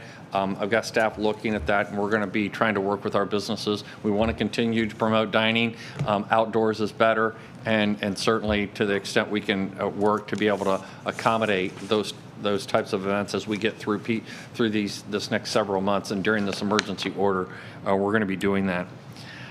CARES Act, I know you had some concerns raised from the Community Foundation. We did have a discussion with the Community Foundation, and to the extent there's a lot of contracts where people are trying to fulfill the original amount that we provided to them. And so now the time period has been waived, and so we're going to work to amend those contracts to provide additional time. The concern was the administrative dollars for the foundation, but there's sufficient administrative dollars existing for them to be able to administer those contracts. So I think we're in good shape there. There's no additional dollars. That's one thing people said, well, let's open it up to do X, Y, and Z. Well, all the dollars from the CARES program have been committed. The question is, they haven't been necessarily fulfilled within that particular category. And so from that standpoint, we can work with them. We'll work to modify those agreements, and I think Dugan and our staff are in agreement on that. Finally, at the next meeting, Sheriff's going to be coming and requesting dollars for body cameras. So he's going to have a presentation. I know he spoke to all of you on that.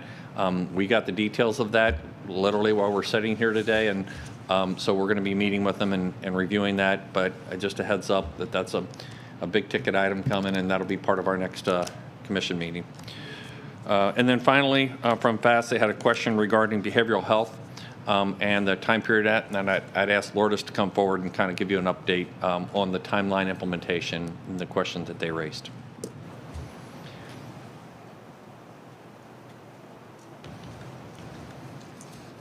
Hello, Lourdes Benedict, Assistant County Administrator. I thought I was going to escape. I guess not. No, I actually met with FAST a couple of times in the last couple of months. I met with them first in September and gave them all the information that they're requesting, Commissioner Eggers, regarding the ODS, the optimal data set, which you all approved in October. So we've been working with our consultant, KPMG, since, well, we never stopped working with them really, but on this project, we worked with them starting in October on the optimal data set that you all approved. We've had several meetings with them. I then followed up with FAST again December 8th and gave them an update on the work that we had been doing. So to date, we have met with them a couple of times. On the week of January 12th, we have our Pinellas Integrated Care Alliance leadership meeting, where we will be rolling out the ODS charter with that group. So it's the sheriff, Dr. Cho, myself, and Central Florida Behavioral Health Network, just to make sure that we are all on the same page, much like we did when we started KPMG. And that same week, we have a meeting with the behavioral health providers to get their buy-in. I met with them a couple weeks ago to give them an update on what we had been doing. And then shortly after that, we will be having community meetings that will be set up with behavioral health providers, our law enforcement partners, everyone that's involved in the behavioral health system, to come up with what our targets are for our optimal data set. So bottom line is we're on track. We've hired, I'm very excited about this, we've hired our data scientist. You approved us to hire 2 positions for this. He'll be starting, I believe it's next week. He's a PhD candidate, and is outstanding when it comes to opioids. So we're really excited to have Joshua Bennett coming on board. So that's it. Any questions, any follow-up questions? I think one of the things that they were, again, wondering about that process, and could they start the second phase sooner, or is it really need to get through the entire first phase before they start? And I think we had some of that discussion ourselves last year. So as far as this project, the optimal data set, that is an 8-month engagement that we have with KPMG. And what we talked about at a previous board meeting was, and it's not been approved yet, the coordinated access model, when we could start working on that, and when would it make sense to kind of do both at the same time. We're not there yet because we're still working on the ODS. And as you all remember, we wanted to do the optimal data set to inform us on our coordinated access model. So that's what I shared with FAST. We continue to give them updates as well as the community. So it really is getting through this 8 months, which is probably May-June timeframe. Yes, and I see where we could, when it comes time for the budget meetings, that we will bring that to you and let you know in March, where we are with ODS and how you would like us to proceed with the coordinated access model. That is the plan that Barry and I have discussed. Okay. Did you have anything, Barry? Yeah, and part of it is to see where we're at as a group working together on how we proceed with that next phase. And that integration and how we're forming that team is going to be key, because part of that is the way in which we fund that next phase. And so that's the piece that we're going to just have to evaluate as we go along. Fine. Commissioner Long? Yes. This is not for you, Lourdes, but it's for Jewel, because Lourdes made mention of something that was like a tickler in my head. Do you know what the status of our opioid litigation is? I cannot give you a status off the top of my head. I know that there's been a lot going on. I know that Lourdes has been working with Christy Pemberton in my office together with outside counsel. There's been a lot of moving pieces, a lot of bankruptcies, a lot of other things that have complicated the situation. But I can get a status report and bring it back to you. I'll get something to bring back on Tuesday, Commissioner. Thank you very much. And I can just share with you, we've had a couple of meetings with partners. We have another one tomorrow with the different cities that are involved with this. Good, because there's been a lot on TV about it, and I was just kind of curious where we fell into the mix. Commissioner Peters? Thanks. I was wondering if you've gotten an update on the total overdose deaths yet. I know we're on track for about 550 when we only had 424 last year. I was just curious if you have the numbers yet. Yeah, it's not good. I don't have it off the top of my head, but I can get that to you. Thank you. It's not good.